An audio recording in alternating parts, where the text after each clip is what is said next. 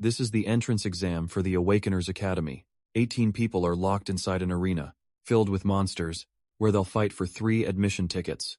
Among them is one guy with only 1% Awakener genes, so everyone is convinced he'll die first, in the most pathetic way possible. But when the monsters are released into the arena, things turn out completely differently. Monsters simply ignore our guy. Shinkun casually walks right past them, and picks up one of the admission tickets, shocking all the instructors, who can't understand what's going on.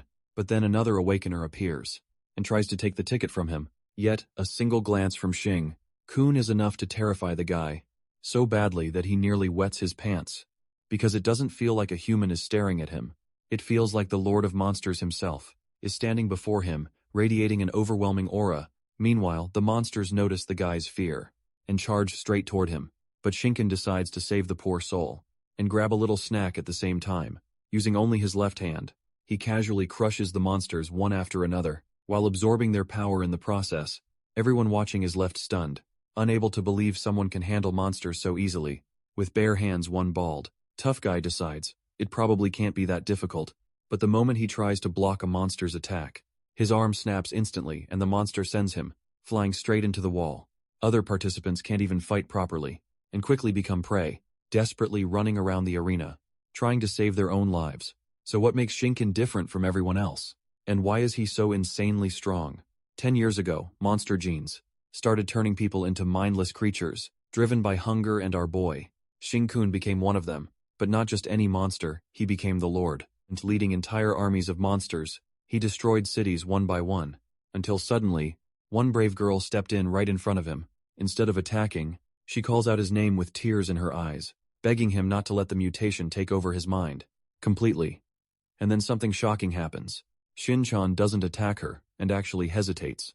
Ju immediately realizes, a mindless monster would never stop like that, which means Shin-chan is still in there somewhere. No matter what he's become, he keeps trying to reach the human side, buried inside the monster. Shinken clutches his head, roaring in pain before suddenly charging at her with a devastating punch. But Ju doesn't move an inch, and right before the punch reaches her face, it stops. You burst into tears, and convinced that Shingon finally came back to his senses. But the truth is way worse. He's already at his limit. The voices of the other monsters start flooding his mind again, dragging him back into madness. Even while Yu smiles at him and cheers him on, Shinkan completely loses control. His fist comes crashing down, and sends her flying into the rubble. As he holds her dying body in his arms, Ju still smiles at him to the very end, begging him not to let the monster inside consume him completely. The moment Shinkan sees her lifeless body, his human consciousness finally breaks through again. But it's too late. She's already dead, and the other monsters swarm in, trying to devour her corpse. Enraged, he turns against the monsters and starts shredding them to pieces. But in the end, there are just too much of them, and his own kind tears him apart piece by piece. As he dies, Shinkan is left with only one regret. If only he had regained control sooner. You might still be alive. And then suddenly, Shinkan wakes up in his human body. He stares into the mirror in complete shock. He's human again just then. His eyes land on the paper, and he gets to know that it's June 15th, year 2025. He immediately catches on that. It's the 6th day after the college exams entrance, the day before his genetic entrance. That means it's the day he'll find out that his genome contained the monster gene, and then he will have a locator installed on his body. Our boy vividly remembers that. It will be the day when he will be discriminated against, caused fear, and as well as excluded from society, as some kind of ticking time bomb. Suddenly his thoughts are interrupted, when he hears a girl in the shower, saying that she can hear him, saying the names of other women, finally getting a new chance at life. Shinkun is kind of ashamed of himself, for the things he did in the past, and he can't really be called a good guy. As he thinks about Jiwoo, he gets a message from Jiwoo, who proudly informs him that his 6 side chicks now know that he brought a girl back to a hotel room for his 18th birthday, adding that they're probably right in front of his room. Looking at her profile, he recalls how she was killed in the past, and is determined that he will protect her. In this life, while he can't change the fact that his body contains the monster gene, our guy seems pretty serious, as he promises to control it completely in this life, having 1 more year left till he becomes a monster. Shinkun decides to be fully prepared when his monster gene fully awakens, and this time, he becomes adamant about making those monsters pay, who controlled him and destroyed this world. He's confident now that he has got it all planned out, but things take an unexpected turn when the mutation begins crossing over his hand. and Xing-kun is baffled, thinking that the mutation was to be awakened. A year later from now, as his hand transforms into that of a monster, our guy seems to know the main reason for the awakening, and that is, when one's emotion crosses a certain threshold, assuming that he's crossed it when he woke up just then, the girl he slept with in the hotel room emerges from the bathroom and asks him what's wrong, while our boy, who's now turned half monster, thinks of bringing his plan forward a little earlier. Meanwhile, the girl walks out with a towel wrapped around her. Our guy somehow manages to repress his monster's genes, to the point where other people won't notice, as long as he satisfies it before it goes on a rampage. Acting mushy, the girl clings to him, while Xing-kun makes up his mind to get rid of all the love debt that he got himself into and clarifies to that girl that she's just an intimate friend, like the other girls, calling himself a scum who's not worth any of it. Well, it looks like our boy is setting his priorities right. In this life, walking out of the room where his side chicks await him, that seems like a lot. He makes a clear announcement that everyone will go their separate ways. One of the girls objects and obsesses over his ABS. She lets out that she's waited for him to reach his legal age for so long, while all the other girls start cuddling with him, dying to get his love, as all of them kind of go crazy and agree to share his love, equally complimenting his irresistible charm. Poor Shin-kun seems to regret his life decisions, as he always had a thing for elder sister type girls, previously so. He finds himself a bunch of the same type of girls that are ready to give all their love. At that moment, our guy runs for his life and reveals to them that he's a carrier of the monster gene, adding that he'd accidentally kill all of them. Breaking up with all of his side chicks, he leaves the girl hanging, while they regret that Xing-kun hasn't even tested yet, and some of them don't mind him being a monster. Dodging the bullet, he escapes out of the hotel and knows that these stalking women are all liars, as he remembers that back then, when all found out he was a carrier, they all left just as quickly as they came. All of them left except the girl, Juyu, who seemed to be waiting for him outside the hotel, and Xing-kun realized that even now, she was waiting for him, meeting him. You guesses, that he got his heart torn by his 7 lovely friends, and hands him Yunnan Biao to cure that promiscuous nature of his. Suddenly our guy leans towards her, confessing to her that he won't make her wait any longer, and won't let her have any regrets. This time flustered, the girl gets confused as to why he's acting so weird and touchy just then. Xing-kun is about to kiss her, but then his monster gene kicks in. Freaked out, the poor guy suddenly transforms into a monster. As the genes get anxious with hunger, Ju, getting saved from the kiss, asks if he's okay, while our boy represses the genes once again and scampers away. As he needs to take care of his monster's hunger first, he tells her to wait for him at home. After that, he stops by a shop and stares at a cloak.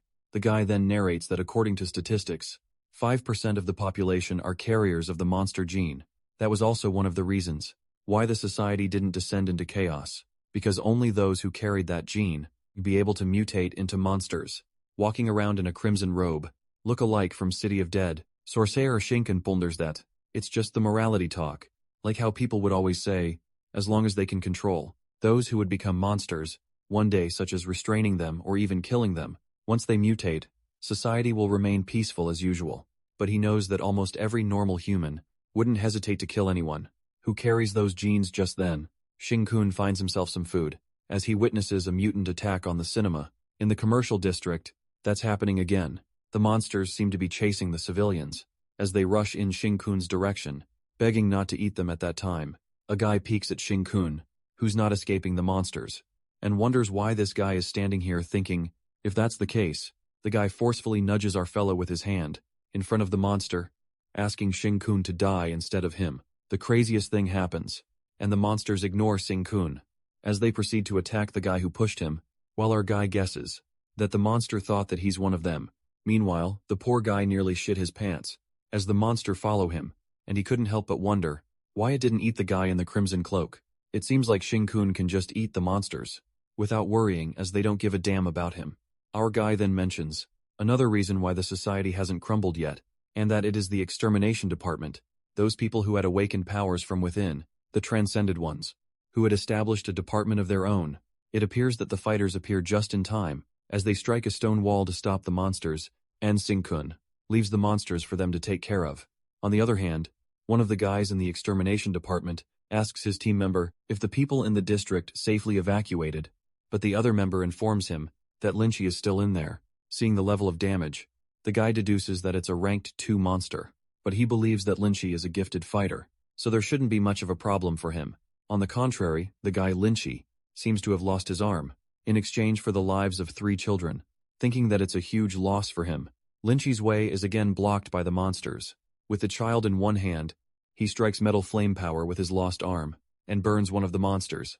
At that moment, another monster stretches its hand to attack Lynchy, who can't seem to believe that he's lost his arm, to rank 2 monsters. Making his reputation as a fighter is won the line. Now with less time to attack, as he is about to use the metal flame, someone jumps in between and hits the monsters. Well, it turns out to be our boy, Shin-kun, hidden in a cloak, and Lin-chi is more than astonished to see this guy, beating the monster with bare hands, thinking that he's more pretentious than him. Watching Shin-kun fighting the monster, Lin-chi seems to have many questions about his ability, and wonders why he's so strong. After dealing with the monster, our guy diverts his attention towards Lin-chi, and tells him not to be careless. As a rank 2 monster won't die so easily. As the guy assures him to leave the rest to him, Shin-kun decides to deal with him first, as he doesn't like outsiders watching him eat. Just then he leaps towards him and whacks him hard, making Lin-chi pass out. While the poor guy gets knocked out, the monster converses with Shin-kun in monster language, saying how a low-rank bastard dared to snatch his prey. But our guy clarifies that he's been mistaken, as he's his prey, and attacks the monster with his transformed hand of a monster. Using the ability, our guy rips the monster's hand apart, and the monster is taken aback by Shin-kun's lord, Firepower, asking why he has it. That's when our boy reveals that he was once a monster lord, and he's very experienced. As he smashes it hard on the ground, the monster questions him if he wants to eat the same species as him, saying that they all are king's power, and he wants to rob the king's power. All the monsters call Shin-kun a traitor, as they watch him devouring his own kind. While he's devouring the monster, he assures him that he has decided to eat that scary figure Big Boss, the king as well, getting devoured. The monster says its last word, uttering that the king won't let him off. On the contrary, outside the mall, the fighter who's the vice captain from earlier notices that these monsters all become weaker, and it's easier to deal with them. The other member asks the captain what's going on, and the vice captain elucidates that only when there's a high-rank monster, the lower-rank monsters will show a tendency to cooperate. Now that the monsters stop cooperating, this leads the captain to conclude that Lin Shi has killed the mall's rank 2 monster. Dealing with the monsters in their area, they decide to check on Lin Shi.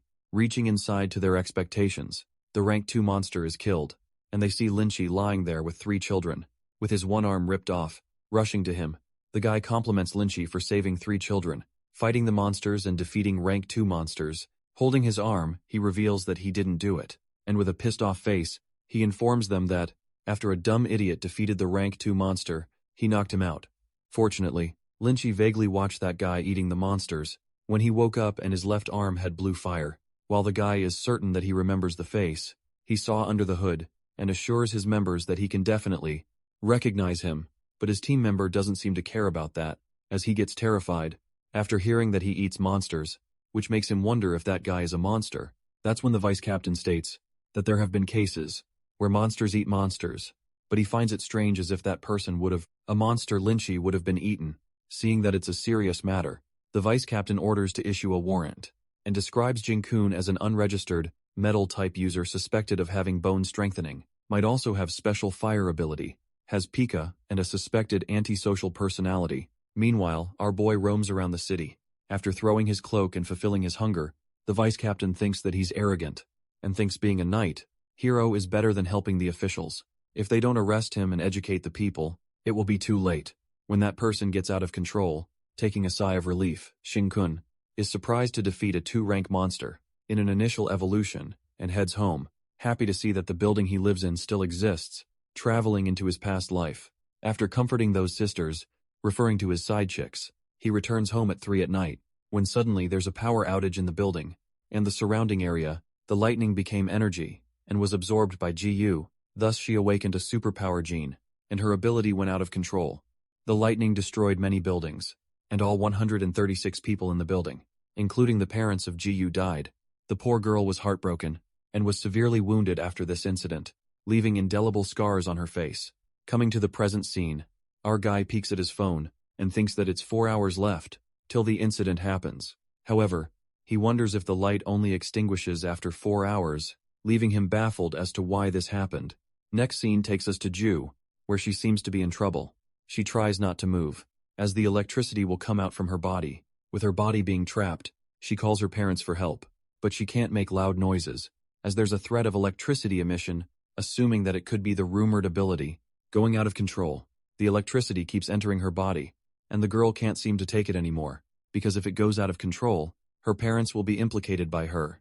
In the meantime, as she struggles, and helplessly asks someone to save her, at that moment Shinkun shows up at her window, and tells her not to be scared, asking why he's at her window. The guy assures her to believe him. As there's no time to explain, he instructs the girl not to scream, no matter how panicked she is, and not to wake up her parents.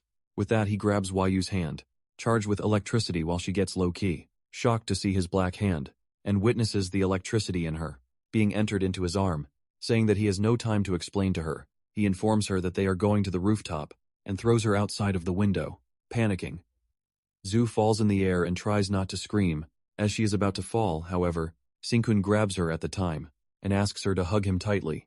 Flying Shinkun gets away from that building and finds a rooftop using the tail of the devoured, rank 2 monster. He uses it like a spear gun, and they safely land on the roof. After that, our boy asks her to release her electricity towards the sky, and that's when Wei releases immense electricity from inside her. Smiling with relief, Singun is happy that he just made it in time, and now those bad things won't happen like in the past. Having a successful electricity burst out, Wei feels great and asks about Singun's mutated hand.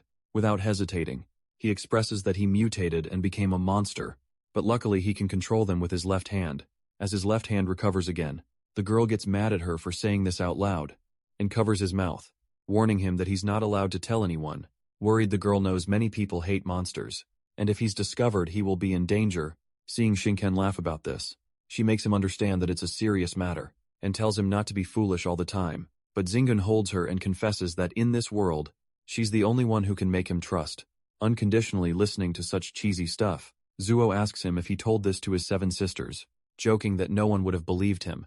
Looking at the pretty sky, they spot a weird light, and while Wei thinks it's a shooting star, Xingkun asserts that it's the people from the Institute of Genetics, and as her ability got out of control, they will definitely come and find her. Just then, 2 people from the Institute come rushing to the roof, and find the person who used the ability, approaching Zhu and Shinkun. They ask them who used the electricity earlier, and the girl confesses that it was her. The researcher assured her not to be scared, as she did a great job and didn't harm anyone. He then asks his assistant, Xiaolu, to give them a high sensitivity reagent for a test. The researcher assumes that Zhu's ability was so strong that it didn't even harm Shinkun, which leads him to think that he also must have an ability. Taking a drop of blood from the syringe, as soon as the guy puts the drop into the reagent, he freaks out after witnessing a reaction that almost makes him go blind, and think that her extraordinary gene amount will break the record. Meanwhile, Xiaolu takes Shinkun's blood for the reagent.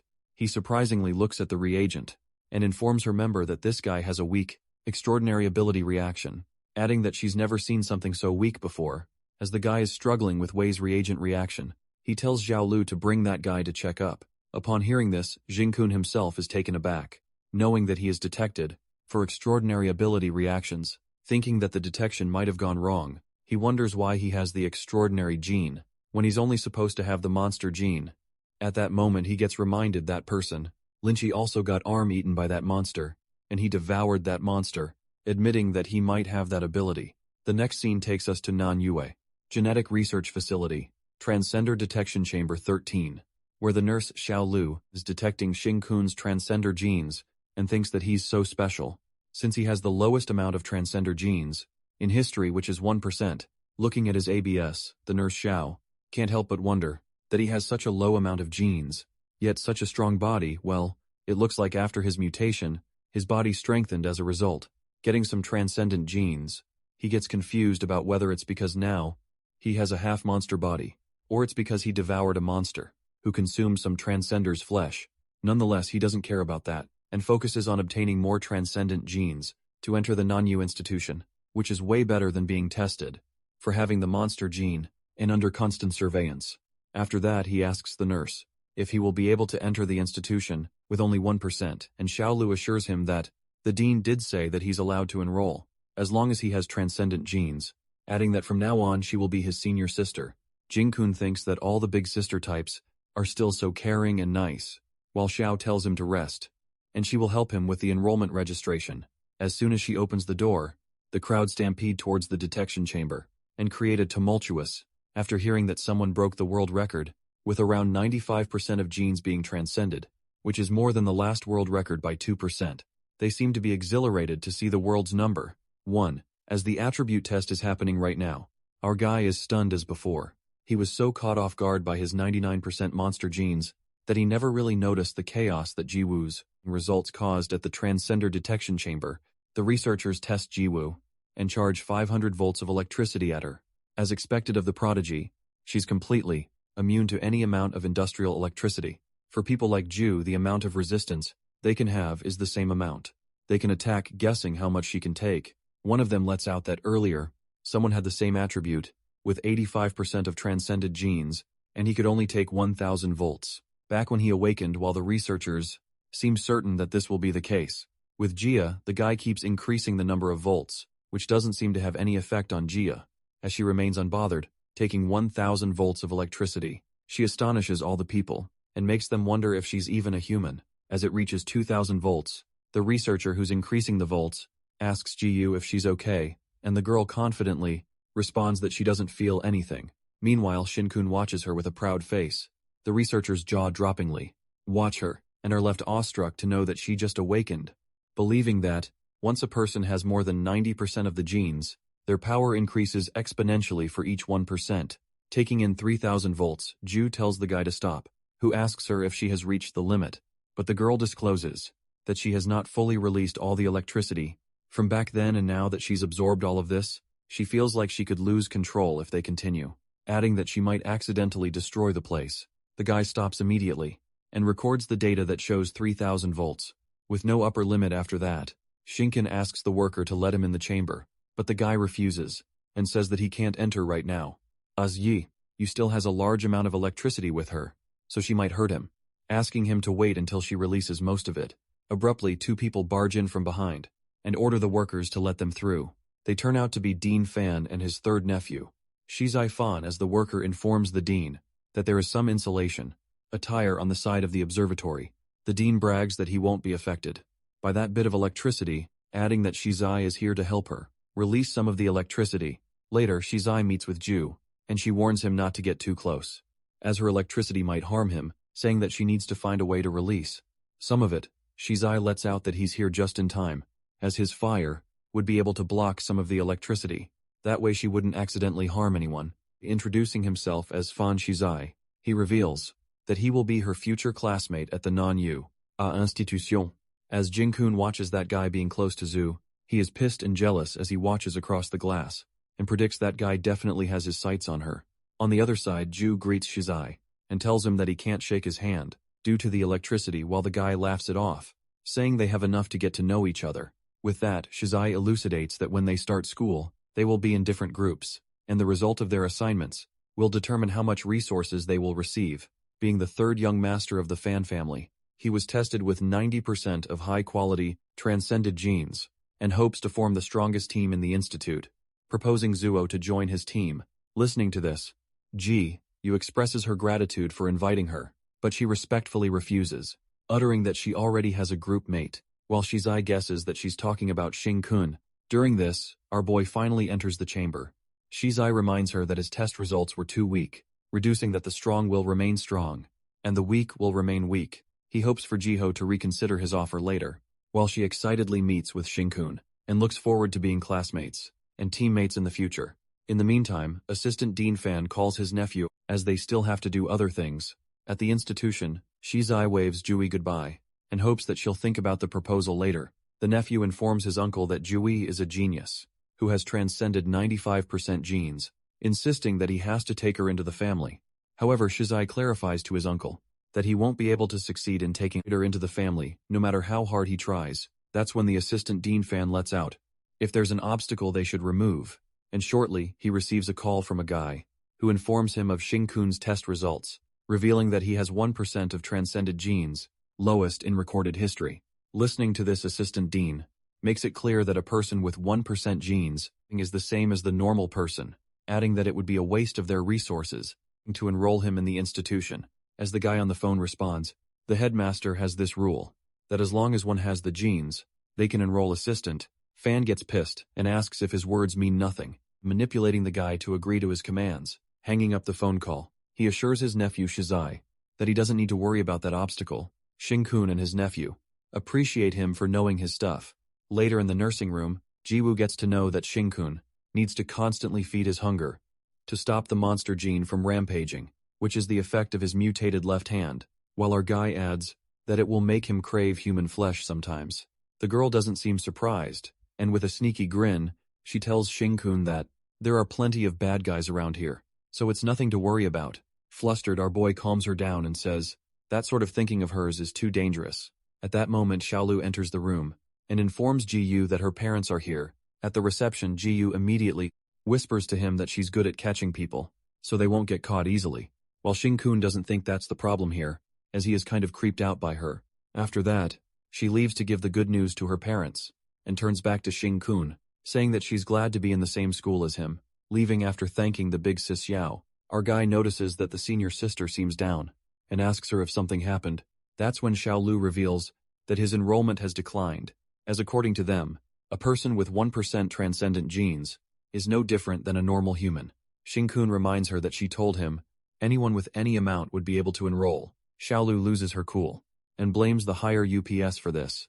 Getting angry, the senior sister gets determined to help him enroll again, even if it means applying for the 800th time. Meanwhile, Shinkun calms her down and thanks her for the effort, saying that she would get in trouble if she tried to help him worse comes to worse.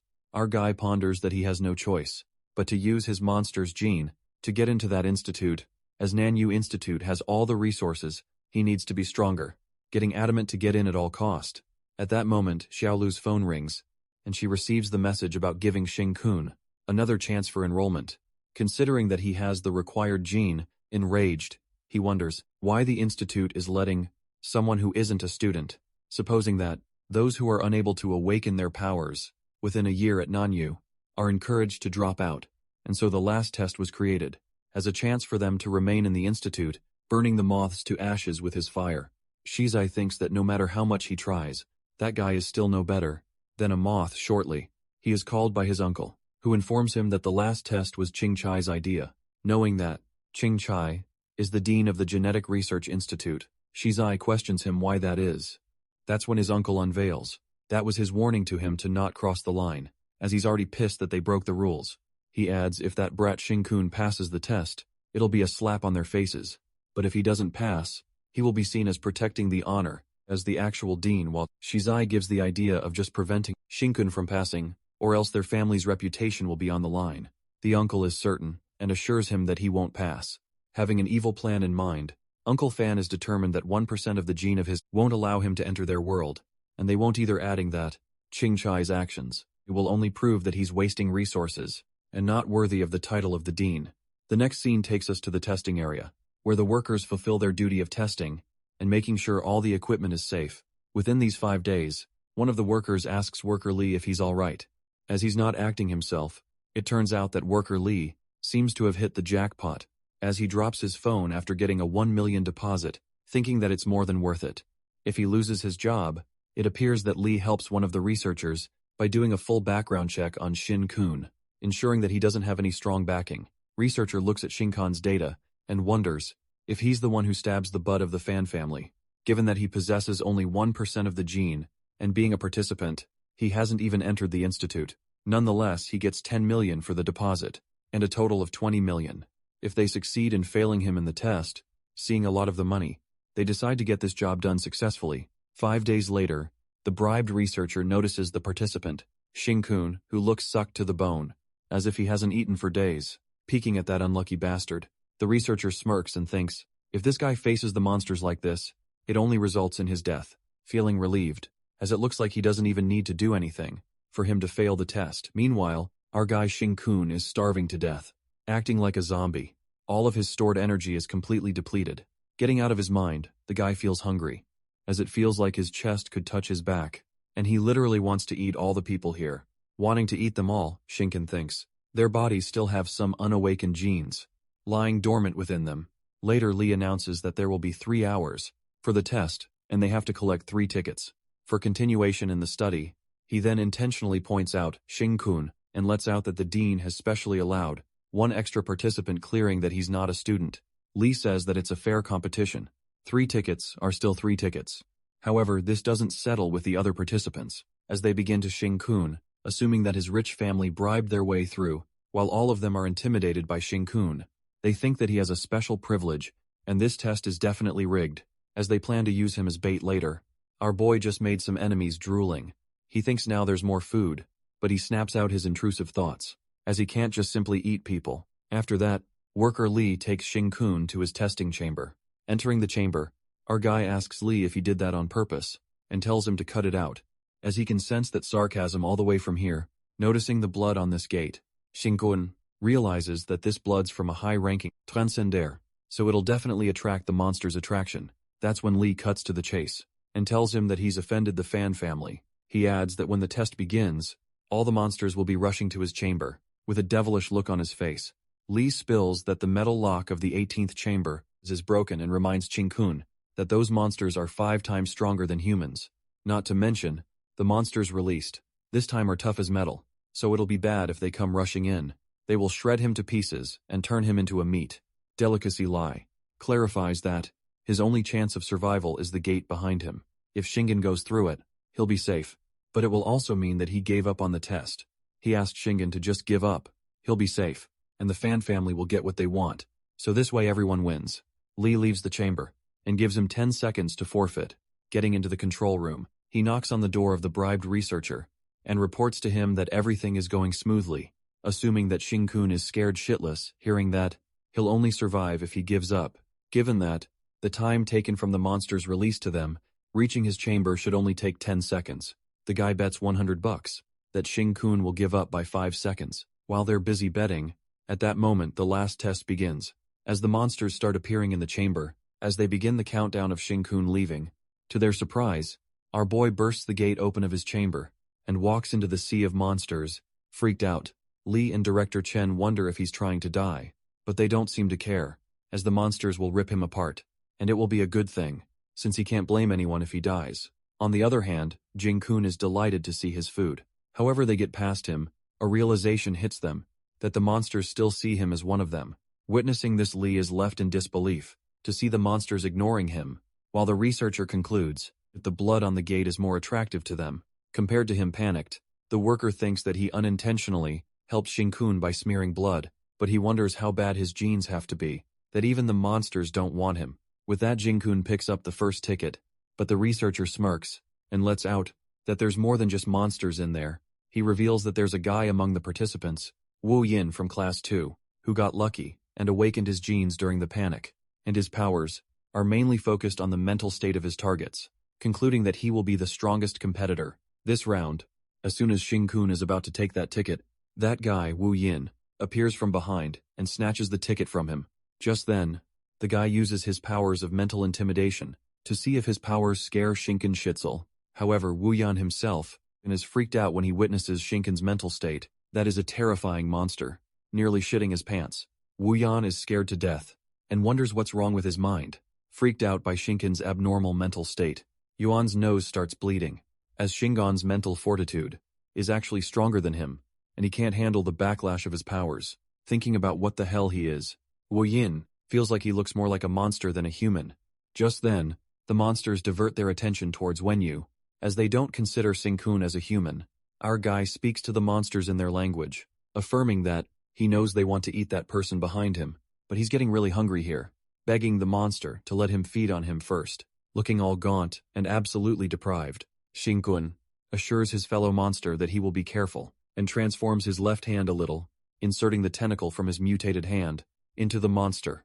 He cleverly consumes the monster's blood, and relief runs through his body, after finally receiving a good meal of the monster's gene. As he thanks his brother for the meal, the monsters instantly attack him, and Xing-kun is kind of upset, as they already see him as an enemy, even though he just ate a little bit. Meanwhile, the two of them watch Xing-kun from the control room, and find that Wu Yin kid useless, but they still believe that this brat, Xing-kun, is going to get killed by the monsters anyways. On the other hand, Wu Yan screams at Xing-kun, and warns him that he can't kill a monster like that, but he stops when he sees our boy fighting the monster with his bare hands. while our guy is actually fighting with his left. Mutated hand Wuyan notices him, and reckons that he's strong and moving, as if the attacks mean nothing to him, making it look like he's playing with them.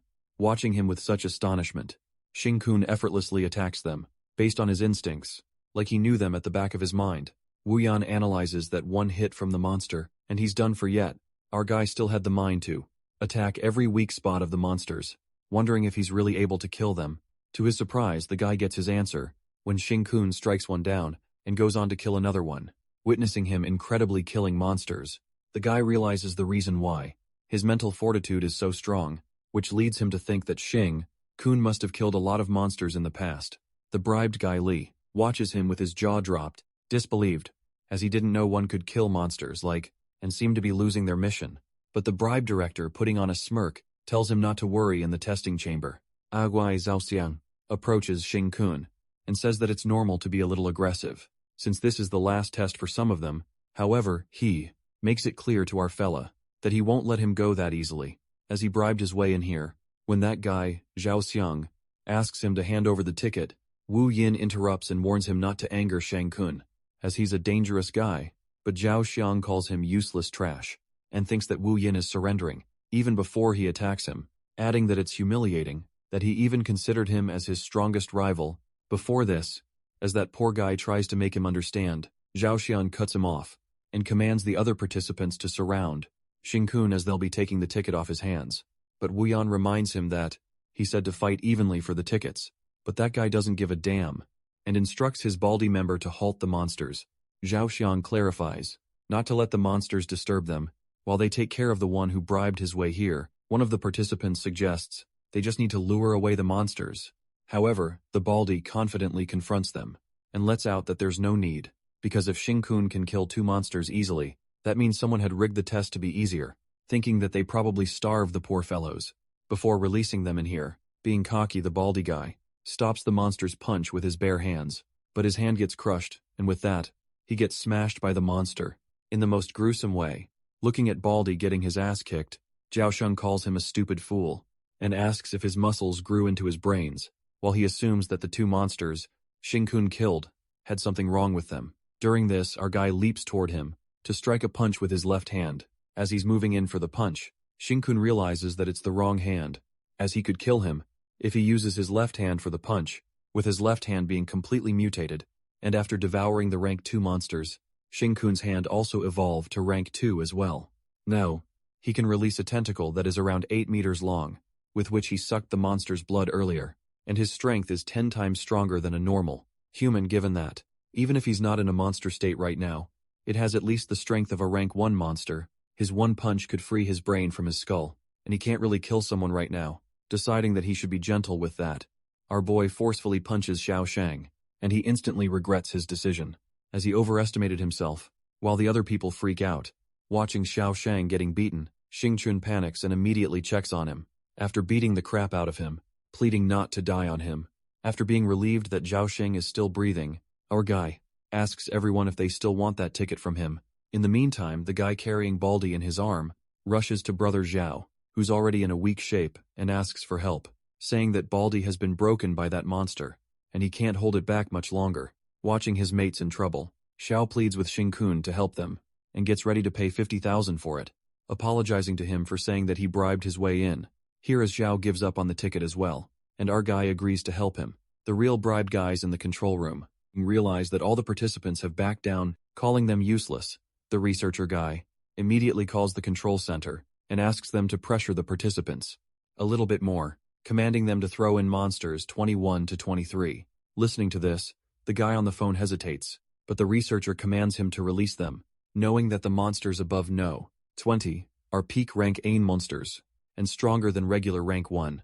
Li shows his concerns about that brat, Xing-kun, that won't survive the encounter with them, but the director Chen assures him that he's not going to die, deducing that Xing-kun probably awakened his powers, or is maybe halfway there, so putting in the strong monster now will only aid his awakening. That's when the director discloses his ultimate evil backup plan. He goes on to explain that the M monsters, numbered above 20, are in the experimental zone of this facility, and the door separating the experimental and release zone, it has already opened. Coming to the point, he instructs worker Li to open the release gate on level 2, then destroy the main and backup power supplies of the participants' testing ground. Meanwhile, Lee processes the information. The director tells him that without power, these electric doors will be useless.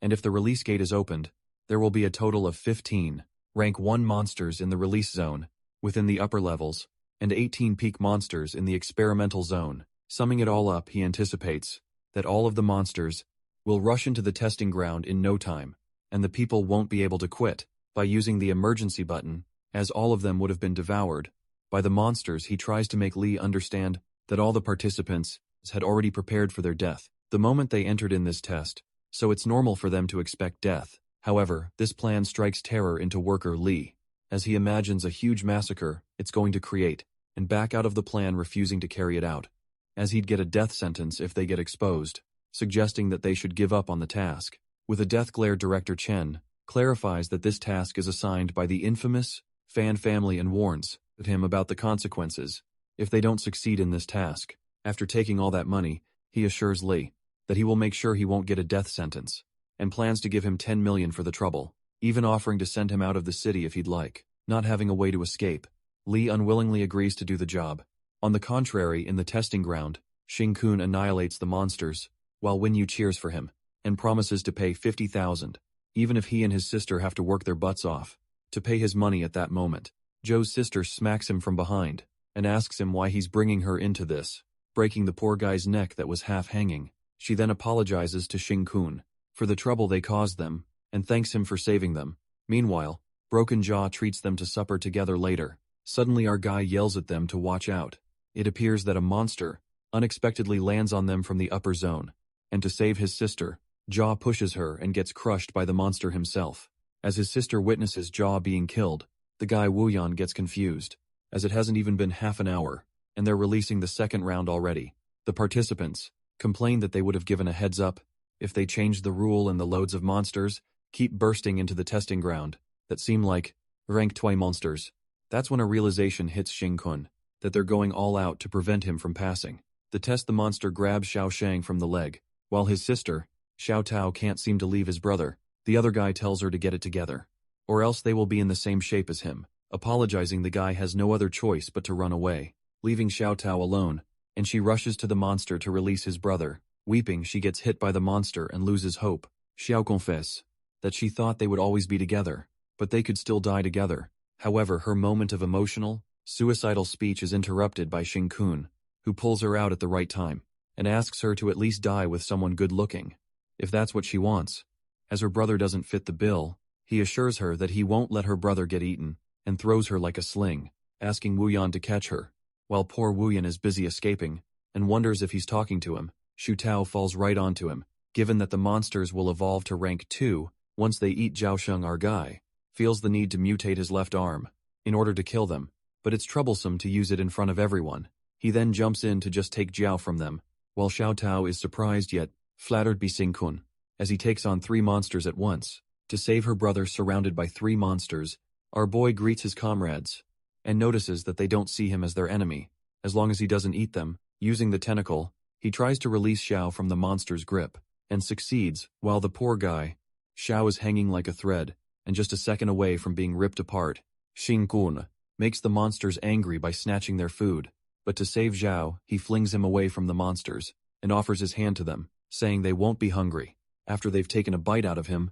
During this, Joe is luckily alive, as he opens his eyes, and witnesses Xing-kun saving him from the monsters. But then, pain starts to kick in as the guy rolls on the floor, as he's dying from the pain, and just then Xiao Tao rushes to him out of joy. As Xiao tells him that Xing can save them, Xiao decides to pay this huge debt of favor, and asks Xiao that they should pay it together, but again he gets smacked by his sister. On a serious note, Xiao Xing instructs participants to get out of the training ground immediately, and while they run, they spot the ticket left on the ground, and try to get it, but Joe warns them that they need to stop participating in this test as the situation is getting weird, leaving the ground along with his sister. On the other side, Xing-kun fights off the rank 1 monsters, and is aware that if he uses the Lord's Flames, he can every one of them every 10 seconds, but the cost is a bit too much for him, plus he'll need to devour around hundreds of them if he wants to evolve to rank 3. Thinking about why it's hard to evolve, he requests the monster to let him eat them all. Abruptly, he notices that the release hatch is opening again, to advance the test further. Meanwhile, Zhao and the others reach the chamber's gate, and are about to escape. As the risk is a lot greater this time, suddenly there's a blackout, and Xiao Tao gets panic stiff when she witnesses the endless monsters being released into the testing ground, where the other participants are present as well. In the testing grounds, the participants create a ruckus over the ticket, as they snatch it from one another, desperate to go back to the academy, while some of them want to be awakened, and some of them want to be rich, to take revenge on those bastards who look down on them. The mayhem comes to an end when they are overwhelmed by the load of monsters released from the hatch. The monsters grab the participants, and the blood spills everywhere, as the monsters rip them apart. In the meantime, Xingkun comes to the area, and Li standing on the upper level. After doing the blackout, by destroying the backup electrical source, and releasing the monsters, utters that there's no going back now, and all of them can blame Xingkun for this, thinking that he wouldn't have risked the death sentence for releasing all the monsters if it wasn't for him. Li catches Xingkun smiling as their eyes meet, and being on the upper level, he tells him that it's the safest place right now, showing him the middle finger. Li thanks our guy, as he was able to earn 10 million to get rid of him, and spills that he will be leaving the country and living his carefree life, but his sweet plans are crushed in a second. When Xingkun tosses a monster on him, thinking that he missed the shot, Li bashes him for not throwing it properly. However, the monster's arm returns like a frisbee, and hits Li in the back, making him fall into the sea of monsters. Freaking, the guy begs for help, as he stumbles right in front of the monsters, and begs Xingkun to help him, offering him a share of his money. But our guy refuses as there are too many monsters, and he couldn't even save the other participants, so there's no way he can save him. As one of the monsters comes at Xingkun, he tells Li that he'll be lucky if don't accidentally toss one of them at him, and then he sarcastically pushes the monsters towards him, while our guy smiles like a weirdo, as it looks like Li will be turning into one of their delicacies. Soon, the monster devours the guy and evolves to rank 2. Ranking up the monsters, smell a traitor, who's Xingkun, and all of the monsters around him are known of the traitor, saying that traitors should be perished.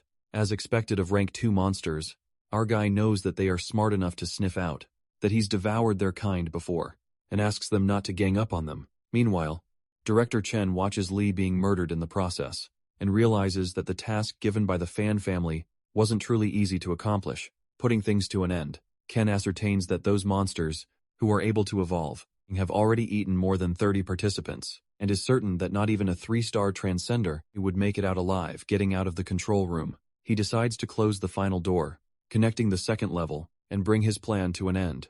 He then enters the entrance to the second level, the control room, and peeks at the operators, lying unconscious, creating a fuss.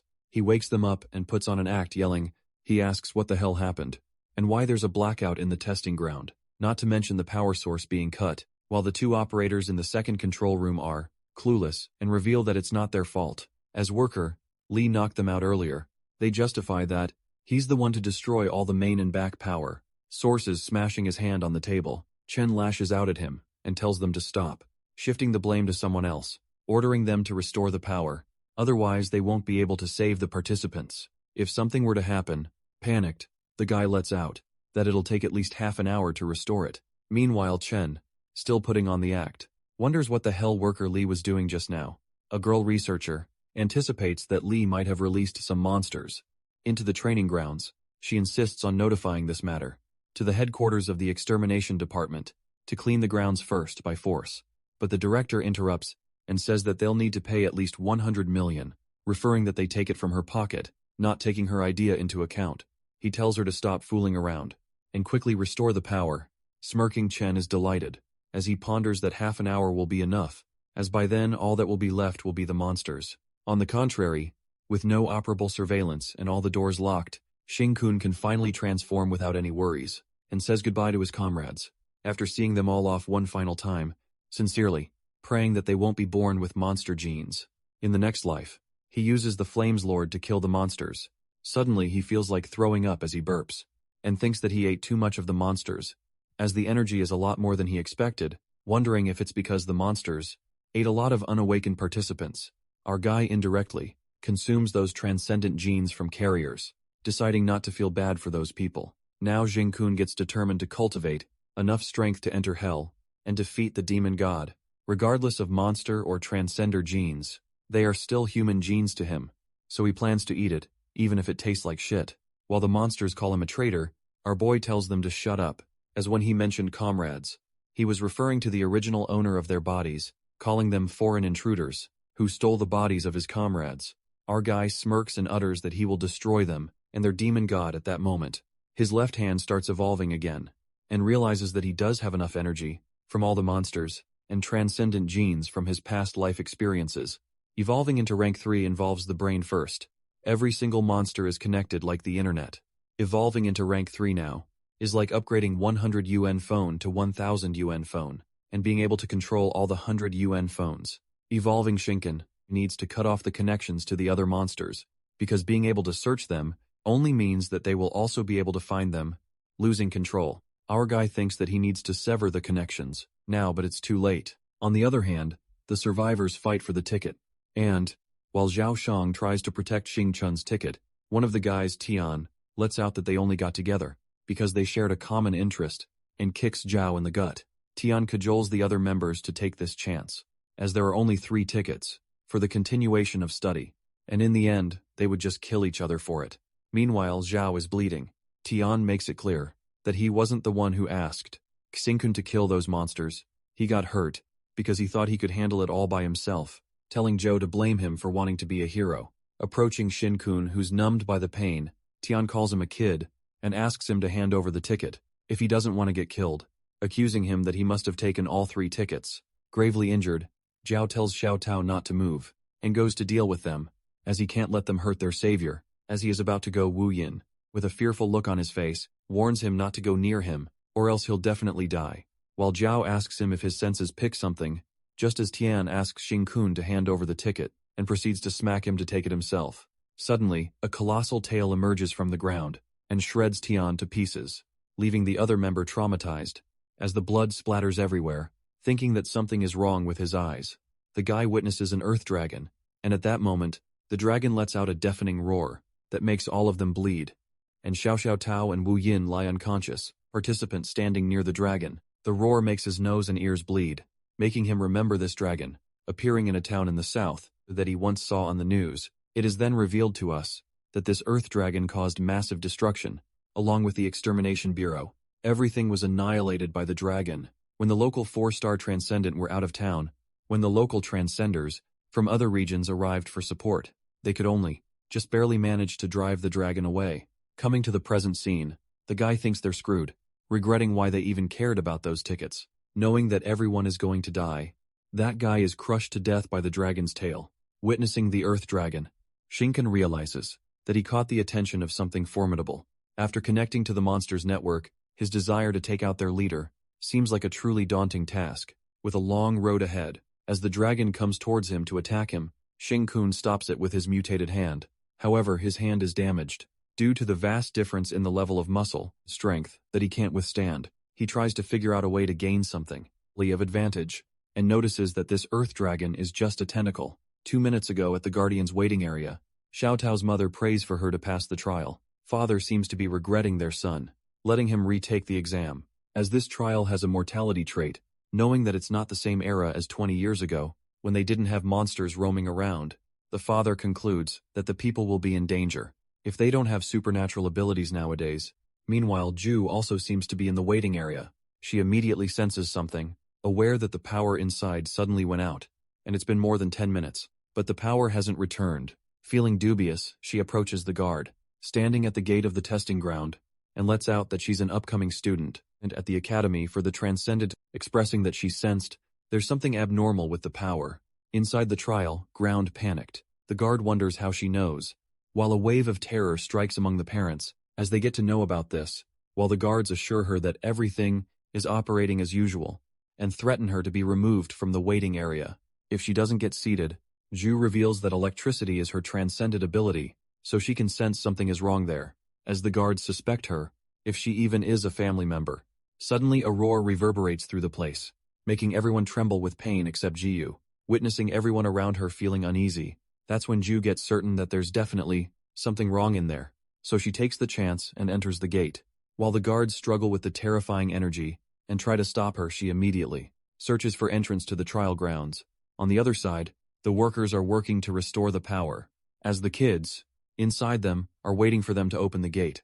One of the workers ponders that everyone could feel that overwhelming pressure coming through the door, a door that not even a missile could penetrate.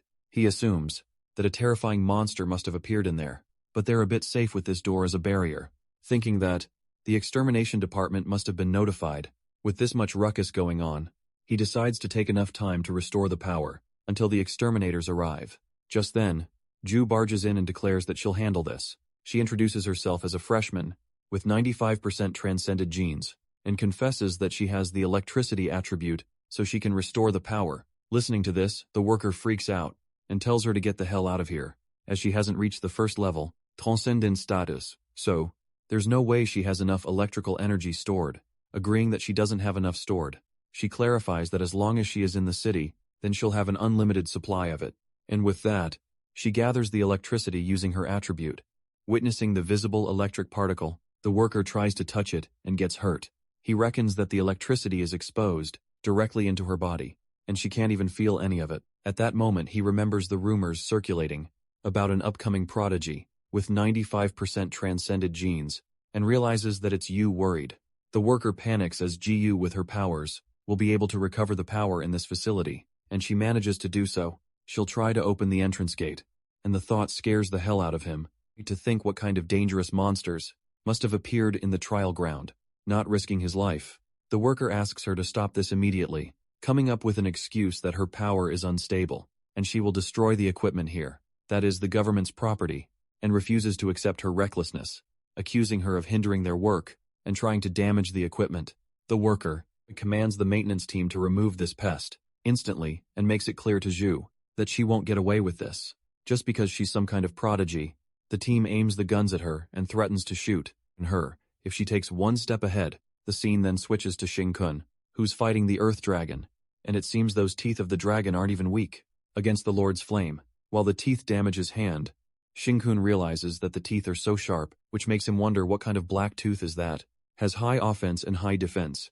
What surprises our boy is the fact that it didn't even hit him once, just now, and yet the dragon can still devour some of my genetic power. If this continues, Xing-kun deduces that his evolution to rank 3 will be halted, and feeling the instant need to find a way to evade those black teeth with that, our boy stretches out his tentacle from the left arm. Even though it can't pierce its skin, he manages to catch a hold of it. Gliding near the dragon, he utilizes the Lord's flame to scorch away its outer covering, and thinks of extracting some of its flesh to consume. However, during that moment, Xing-kun ascertains that the dragon can even grow those black teeth on its body, but the realization hits him too late. As the teeth pierce through his body, with the teeth stuck in his body, he uses the maximum power output of the Lord's flame to burn it. On the contrary, the worker grasps that Zhu has the most powerful genes recorded in history, and every eye will be on her. Thinking that she's just a little girl who entered college, he decides to make her off by harming her, but gets scared of the consequences. Suddenly a roar again reverberates across the place, making the guards unintentionally shoot the bullets, as they were already aimed at the girl. As the bullets strike towards Ji-Yu, the worker calls the guards idiots for not having self-control and firing their guns because they got scared. He thinks that he's done for, as he will be held accountable for this. Lucky enough, all the bullets get past her, and none of them hits her. But the worker realizes that it's not a stroke of luck. It appears that Jiho created a magnetic field with circulating electricity, which helps her dodge the bullets, while the guy is astonished to see her, creating an immensely strong magnetic field around her that deflected all the bullets. He understands that it's the ability of 95% transcender genes. She's anything but human. While the electricity is still being absorbed, the guy freaks out at the thought that the electricity can be controlled in this manner. And the most irrational part for him is Ji-Yu doesn't flinch and withstands the terrifying aura coming from the testing grounds. At that moment, he recalls what he learned at the academy, that people with extraordinary genes can better withstand the terrifying pressure emanating from the monsters. Absorbing all the electricity, the girl restores all their power and instructs them to get that door open in the control room. The operators, along with Director Chen, are suffering from pain from the horrendous energy of the dragon. Chen immediately asks his members to restore the power, already as something has gone wrong inside. Just then the operator informs the director that the power has been restored already, which makes him even more shocked and wonders, what's this sudden boost of efficiency? In the maintenance team, that they not only fixed the first floor's line, but they also connected the wires to the second floor, while he thinks that the surveillance was able to see if any monsters had been let loose inside. The operator opens the gate to let everyone out first, while the director is panic-stiffened, wondering if she's trying to fucking die. The gate to the testing ground finally opens, and Zhu, along with the terrified workers, stands in front of the gate, witnessing the giant monster inside. Makes them scared shitless. Recognizing that it's an earth dragon, the girl shortly spots Jingkun being trapped by the monster's teeth, and immediately uses her electricity power. While the blackout occurs, Director Chen peeks from the second floor, and wonders why there's electricity flow on the ground. On the contrary, at the headquarters of the extermination department, they are reported of the large amount of electricity, shown to be surging along the wires, with the testing grounds as the center. With all the high-voltage lines being overloaded, they assume that it's the newcomers Juyu, who probably lost control again. This time, at the testing ground. In the testing grounds, Shinkun notices Juyu's electricity surrounding the Earth Dragon, and thinks that it's a great help. Before he does anything else, he takes a bite of the dragon, first jabbing his monster's hand forcefully, ripping a piece out of it. Releasing himself, he rushes to Zhu, who seems to have blacked out after losing control of her powers, while Chen, watching from above, ponders that the task from the Fan family was not as straightforward as they thought. Suspecting that this boy, Shinkun, is hiding something, however, he presumes that things finally come to an end here, as the appearance of the Earth Dragon is a lucky stroke. For him now, he doesn't need to figure out how to shift the blame, as the sudden appearance of this monster has erased all the evidence he has against this student. For him, taking that the scene is chaotic enough, he estimates that the exterminators will take another 3 minutes to arrive at the scene, and in that time he plans to kill Shinkun so that no one will know a thing. With that, Chen, trying to be a hero, calls out all the individuals with transcended abilities and asks them to block the Earth Dragon for him before the exterminators arrive, to prevent the harm the dragon might cause to the outsiders, also giving a chance of survival for the remaining students. With an evil plot in mind, the director jumps into the ground. Meanwhile, our guy carrying Zhu hides for a while, due to his mutated hand, as the Earth Dragon has blocked everyone here from view. Suddenly, his hand begins to evolve again, and the evolution becomes more intense, with the flow of energy getting abnormal, making it hard for him to maintain his human form. Abruptly, someone tries to attack him with debris, but our guy reflexes work just in time as he catches it.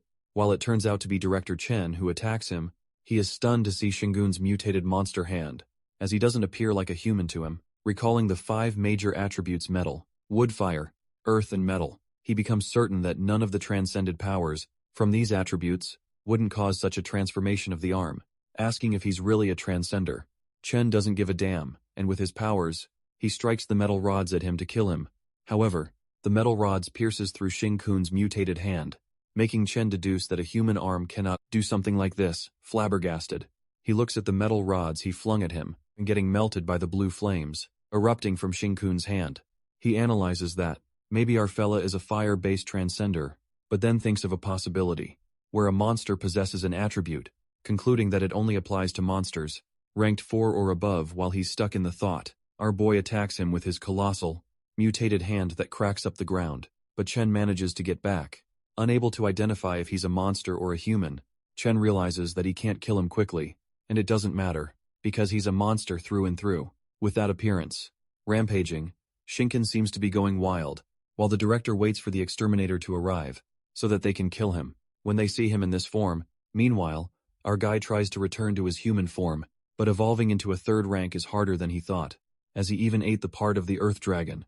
Abruptly, the power of the Black Tooth, similar to the dragon, emerges from his hand, and going berserk, Shinkun reckons if he doesn't tame it now, he will never return to his human form. On the other hand, Chen does not seem to be backing down, as he strikes his golden shield, which is not vulnerable when it comes to defense. However, his golden shield is shattered to pieces, as our boy's black tooth powder pierces through it, and even hurts Chen, thinking that he was just scratched by the black spikes.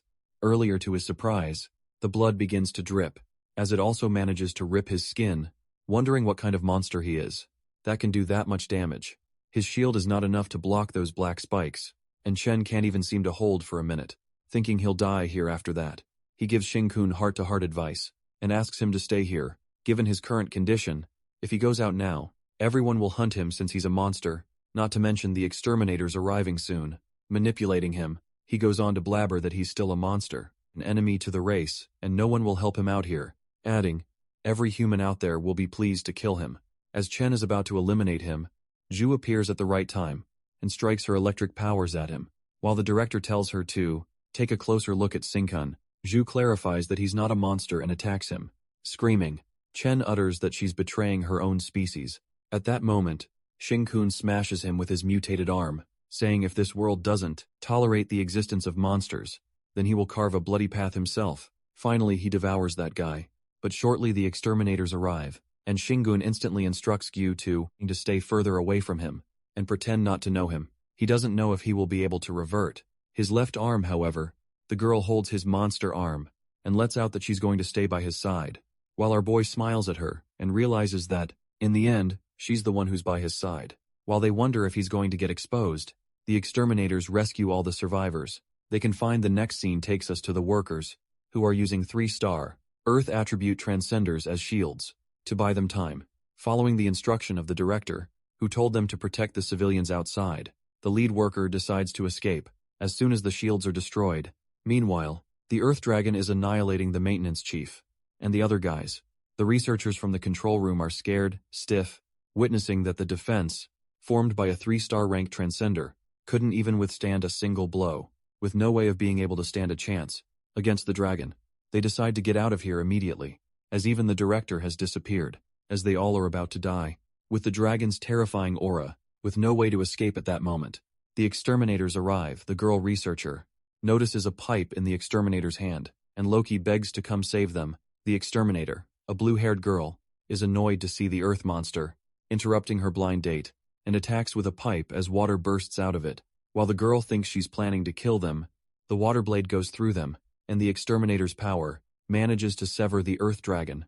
Just like that, the girl researcher is shocked to the core as she witnesses the water power element that dances like spirits but rages like devils. But her eyes are still stuck on the strongest guardian of the Institution of Transcenders, a 4-star with 91% transcended genes, Shangguan Kui, facing the earth dragon by herself. Shang asks all the people to evacuate and provide the details of this facility and the situation inside to the incoming exterminators.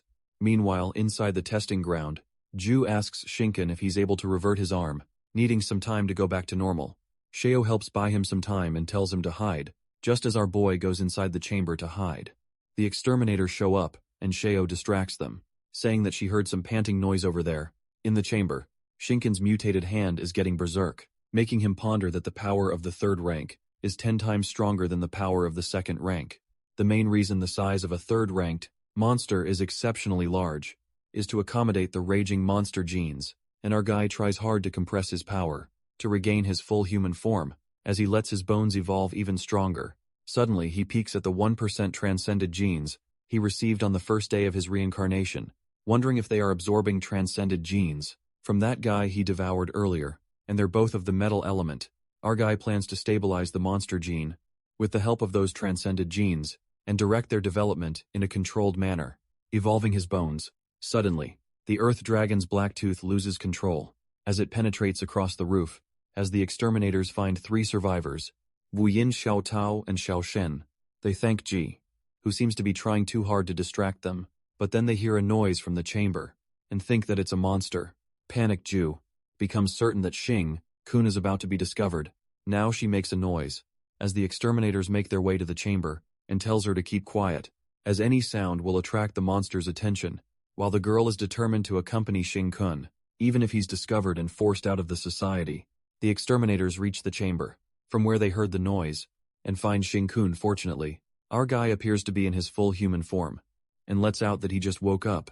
After being knocked out, the exterminators are relieved to see a human, and inform their team that they have found a total of 5 survivors. Our guy, who seems to be fine, reckons that he managed to evolve all the bones in his body to be similar to the black tooth of that earth dragon, but it's still a real deal. After that, the rescue team gets to know that the earth dragon has retreated, and this makes Xing-kun think how weak humans are, because what they don't know is that this earth dragon, that only a 4-star transcendent would be able to deal with, is just a small piece of tentacle protruding from the main body of the demon god. After connecting with the network of monsters through his evolution, he knows that the monsters hidden deep underground are beyond what humans can comprehend.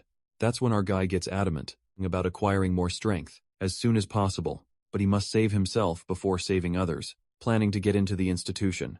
For the resources and gene power, he decides to be invincible in this world first, along with Ji-yu, but before that, he must hide amongst the Transcenders. The next scene takes us to Shin-kun's past life, where he is completely transformed as a monster and causing destruction in the city, snapping out of his thoughts. Our guy realizes that only a year is left until his monster gene discovery, which is not much time. Interrupting his moment of contemplation, Yu asks him how long is he going to think, as he's been staring at people ever since he stepped onto school grounds, referring that he's staring at girls. But our guy clearly tells her that he has repented for his sins long before, and that's not what he meant when he said, "There's not much time left." Making an annoyed face, the girl believes him, while Shin-kun reveals that this world will go under tremendous change. A year from now, and before that, he stresses on Jui to evolve herself into a 5-star transcender before all of that goes down. Hearing this, he is surprised to know that there's only a year left, and from what she knows, a 4-star pinnacle rank is the highest and strongest in the world, and Shin-kun assures her that he'll help her with that, making her blush.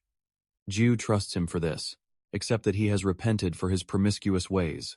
Nonetheless, our guy states that she first has to evolve herself into a 3-star transcender within a month, and Ju kinda gets cocky, as she currently has 95% of transcended genes within her, but Shinken reminds her that the more transcended genes she has, she will need more resources during the initial stages, which makes him wonder where they are going to find many resources, and they don't even have a strong background. In the meantime, Zhao Xiang, along with his sister Xiaotao and Wu Yin, approaches Shin-kun, calling him big brother with so much enthusiasm. Zhao expresses gratitude to him, saying, the three of them managed to survive the final test because of his aid, and even got a chance to continue their studies at the institution, as the school made an exception and rewarded everyone who survived, as if they had passed the trial itself, owing him a great debt. He calls Jin-kun their leader from now on, until death does them apart, making Xiao and Wuyan forcibly bow their heads. After that, Xiao asks his Jin-kun about who this girl is, as he never got the chance. That's when our guy tells her that she's Jui, making everyone's jaw drop, as they instantly recognize her as the strongest freshman of their academy, and a transcender with 95% genes. Still left in disbelief to think that she's the prodigy, Zhu as our fella thinks that they're overreacting a bit. Zhao couldn't expect any less from him, as he's with the legendary prodigy Zhu, and asks Shin-kun if they're a couple. Getting hella awkward, our guy clarifies that this brat over here is just his childhood friend, thinking that's a hassle to explain such things. But Joe and the others have a hard time believing that, given that they both even share the same luggage, since they both are childhood friends. Wuyan seems to have a suggestion, and asks them if they're forming. He goes on to explain that the institution will conduct a resources competition for each new batch of students after they successfully enroll. In addition, each new student will be given a new set of resources, and they will compete against each other for the next 3 hours, using their own abilities. Wuyan suggests that they form a team temporarily, and with his spiritual sense, he can help them avoid the top talent among new students this way. They might avoid having their resources taken and away by others, or they might be able to grab resources from other classmates. However, Zhao doesn't like this idea at all, and asks Wuyan to shut up, yelling if he's trying to harm the big brother. He scolds Wuyan and reminds him that the students who are currently on the continuation list, and also those new students with low transcended genes, are likely to be targeted, especially for this generation.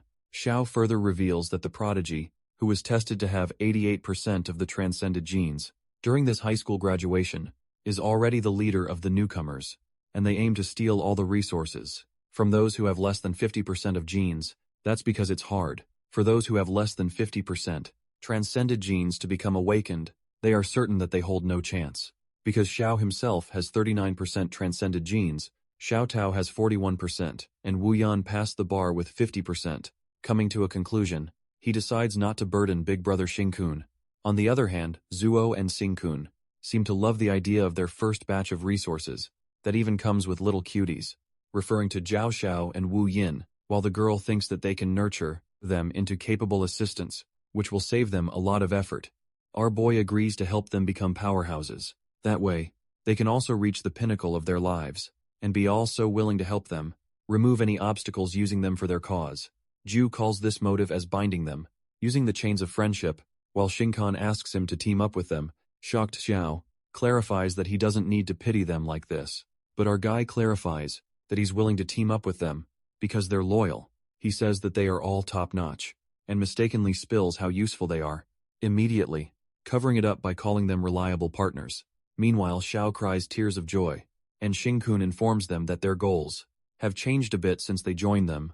Thrilled, Xiao promises that he won't let him down, and they'll follow their lead in everything. Suddenly, Shingen and Ju with a cunning look on their faces think of a possibility as he asks them, if someone accidentally obtains all the resources from everyone, the resources would belong to them only. Getting dubious.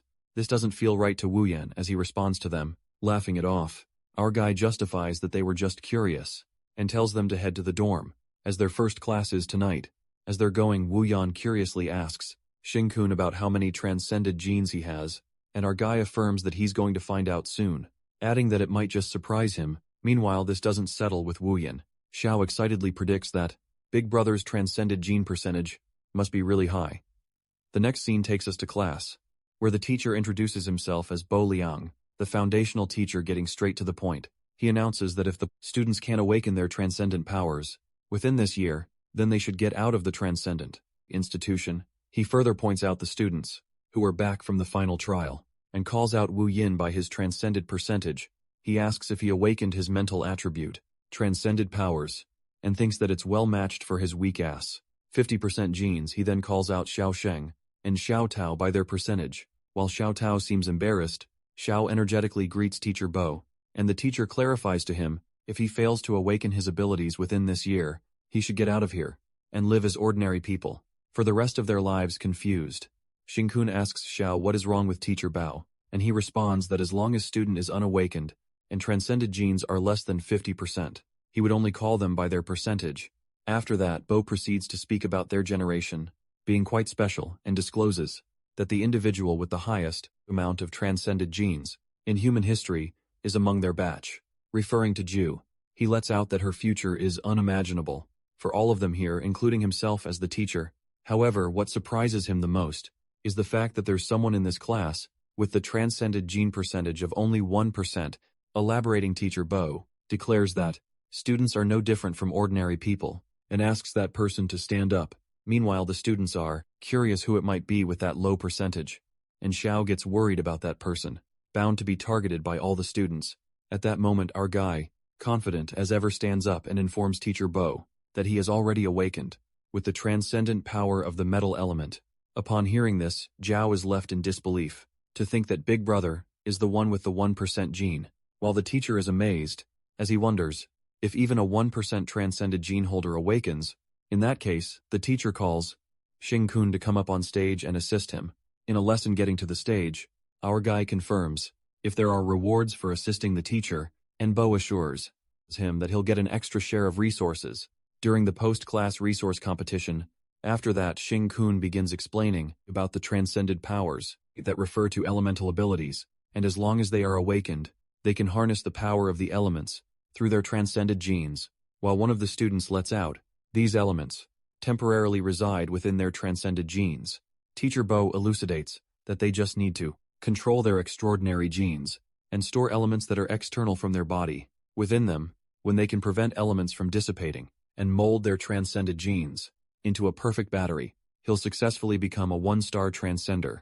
Showing a demonstration, Bo pulls out a big metal block and reveals that the elements that the transcended genes can accommodate are limited. Giving an example of someone with 1% genes, he breaks out a metal piece from the block and elaborates that in this lifetime, they can only control a small amount of metal. Throwing the metal piece towards Shingen, Bo tells him to play with this for a while, and our guy drowns in the thought about transcended and elemental power, which is also strange yet so familiar to him. He reckons that these are the things that a high-level monster gradually acquires, after a while, making him wonder if the peak of the evolution is to become a transcender. After that, Teacher Bo explains how each of them has a mysterious genetic chain. Whether they become a monster or a transcender depends on whether the genetic chain mutates into a monster chain or a transcended chain. Believing all of the students have transcended genetic chains, he reveals that the content of their genes within their transcended genetic chain determines your future achievements. Hence, the more the transcended genes one has, the more sensitive their elemental perception becomes, making it easier for them to cultivate. Knowing how unfair this world is, he lets out that starting at 90% genes, every additional 1% of transcended genes brings significant enhancements for their carriers.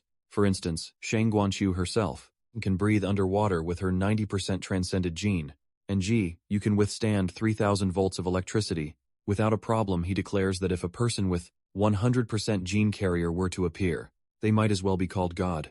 On the contrary, he elucidates about the lower transcended gene percentage, and it becomes harder for them to cultivate.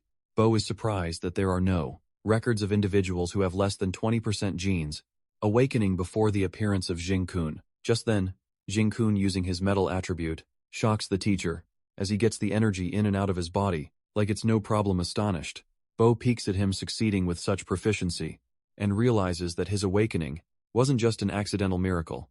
Assuming that Jing Kun has the wisdom that is 1 in a million, or once-in-a-lifetime stroke of love, Bo asks him to unleash the iron again, saying this teacher will teach him all another truth, the difference between 1% and 80% transcended genes.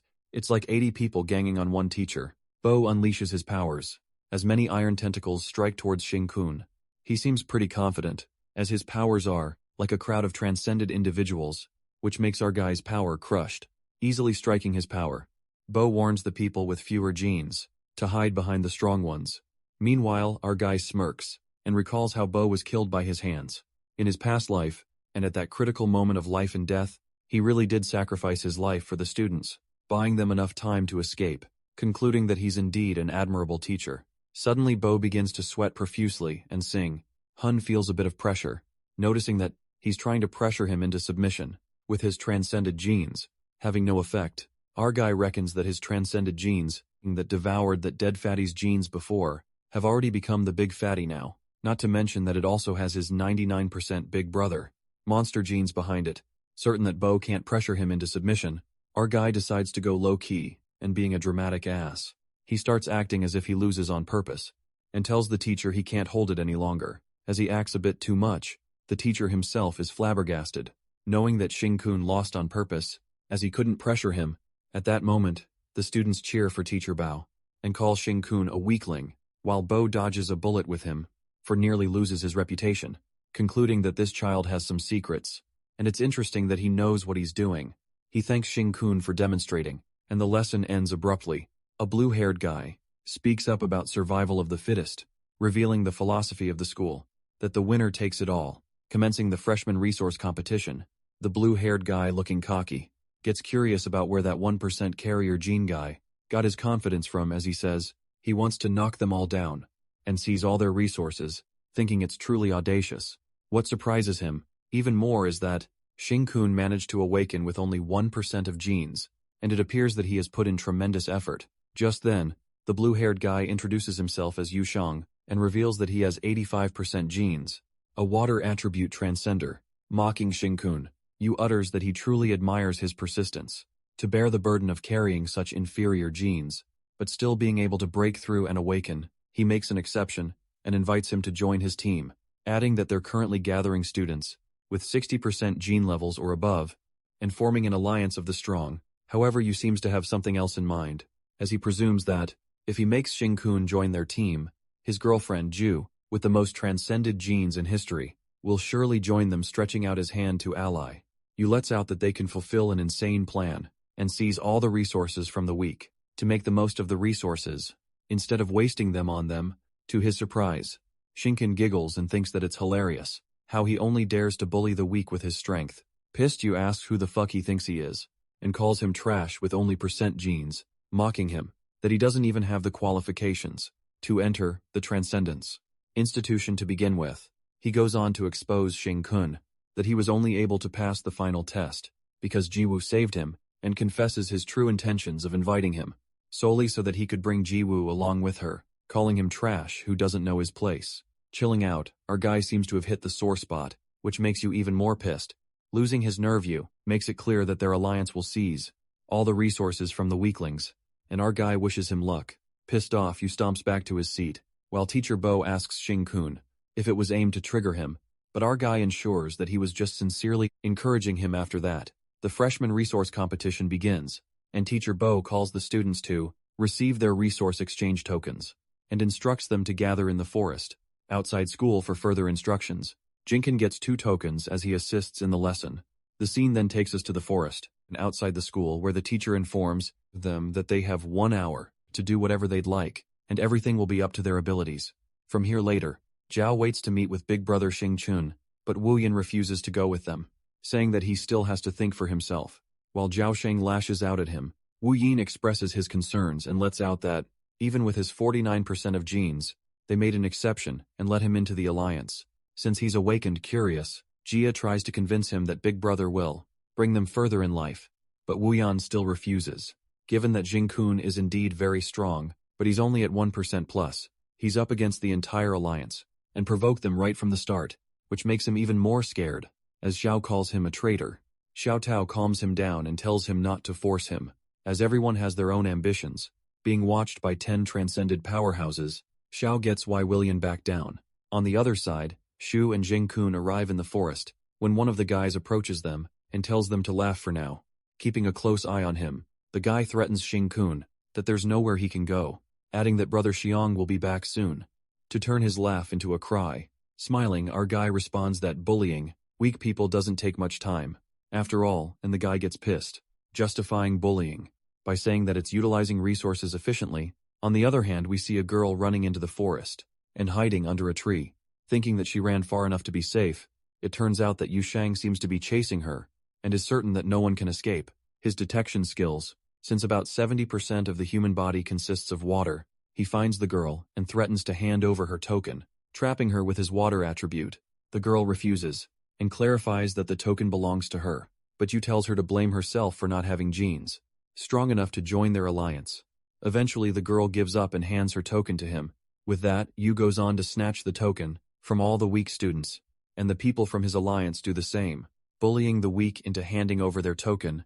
Later, Yu Shang encounters Fan Shizai, who asks him if he has gathered all the tokens.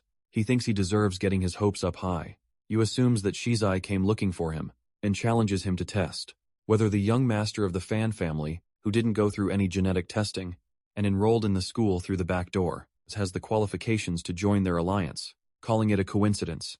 Shizai seems to have the same thought, and accepts the challenge. To see Yu have the qualifications to be his underling, while Shizai uses his fire attribute, Yu, hopping mad, strikes his water power and asks him, how dare he waive his position as the young master, wherever he goes, as the fire and water clash. Yu is left in disbelief, thinking that the water is supposed to be able to counter fire, even if Shizai is strong. The guy is shocked to see his black marsh getting evaporated this easily. On the contrary, the students seem to be protesting to give their resources back, calling them vile scoundrels, while Shinken thinks that they are done harvesting. Now the alliance of strong students mocks the weaklings and makes it clear that it's a dog-eat-dog world, so if they can't accept it, they should become stronger. After that, the guy from the alliance waits for the big brother, Yu Shang, to harvest the remaining tokens, and approaches Xing Kun to make fun of him again. Just as he is speaking, the guy notices electricity and thinks that you must have done something to stop her.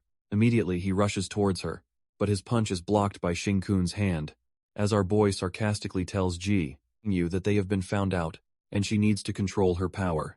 The guy is unable to move, and wonders if Xing Kun's arm is made out of metal, but he seems to be more concerned about Jiwoo, uttering that she needs 1 more minute to prepare. Waiting outside, Teacher Bao thinks that the institution's electricity bill significantly exceeds its budget, referring to Jiwoo's powers, but he lets the finance department take care of that. On the other hand, Xing Kun asks Jiwoo to electrocute them all, since they already have been exposed. While the blonde-haired guy is freaking out, he yells at everyone to stop Xiu, as she is going to electrocute them all to death. Another guy scampers to stop him, and asks the blondie what he's even doing, kneeling and making a fool out of himself like this. Meanwhile, Xingkun questions why she's not releasing it, and Xiu lets out that she's waiting for 1 more person. The guys who dare to stop the duo are screaming in pain, being held by Xing Kun, who seems to be breaking their bones. Wondering how he's that strong, the blondie shouts at everyone to attack Xing Kun, and warns them that the brat is seriously strong, asking all the awakened to use all their transcended abilities. In the meantime, our boy asks Zhu who she is waiting for, and she reveals that it's Yu Shang, telling him not to worry, as she has already spread out her electrical particles through the wind, finding you through the particles. He senses a water attribute fighting the fire attribute.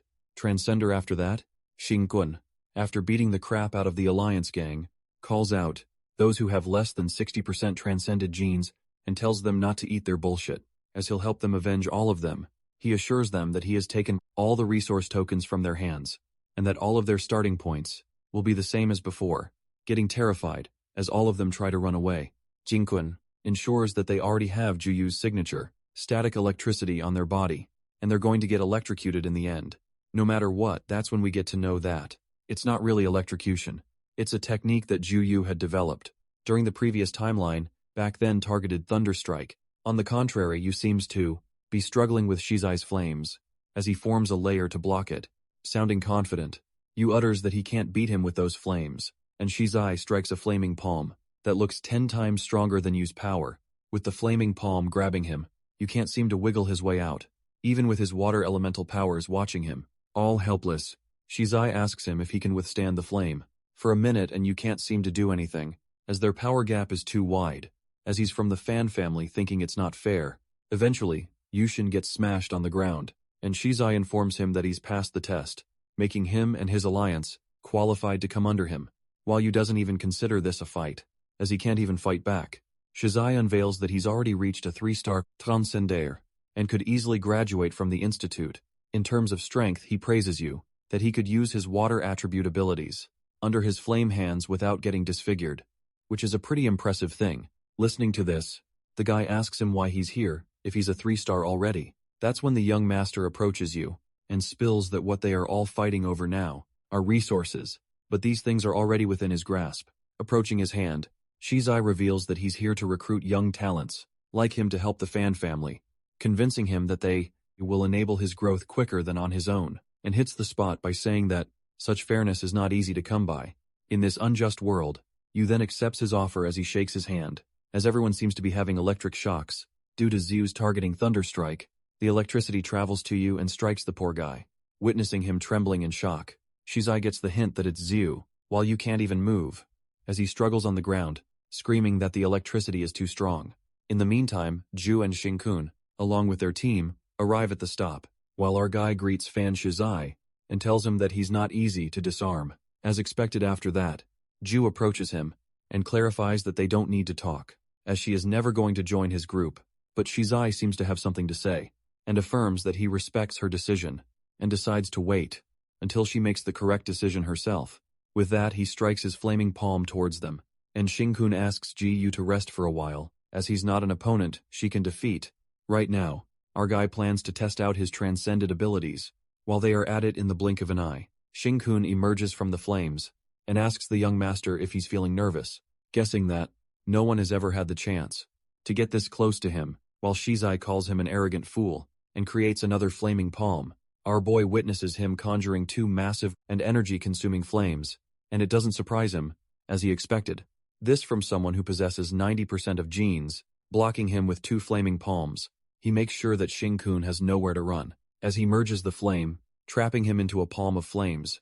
Meanwhile, Yu, who's still in shock after the electric current, witnesses the young master's true powers, and gets concerned that Shinkun is going to get killed. But Shizai seems certain that he won't be killed, because deep down, he knows that our boy managed to survive. In that final test, however, his flaming palms fail to capture Shinkun, and at that moment Shizai scatters 1,000 flaming palms, but our guy doesn't get intimidated. Given that they're smaller, using a transcended gold blade, he incredibly slashes the flames, and even Shizai is utterly astounded, as it appears that Shinkun is extremely familiar with real-life combat, to the point that it doesn't seem like he just awakened. Looking at moving like a shadow, the young master wonders who the hell is he, as the golden blades he's controlling are extremely sharp, but still, Shizai decides to keep it low, as it's not a good idea to cause casualties at school, and his one wrong move can result in irreparable damage.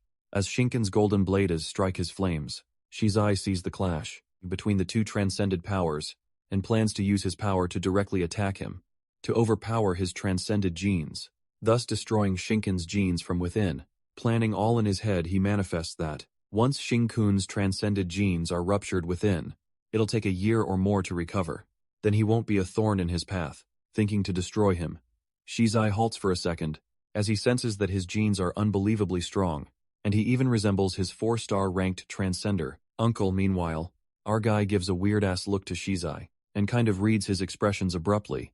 He trips to the ground on purpose, muttering that Fan Shizai is so strong, acting at its peak. Shin-kun decides to back off and praises Shizai, saying that he's truly the strongest among them in this generation, and the guy gets the gist, that he should not continue this anymore. In the meantime, teacher Bao arrives and announces that the competition is over, asking students to hand over their tokens, and he'll have the resource department allocate these resources to them. The guys from the Alliance seem annoyed, as tickets were taken by someone else, and Jin-kun moves forward, informing the teacher that he accidentally got a hold of all the tokens, which are 78 inches total. While Bo thinks he's quite audacious for this, he also tells Jin-kun that his group has officially become the target of many, and our guy assures him to get along harmoniously with his classmates. Soon after, the teacher assumes that Shizai's token is still with him, and Shizai looks for his ticket, wondering where it go.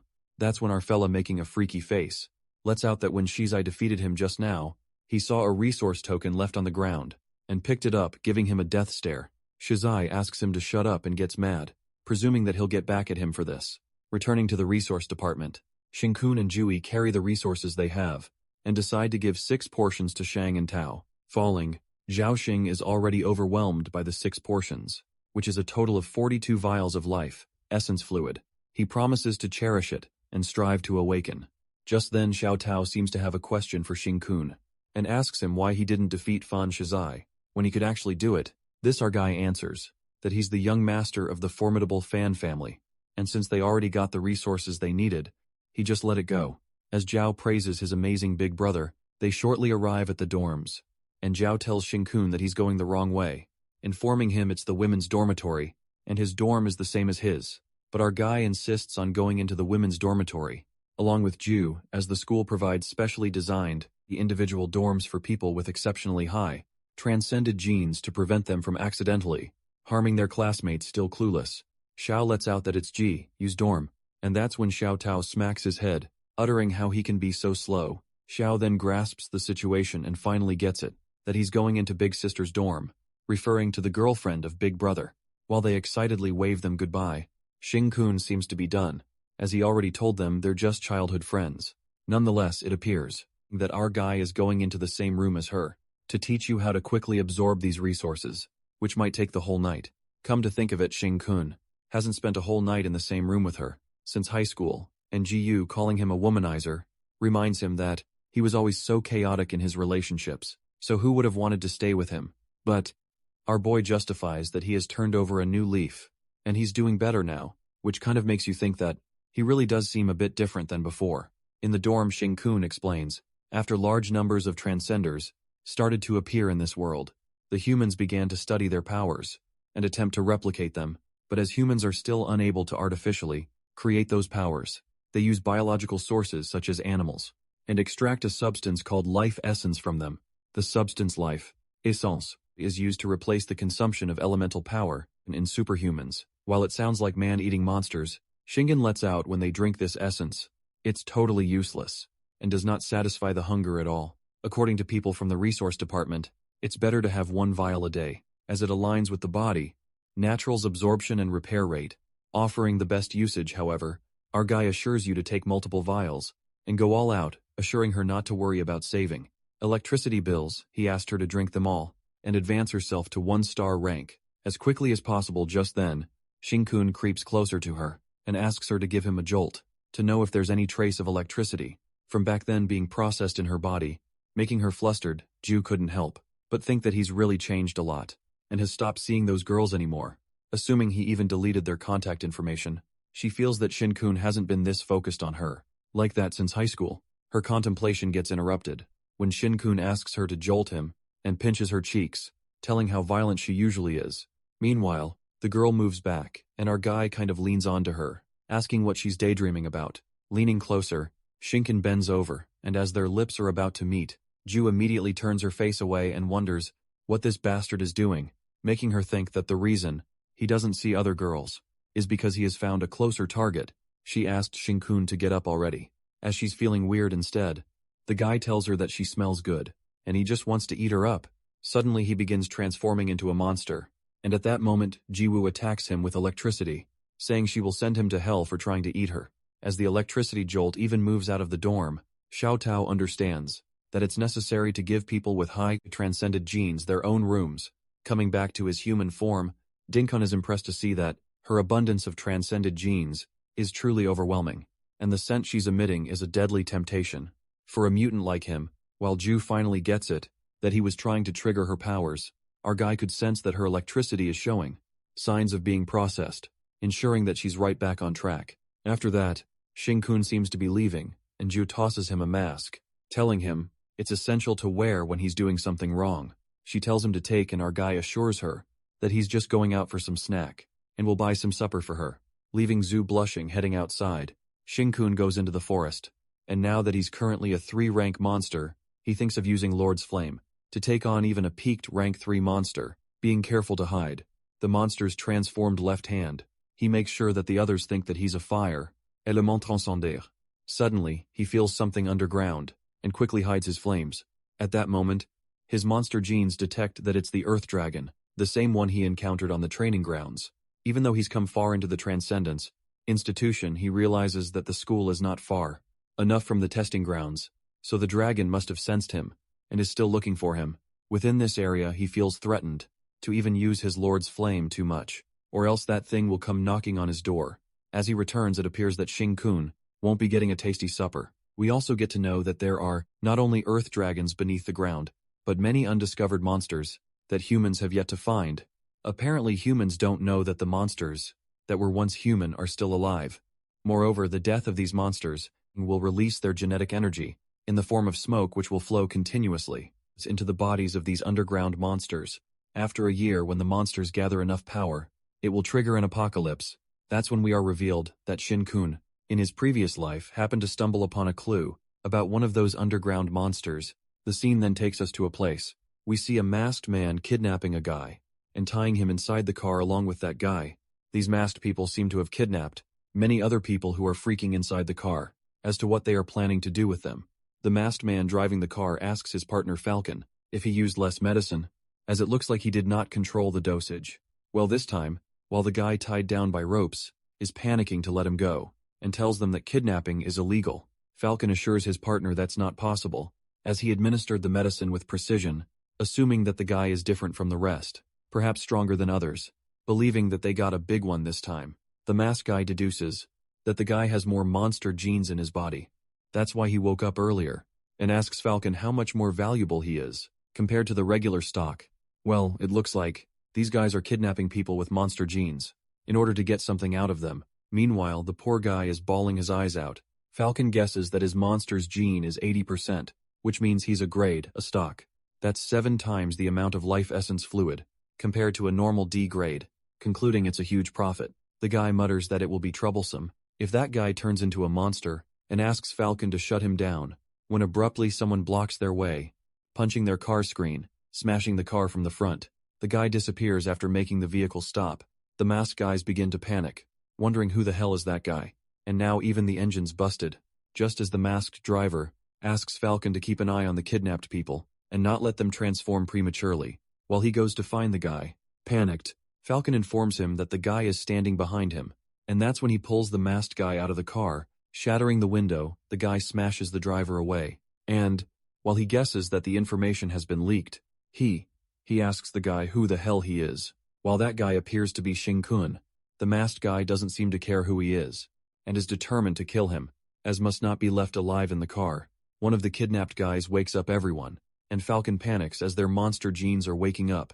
Having no choice, he pulls out the medicine, while the poor guy asks Falcon if they're human traffickers, and assures him that he's safe. As with the help of Redemption Association, his mental state has been very stable, making him believe that he won't turn into a monster. The guy cries his eyes out and begs to let him go, as his wife left him and their child behind, who's waiting for him to come back. But Falcon doesn't give a damn and tells him his son is also on the list. Next, as he's also a carrier, making that guy inhale the medicine and put him back to sleep. He releases the medicine inside the car, not caring about the dosage. On the other hand, the masked guy brags that he's a 3-star ranked transcendent, and alerts him to get ready to be turned into ashes by his point-blank lightning. The masked guy strikes his lightning and notices Xing-kun emitting blue flames, which makes him realize that electricity and fire won't cancel out each other. so both of them will be affected in the end. But he believes that, since that blue fire is just a small spark, he'll be fine. But the guy is proved wrong in the other instant, as Jin-kun's blue flames burn his hands, low-key screaming, "What the fuck power that is burning his hands?" The guy wonders why it hurts so much, when it is just a blue spark, and witnesses Jin-kun, who doesn't even get a scratch. As our guy seems to be walking towards him, the masked guy asks if he's trying to save all of them, and warns him that those people carry monster genes, which means they could turn into monsters at any moment, adding they're going to cause chaos in the world. He justifies that killing them is an act of justice, and using them for good is a service to the public, suggesting Jin-kun leave quickly as he has no idea who he's dealing with, kicking that scum right in the face. Jin-kun clarifies that it's human trafficking, while the guy tries to reason with him, uttering that someone has to do the dirty work. While the guy asks him how he knows about human trafficking, our boy lets out that he'll help figure out the ins and outs of their redemption association. Listening to this, the guy keeps denying that he's not from any association, while Jin-kun elaborates that these guys find the right time to modify the location trackers implanted in the neck of the carriers, and make them appear as if they were legally killed by their people. After they were monsterized, he goes on to expose that these guys will secretly sell them to the fans' family experimental base, and the masked guy is left flabbergasted as to how he knows that much information. As Shingen's foot breaks his mask, he exposes how many innocent lives he've ended, but that bastard doesn't seem to care about them, and asserts that they're eliminating potential threats to society. He reveals that soothing them will only slow down their transformation, so killing them is the only way to eliminate the problem. Hearing this, Shingen contemplates that the Redemption Society was founded years ago, presenting itself as an organization where monster gene carriers could confide in and find comfort with each other. However, 6 months later, they organized hundreds of large, monster gene carriers, confession gatherings across the country, and they used some sort of method to force all the carriers to mutate into their monster form and kill them all. It is also revealed that it was only exposed when people discovered that they had been recording all the writers' personal info, and selling it. They sold them to the fan family for various experiments to obtain the life essence and research data. But by that time, the fan family had destroyed all the evidence, and no leads were to be found. Shinkan only seems to know a delivery route, mentioned by a captured, high-ranking Redemption Association member in the news, and besides experiments, the fan family has another purpose for the captured, monster gene carriers, which is to feed the underground monsters. Snapping out his thoughts, our guy asks him how many secret experimental bases the fan family has, and the guy unveils that there's only one. Crushing his face, the guy pleads no to smash him that hard, and mutters that there's only a secret base that he knows of. That's when Jin-kun smashes his face even harder, and begs that his head is about to explode, agreeing to confess it all. After that, the guy confesses that there are multiple monster factory, experimental bases all over the country. Our guy then questions how many there are near Qingchu City, and the masked guy, scared for his life, reveals that there's only one, and even insists on taking him there, asking if he knows something about monsters underground. The guy seems to be clueless about this, and Jin-kun thinks that he is not high-ranked enough to receive the confidential information, ordering that guy to take them to that location. With that, Shinken moves forward, and the guy agrees to lead him on the way to meet those dead carriers. Not learning his lesson, the guy uses his lightning powers, assuming that Shinken believes that he is unable to use his hands, planning to blow his head right off. He leaps towards him to attack him with the lightning, as he can't let him live after seeing his face. Our guy holds his lightning hand like it's no big deal, and since their car is not far from them, he believes that his screams would be loud enough that his companion can hear it. Scared shitless, the guy is shocked to the core, questioning how he could possibly grab his palm grenade with his left hand directly. The fact that he hasn't even used that blue flame, transcended ability of his. Suddenly, he witnesses something wrong with Shin-kun's hand, and our guy transforms his left arm, making that guy realize that he was a monster after all, and now he can't make it out alive. From a monster who has a hide of copper and bones of iron as even his electricity, not nearly enough to deal with a monster like him. Meanwhile, that guy has been taken care of. The scene flips to the car, where Falcon is struggling to put that guy to sleep due to his high-value monster genes. At that moment, he watches Jin-kun approaching the car and gets the hunch that his partner, the electricity eel, has been taken down. Knowing that there's danger, Falcon immediately scampers out of the car to save his life and refuses to take the blame in the future if the cargo gets exposed. After that, the guy in the car coughs after being exposed to fresh air and thanks Jin-kun for saving them. However, our boy informs us that they are all already dead, and the location trackers have been maliciously altered to register as monsterized, and killed Xing-kun, then reveals that the Redemption Association is the one to set them up, and advises him not to let anyone know that they're still alive, and warns them not to go back to the city. The guy gets worried for his son, and asks what he should do, but our boy has some other things to take care of. Our boy then narrates that the Transcendence Institution is located on an island, just outside the Nanyu, a city, but 20 years ago, monsters and transcenders first appeared, in a world where the transcenders were weak, and monsters were mercilessly destructive. 5 years later, humans paid a tremendous price to finally exterminate all the monsters and restore stability to society. However, Nan Sha City had already died by then, and later, Nan Yue City's exterminators established various facilities, here including the Transcendence Institution, the Genetics Research Institution, the training grounds, and all the other things related to transcenders. Coming to the present, our guy who seems to be following Falcon arrives at the ruins of Nansha City, which is yet to be rebuilt, and gets to know this is where the Fan family secretly builds the monster factory. At the monster factory, the monsters are tied with chains. As Falcon makes his way through the first line of defense and gets detected by the camera, assuring that he's not an intruder, he lets out that the factory's first line of defense is troublesome, as every time they have to come here, they have to listen to these eerie monster noises. The voice comes from the surveillance camera and notifies him if someone intrudes. They will be able to detect it immediately, because even the transcenders, with the ability of invisibility, won't be able to escape the monster's sense of smell. Just then, the voice gets concerned as he sees Falcon alone, and asks, what happened to the electric eel in the shipment? Supposing something has happened, that's when the guy asks if there was an information leak, revealing someone came and caused trouble. Plus, the electric eel is most likely dead. Fortunately, Falcon sensed something was dubious, and abandoned the shipment to hurry back, insisting on opening the door, as he needed to talk with Director Song about the situation. The voice from the camera panics, and asks if he's sure no one followed him here, while Falcon says that it's bullshit, as he's a 3-star ranked wind elemental transcender, so no one can keep up with him, unless that guy has a really good nose. Being certain that no one can get past this defense line, even if that guy followed him, as he'll be food for the monsters. The gate opens for Falcon. The guard watching the surveillance camera suddenly witnesses a shadow flashing by at the first defense line, and finds that impossible, as the monster didn't even make a sound. Checking the other monitors, he doesn't pay much attention and thinks, if there's an intruder, they're most likely to appear at the ventilation shaft position. On the contrary, our guy Xing-kun seems to be passing the first defense line, like a walk in a park, and as expected, even with a monster network, other rank 1 monsters can't recognize him. As long as there are no monster genes in his stomach, the monsters will consider him as one of their own, seeing that there are blind spots from the surveillance. Here our guy decides to make a hole in the wall, and gets inside. Meanwhile, in the quarantine room, the doctors seem to be waiting for the batch of shipment, as they seem to be running out of supplies. A guy, probably with a monster gene, seems to be laid on the machine with his lower body chopped off suddenly. That guy screams out of utter pain, and the doctors immediately ask to remove this specimen's vocal cords, calling the other doctor unprofessional. The doctor then elucidates that, if they extract the monster gene directly, those monsters will turn into smoke in a short time, so if they want to send these monster genes to the level 2 laboratory intact, they must handle them first. Furthermore, they must remove the monster's genes while these people are still alive, as their bodies are containers for them, and even if they lose their limbs, they won't mutate into monsters.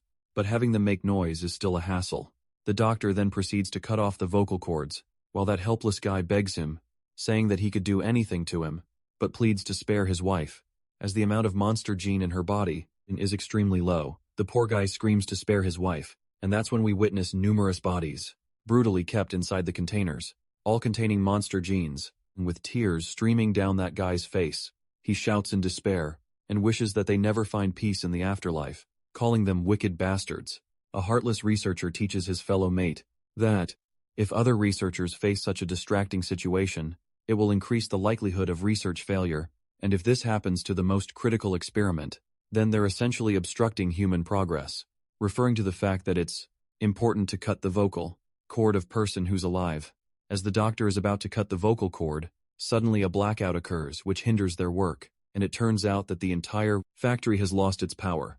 At that moment, Falcon emerges in the room and asks the doctor addressing him as Supervisor Song. If they had an information leak, alerting them that they've been ambushed. Furious, the supervisor calls him a troublemaker and immediately concludes that Falcon is being tracked, and the people who ambush them cut out the power, while Song commands the security to initiate a level 1 alert. He immediately makes a phone call, presuming that the monster factory has been infiltrated by a mysterious individual, so he must notify the higher UPS immediately. Just as he notifies the higher UPS, who are the Fan family, about the Factory 3 ambush, abruptly they hear a loud noise of someone crashing in. Falcon panics as he is aware that the guy who followed is already here, and the guards ask the supervisor to give the instructions. Meanwhile, Song orders them to find the intruders, and our boy makes the entry and smashes all of the guards on the floor, uttering that their body, mind, and even soul smells like crap, calling his late-night snack disgusting. Shin-kun barges into the quarantine room, and Supervisor Song calls him ignorant for saving these monster gene carriers, calling them a threat to society. Song justifies that they make them useful. Since Shin-kun barged in to obstruct them, he suggests him to stay and be their subject, saying the security guards don't serve much purpose. He lets out that the real security is here. And that's when two powerful transcenders leap to attack Shin-kun, with one being Falcon comes to avenge his partner, Electric Eel. During this, the supervisor gets curious about this intruder, assuming that he's an exterminator, or Dean Ching-che's people. He reckons that this guy is too arrogant to come alone and wreak havoc in his monster factory, but he gets a bit relieved, as they have a 3-star ranked Wind Elemental Transcender and 2 3-star ranked Special Security personnel, plus they even possess that secret medicine. He believes that, even if the intruder is a 4-star Transcender, he will have to stay here for him to extract his transcended gene chain. In the meantime, the Transcender strikes with Flaming Staff, and Falcon attacks with a Lightning Whirlwind. Our guy uses his blue flames to block it. They notice that Shin-kun's blue flames are absorbing their powers. The Transcenders freak out, as the guy seems to be absorbing their abilities, and assume that he must have learned some kind of self-destructive elemental star chart, witnessing the power of his self-destructive ability. Falcon, who's been crashed into the wall, lets out that he's too familiar with this type of move, as it's in the transcended genes, provoking Shingun by saying, "This power is similar to showing off, by sacrificing his life." Shingun responds that he'll admit if he can use it twice in a row, and Falcon shows him the middle finger. The guy gets a powerful punch, that even the blood splatters all over the wall. As the two Transcenders witness that Wind Elemental guy being taken down, they are scared to death, as it looks like half of his body got struck by a truck, looking as if the monster is beating up a human. The security Transcender guy assumes that he must be at least a rank 3 monster, and thinks that he has some tricks up his sleeves to be able to use such intense moves in succession, pointing out his weakness. They notice that Shin-kun can only explode in a small area, and as long as they keep their distance, they will be able to beat him. While they proceed to strike the Flaming Staff, from a distance Supervisor Song is flabbergasted, contemplating that those Transcenders are wrong, as only those who successfully cultivate an elemental star chart are able to evolve into a 3-star Transcender, but that doesn't mean that all 3-star Transcenders can use the power of elemental star charts. Studying the Fan family's abilities for years, Song is way too familiarized with the fire elemental transcendence abilities, so he immediately grasps that what Shin-kun used were just pure fire elemental abilities and pure physical strength. On the other hand, the Transcenders' flames are overwhelmed by our boy's blue flames again, and, as they realize that he's stronger than they thought, and that even ranged attacks won't hurt him, they are only left with one option. At that moment, the two Transcenders eat the Crimson Fire Seed, and utter that they have to bedridden for half a month. Again, referring to the side effects of this special medicine, knowing that they are eating crimson seeds. The supervisor, he presumes that it's the Monster Factory's trump card. That's when we get to know that Crimson Seed is a drug, developed by the Fan family, using the eternal flame found deep underground, which can temporarily boost the power of flames, of fire elemental Transcenders, to break through into a level of a 4-star, while the Transcenders are bursting with power, and challenge Shin-kun to take on the Flaming Staff. Power of a 4-star Transcender. The supervisor surmises that dealing with that intruder should be a walk in the park. Now, however, if he's not mistaken, that intruder seems to possess a flame. That's very much likely what the Fan family has been seeking. After continuous research of the Fan family, in an attempt to fully master it, they hope to use it to break through the power of the 90% transcended gene, the eternal flame that exists underground. At that moment, our guy annihilates the two Transcenders, even after increasing their powers, and Song watches all of this from inside the room soon after. Shingen makes his way into the quarantine room, where Supervisor Song analyzes that his transcended gene amount must be extremely high, to the point where his flames changed quality, even showing enhanced physical properties, like that of a 90% transcended gene. Given that his flames also underwent evolution, similar to the underground eternal flame, the guy calls it a devouring property. Curious, our guy asks the supervisor about the underground eternal flame, and tells him to take him where it is. Not seeing a problem in taking him, Song keeps one condition and asks him to join them, assuring that with his powerful transcended genes, he'll be highly valued by them, adding that they could even use him to unlock the secrets of the eternal flame, make a significant contribution to the world. As Song insists on joining them, Shinkun lets out that he already has his people, not giving a damn about security personnel. Song affirms as long as the researchers are fine, there is no problem, and the family wouldn't mind losing a few low-rank grunts. However, our guy interrupts him and confesses that all of them are dead, including the researchers, revealing that he just released all the monsters from their captivity and sealed all the doors leading out, so the monsters could only hunt within. Approaching the doctor, our boy thinks that it's equal retribution, as all of them forced these people to mutate into monsters, so it's only fair that they are devoured by monsters. Here frightened to death, Supervisor Song utters that he's a human too, and justifies that those monster gene carriers are the scum of society, and that what they do by researching them is recycling. Quivering with fear, the doctor asks Shing-kun how helping these carriers will benefit him, and our guy says that it's only right to seek revenge for his fellow companions, closing the eyes of that guy who died, begging to spare the life of her wife. Shing-kun tells him to rest well, and promises that he will get revenge for them, against the Fan family calling him fucking crazy. The supervisor reminds him that the Transcenders are his companions, while our boy grabs him by the neck and asks him the location of the eternal flame, warning otherwise he will regret being alive. Being choked, the researcher agrees to spill the location, and discloses that the underground eternal flame is at Nansha Scarf cotton factory. Knowing that he's spinning lies, Ching-kun seems to have hit the nail on the head, as he spills some truth, and clarifies that his knowledge of Qingchu City is deeper than he'd thought, assuming that after weakening havoc in this place, the Fan family couldn't possibly be in the dark. Argai grasps that he's stalling time for the reinforcements to come, and he himself seems to be elated for his reinforcements, coming to a place as inconspicuous as this factory. For reinforcements, Shing-kun grasps that it's best not to make a fuss about it, and guesses the person coming is a 4-star ranked transcender. For sure, sobbing, the supervisor asks what he wants, and gets mad about what element chart he's cultivated, so that even the monsters are not devouring him. With that, our guy utters that it looks like he's seen the monster, and instantly annihilates Song into bits, agreeing that the supervisor was right, as he doesn't know any elemental charts. After that, Shing-kun heads upwards, as he can smell the scent of powerful, transcended genes wafting from above. After all, the monsters have eaten the people in the factory. He reckons that now that the monster factory is filled with monsters, no party would come in so rashly, thinking if he exits, he won't be able to avoid the 4-star transcender, who's on the way, so he just needs to wait for his prey to come to him. Therefore, in that span of time, our guy finally has enough to search around freely, and find what can be used. Roaming around, he finds a whole fridge of life essence fluid, and wonders how even the Fan family got hold of this, given that it's much purer than what the school provides. Since the Fan family is really a big shot, Jing-kun thinks he picked the right partner, and picks out the essence bottles for Ju, since she will finish that stash from back then, within 3 days. As he is confiscating the fluids, his eyes land on exactly what he needs, the Crimson Fire Seed, and grabs them all. Finally he comes to his last task, and asks his fellow monsters if they filled up themselves. Looking at those monsters, he gets a déjà vu from a monster attack on the city from the past, and feels a bit eerie nonetheless. Shing-kun asks all of them to enter his stomach, and eventually he digs into a feast, devouring all of them, with a full belly and well hydrated. Our guy decides to head back home, with the supplies he has accumulated from the factory, and that's when he sniffs, realizing that the reinforcement is there. Encountering him, the Transcender seems to be waiting for him, and calls him ruthless for letting the monsters devour the entire research institute in the monster factory. Envying Shinken for getting to witness such a massive feast with his own eyes, he decides to reward him and strikes his powers, as the ground beneath our guy starts to break.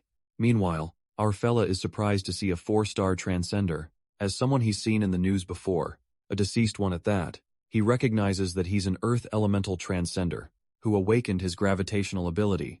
After evolving into the 4-star rank, Shinken proceeds to reveal that he used his transcended powers to brutally murder 13 women, and an S-class exterminator team ambushed him, eliminating him in the bar back then.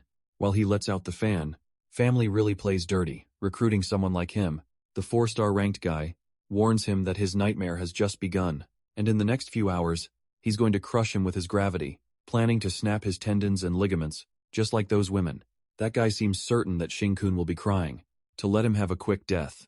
That's when the Transcender traps him under that rock, with his gravity powers, and asks Jinkun to scream louder, as he can't hear him through the rocks. At that moment, he notices the blue flames emerging out of the rock, and the guy is impressed to see that those flames managed to block his earth blades, given that he blocked the attack. Even in the condition of first-level heavy earth, the Transcender realizes that he's a strong one, among the 3-star ranked Transcenders, as he even dared to infiltrate the factory, all by himself, looking forward to more fun. The guy activates elemental life, a heavy earth star chart, and a second level of heavy gravity, to crush Shinkun under the ground, trapped under the rocks. Our guy can't seem to break through his transcended abilities, even with his blue flames, as 4-star ranks are much stronger than 3-star ranks. As he wonders how many levels of gravity he has yet to use, the 4-star rank peeks through the rocks, calling him a pervert. Shinkun advises him to save some strength, so that he can run faster later, otherwise dying too quickly is too easy for him. Liking his spirit, just as the guy is about to activate his powers, abruptly Shinken breaks through the rocks, and immediately releases his aura of a 3-rank monster, with extreme mutation of this left hand. In a flash, he pierces out a tendril from his mutated hand towards the guy, and it gets attached to his back. While the 4-star rank guy tries to process what just happened behind him, that guy feels a little scratch and emerges, thinking that Shinken is trying to escape. While he's not looking, he clarifies that our fella doesn't even stand a chance of escaping from his gravitational pressure. Suddenly, our guy withdraws all of his aura, making the 4-ranked Transcender think that he's giving up. Already as Jinka nods deep down, he knows there's more to it. It turns out that our guy is enveloping his whole body with 1% of metal elemental transcended power, and making every effort to prevent any trace of monster genetic power from leaking out. At that moment, the 4-star guy feels like there's an earthquake, panicked if something is coming up from underground, while our boy Loki, freaking out, hopes that the Earth Dragon doesn't see him, and sets his eyes on the 4-star Transcender. Given that he attached his tendrils on him, and has Shinken smell all around him, sensing something underground, the guy activates his powers, and as he tries to hold the rocks, a giant Earth Dragon bursts out of the rocks. Despising his luck, the guy is appalled to see the dragon here, and gets to know why his defense has failed. At that moment, he notices that the Earth Dragon seems to be staring at him, and will attack him any minute. In a flash, the Earth Dragon attacks him with its tail, and the Transcender runs for his life, wondering why that thing is after him. Just then, he recalls that Brat Shinkun told him to hold back, so he could run faster, and speculates that it's his doing. A loud rumble reverberates as the dragon attacks its target. Meanwhile, our boy waves that poor guy goodbye, after putting him into that mess. Leaving his supplies, Shinken leaves the rest to the exterminators, as it appears that he gradually revealed the rumor of the apocalypse from the future 1 year earlier, before all of them, and had the exterminators remove it.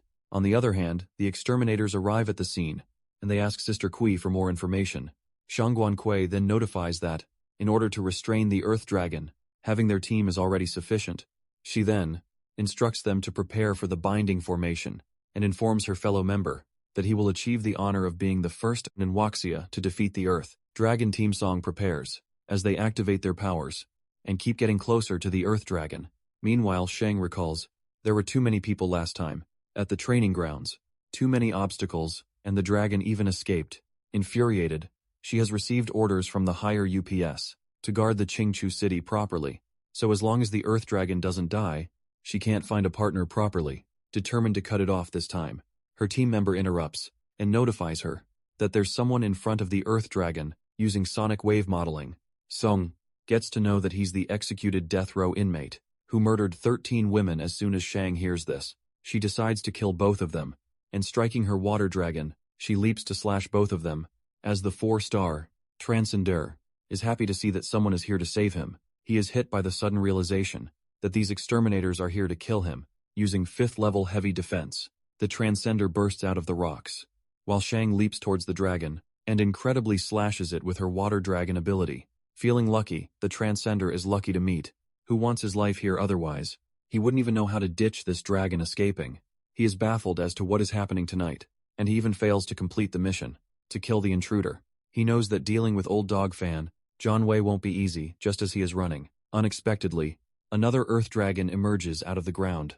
Witnessing another one, Shang is left in utter shock, wondering what even they are consuming underground. Believing that it's a few abnormal evolution creatures, she speculates why 2 of them are here, and how long the tail is, not knowing if anyone has ever seen its tail. While her mind is bombarded with questions, Sean commands her team to control the other dragon, and not to let it escape. As she glides to slice it till the end, her team member panics and shouts, not to jump into the Earth Dragon's mouth, as its teeth are incredibly strong, and Shang Guangqui seems unaffected, and makes it clear that it will have to bite her first. With that, Guangqui's jaw dropping, Dragonized Slash hits the Earth Dragon directly into its mouth, which leaves her team awestruck, as they conclude that her water dragon has come to life, as it's getting closer to a 5 rank now, and they anticipate they might have their first 5-star ranked Transcender in Waxia. Flashing the Earth Dragon, Shang seems to have severed its life force, and hopes that it doesn't regenerate. Like the last time, she excitedly measures the length of the dragon, with her powers, that seem to be deeper than 100 meters underground. Astonished, she wonders if monster gainus even cause animals to mutate into monsters as large as 100 meters. With her insufficient power, she is unable to explore further, and decides not to go with this, aware that going down personally can be dangerous. Meanwhile, her crew is booming with happiness, as Shang kills the Earth Dragon, and asks if she has become a 5-star yet, but the girl seems kind of suspicious about killing that Earth Dragon, speculating if that Earth Dragon is really just a monster. The next scene takes us to the Fan family residence, at the research base for the Eternal Blue Flame. There, the old man, uncle of Fan Shizai, asks for a report on the situation at the monster factory from his worker, who reports to him that the monster factory facilities in the ruins have been completely destroyed. No researchers survived, and the Redemption Association members, who were responsible for transporting the goods, have also been reported dead. He further reports that their assassin, the 4-star ranked Transcender, is currently missing in action, but according to the information provided, he is eaten by the Earth Dragon. Although the existence of the monster factory has been exposed, researcher affirms that their emergency measures have been activated, as the critical data within the facility has been destroyed automatically, and as per his instructions, they have reported to the extermination department headquarters, covering that it was just an ordinary monster research institute. While half of the higher UPS in the exterminators department will be speaking for them currently, they are discussing the punishment for their unauthorized construction of a monster laboratory. He assures the old man that it will be a verbal reprimand.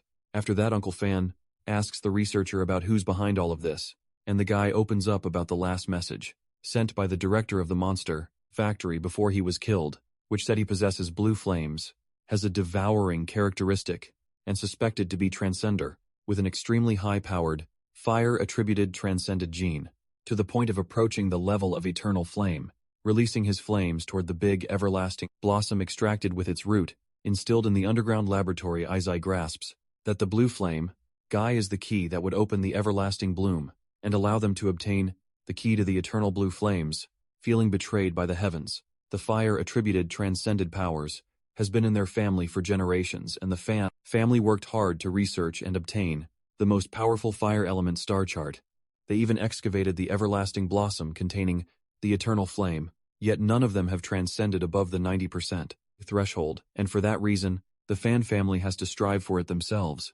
Assuming that the research on artificial, transcended genes has been completed, Shizai plans to isolate the transcended genes of this blue flame guy, and being pretty confident use this key himself, the legitimate son, with the largest amount of transcended genes, in the Fan family to open the everlasting blossom, enable their family to become the absolute dynasty of flames. While Shizai dreams of creating a flame dynasty, the researcher lets out that their key is to find that blue flame guy, and gets concerned about how they even begin the investigation.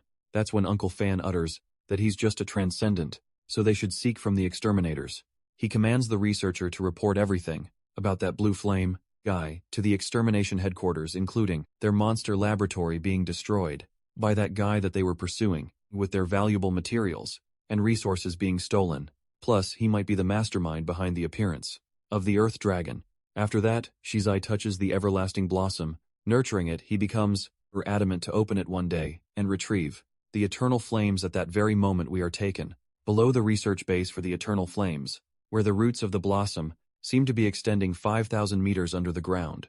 To our surprise, those roots seem to be connected by a terrifying monster that seems like an Earth Dragon. Just then, the mouth of that Earth Dragon expels the 4-star rank Transcender. Wondering where the hell he is, that guy is panic stiffened when he realizes that there's blood everywhere. And that's when he witnesses the horrendous sight of the Earth Dragon, panicking about how there could be such a gigantic monster in this world. With that, the dragon bursts open its mouth and large blue flames erupt, burning that guy to death. And all that's left is that tendril that Shing-kun attached to him. It appears that the monster was searching for that tendril.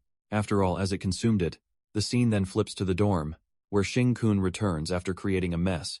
He presumes that they should hide some of the resources, or else it would be conspicuous. He then assumes that the owner of the tail should have realized, now that the one it pursued wasn't him, and probably got hold of the broken tip of his tendril. Meanwhile, he hands you the high-quality life essence. Our guy is bothered by the thought that the Earth Dragon can still trace him with his aura and wonders if it will send powerful monsters to find him. Our guy anticipates that it might also initiate a preemptive strike and prevent him from having time to grow stronger.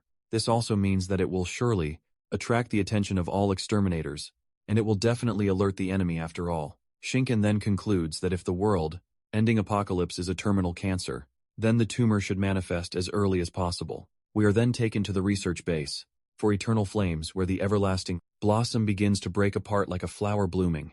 As the researchers are shocked to see this, they immediately call Director Fan and inform him of this huge breakthrough. However, before they could do that, all the researchers there were annihilated by a blue flame. Next scene takes us to the research base, where a guy stabs on his captain's neck, but he remains unaffected, as he can activate the elemental life automatically and instantly unlock the golden armor, protecting him from any harm.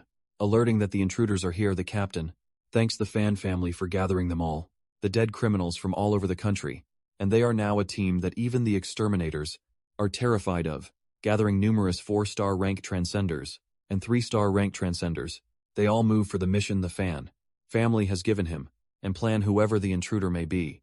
They will leave a single survivor, even if they're exterminators. He commands Team A to take charge of blocking attacks, Team B to be line for the enemy's armed forces and slice them, and Team C to keep those personnel in check and prevent them from escaping. Lastly, he orders a guy, Achu, who looks not so skilled like them, to conceal himself and scavenge anything he can find. He warns Achu not to get careless, as anyone who can infiltrate the top-secret research facility is no small fry. Just then, the criminal Transcenders enter the base and tell everyone to ignite their adrenaline. As soon as they enter the base, the most unexpected thing happens, and in a blink of an eye, all of those transgenders are shredded to pieces, or maybe evaporated in thin air with the blue flames. Emitting from the awakened Blossom, Aku seems to be the sole survivor and being traumatized. He immediately covers his mouth. After this incident, the poor guy Q explains everything to Director Fan, how everyone was gone in an instant, but he managed to survive, as he concealed his aura in advance, trembling with fear. Achu reveals that there weren't any intruders in the base, but monsters, informed from the petals of the everlasting blossom. Finding it strange, he lets out that it was not people turning into monsters. It was all that unopened flowers, 4 in total. And the most surprising thing is that they can go invisible and use the eternal flames too. He feels sad for how they took down the annihilated, who had the golden armor, in seconds, concluding that they're stronger than a fucking Earth Dragon. Calling out Master Fan, Achu panics and tells him that they're in deep trouble this time, as these monsters are going to kill a lot of people, requesting to report this incident to the exterminators. As no one can handle this, however, Master Fan makes it clear that anyone who tries to leak what's happening here dies, and with that he snaps his fingers to create flames, killing Akyu as he burns him to death. Well, it looks like Master Fan sent those Transcenders on purpose, knowing that there were no intruders, just to calm down the everlasting blossom. Master Fan seems to have no sympathy for a death row inmate who's worried about too many people dying, and asks to strip him of his transcended genes. After that, Shizai was impressed as the everlasting blossom calmed down, just as his uncle said. Its ability to stimulate one's transcended genes and is even stronger now, as just touching it causes significant changes in one's transcended genes, manifesting that he'll be able to advance his elemental to 4-star rank soon. Shizai plans to gain the eternal flames, but Uncle warns him to be cautious and not to touch that thing for now, until they strengthen their security measures for this location. We then get to know that the everlasting blossom is a flower that underwent a genetic mutation, and Director Fan had some suspicions earlier, but he didn't expect the blossom into mobile monsters. Nonetheless, he doesn't care about that, because what matters to him the most is that the monsters are able to stimulate transcended genes, and in the meantime he predicts that the number of powerful transcendent members in the Fan family will be able to crush the entire world. He also concludes that this everlasting blossom is a treasure exclusive to their family. The scene then switches to the dorm where Jiyu asks Shing-kun if he wants to eat her again. As he's staring at her like a weirdo, our guy refuses and affirms that he ate his fill for the day. Not to mention it'll take about 10 days to digest everything, and by then the monster genes in his body will reach the peak of rank 3.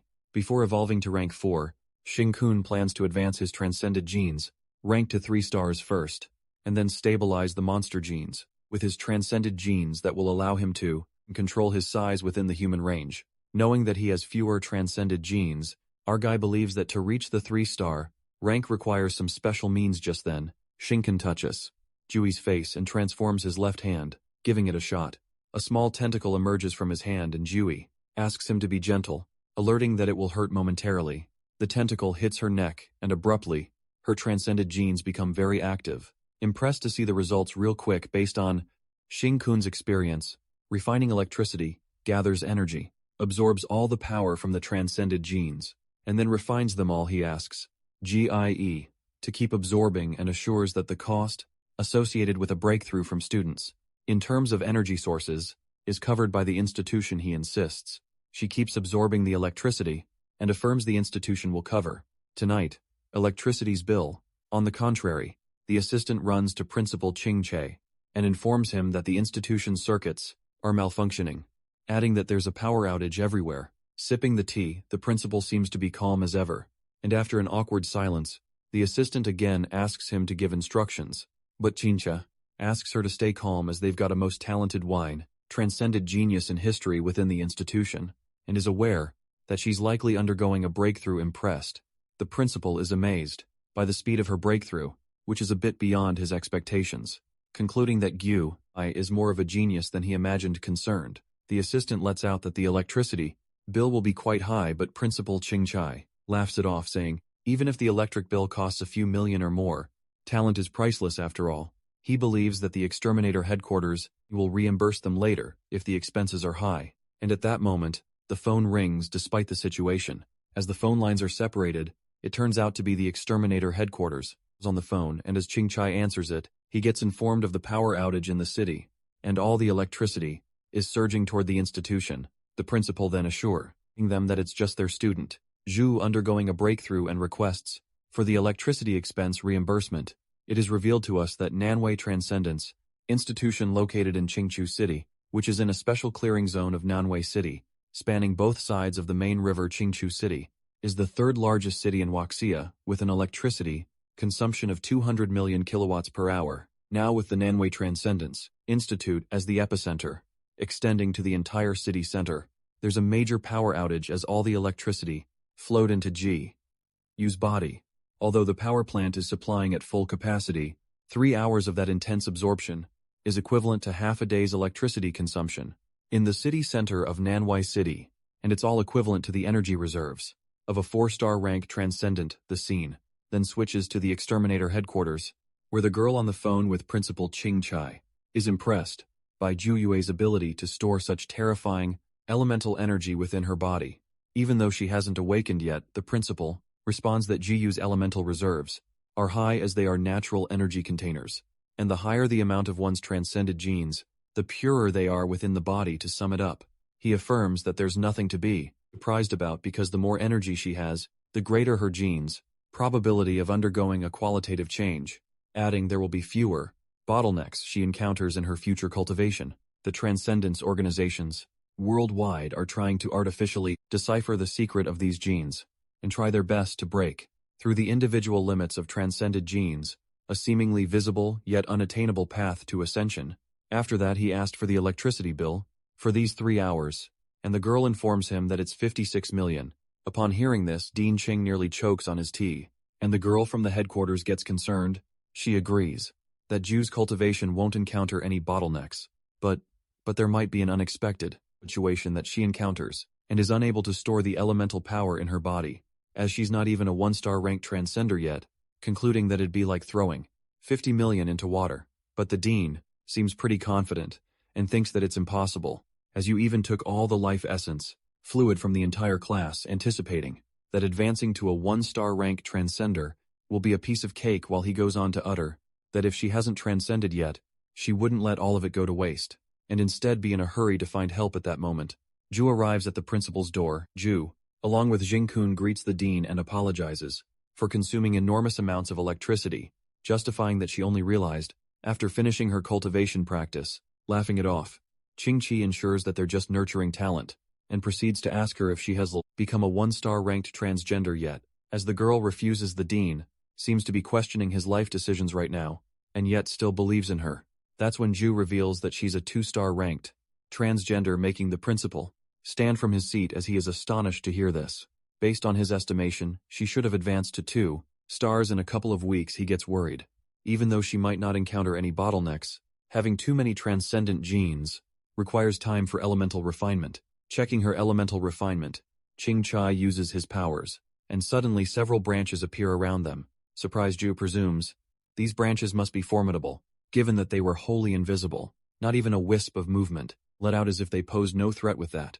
The principal ascertain that her transcended genes are exceptionally active, thus greatly accelerating the speed of her elemental refinement. While the branches retreat, the dean lets out that there are 2 reasons for heightened transcended gene activity.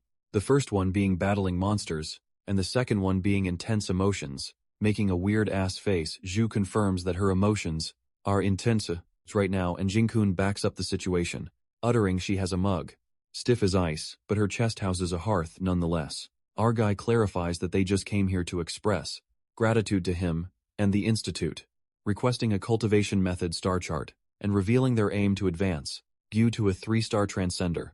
As the principal guesses that Kun is already thinking about graduation, just after he enrolled, he informs them that for Gyu, the Institute has already prepared the most suitable star chart. However, as for Kun, it's different, and elucidates that achieving 3-star transcendence is about scientifically constructing an elemental star chart using those genes. Much like the fan family's flaming palms, after completion, he'll be able to develop more powerful uses for basic elements. However, the principal unveils that Kun's genes have a defect, elaborating that they're too little to construct a star chart. Trying to act calm, our guy reminds the dean that the Institute has robotic exoskeletons for artificial transcendent enhancement assistance. Deep down, Kun seems to know that this technology has never been completely successful, and it wasn't until the impending apocalypse that these exterminators brought it out for other people to use. He thinks that it was of no help to prevent the apocalypse, but it did aid him in breaking through to 2-star transcendence. Shocked as to how Kun seems to know about this, the principal assumes that it's reasonable to keep tabs on news about transcenders, and reveals that there was brief news about artificial robotic transcendence research being a success, but it was quickly removed, not because they wanted to hide it from the public, but because the technology was fundamentally immature. The dean unravels that the exterminators could have replaced transcended genes with machinery, but it only worked for those with less than 40% genes, and the effect was marginal at best. Moreover, the thing is that it requires enormous energy consumption, which means that enhancing even a bit of strength for those with few transcendent genes requires a massive amount of life essence fluid. Listening to this, Shingen concludes that it's perfect for him, as massive amounts of life essence fluid are easy to come by, covering it by saying that all of his classmates are helpful and generous, clearing his throat. Che tells him not to make stealing sound so elegant, and clarifies that the robotic thingy is not much cheaper than the electricity Ju consumed.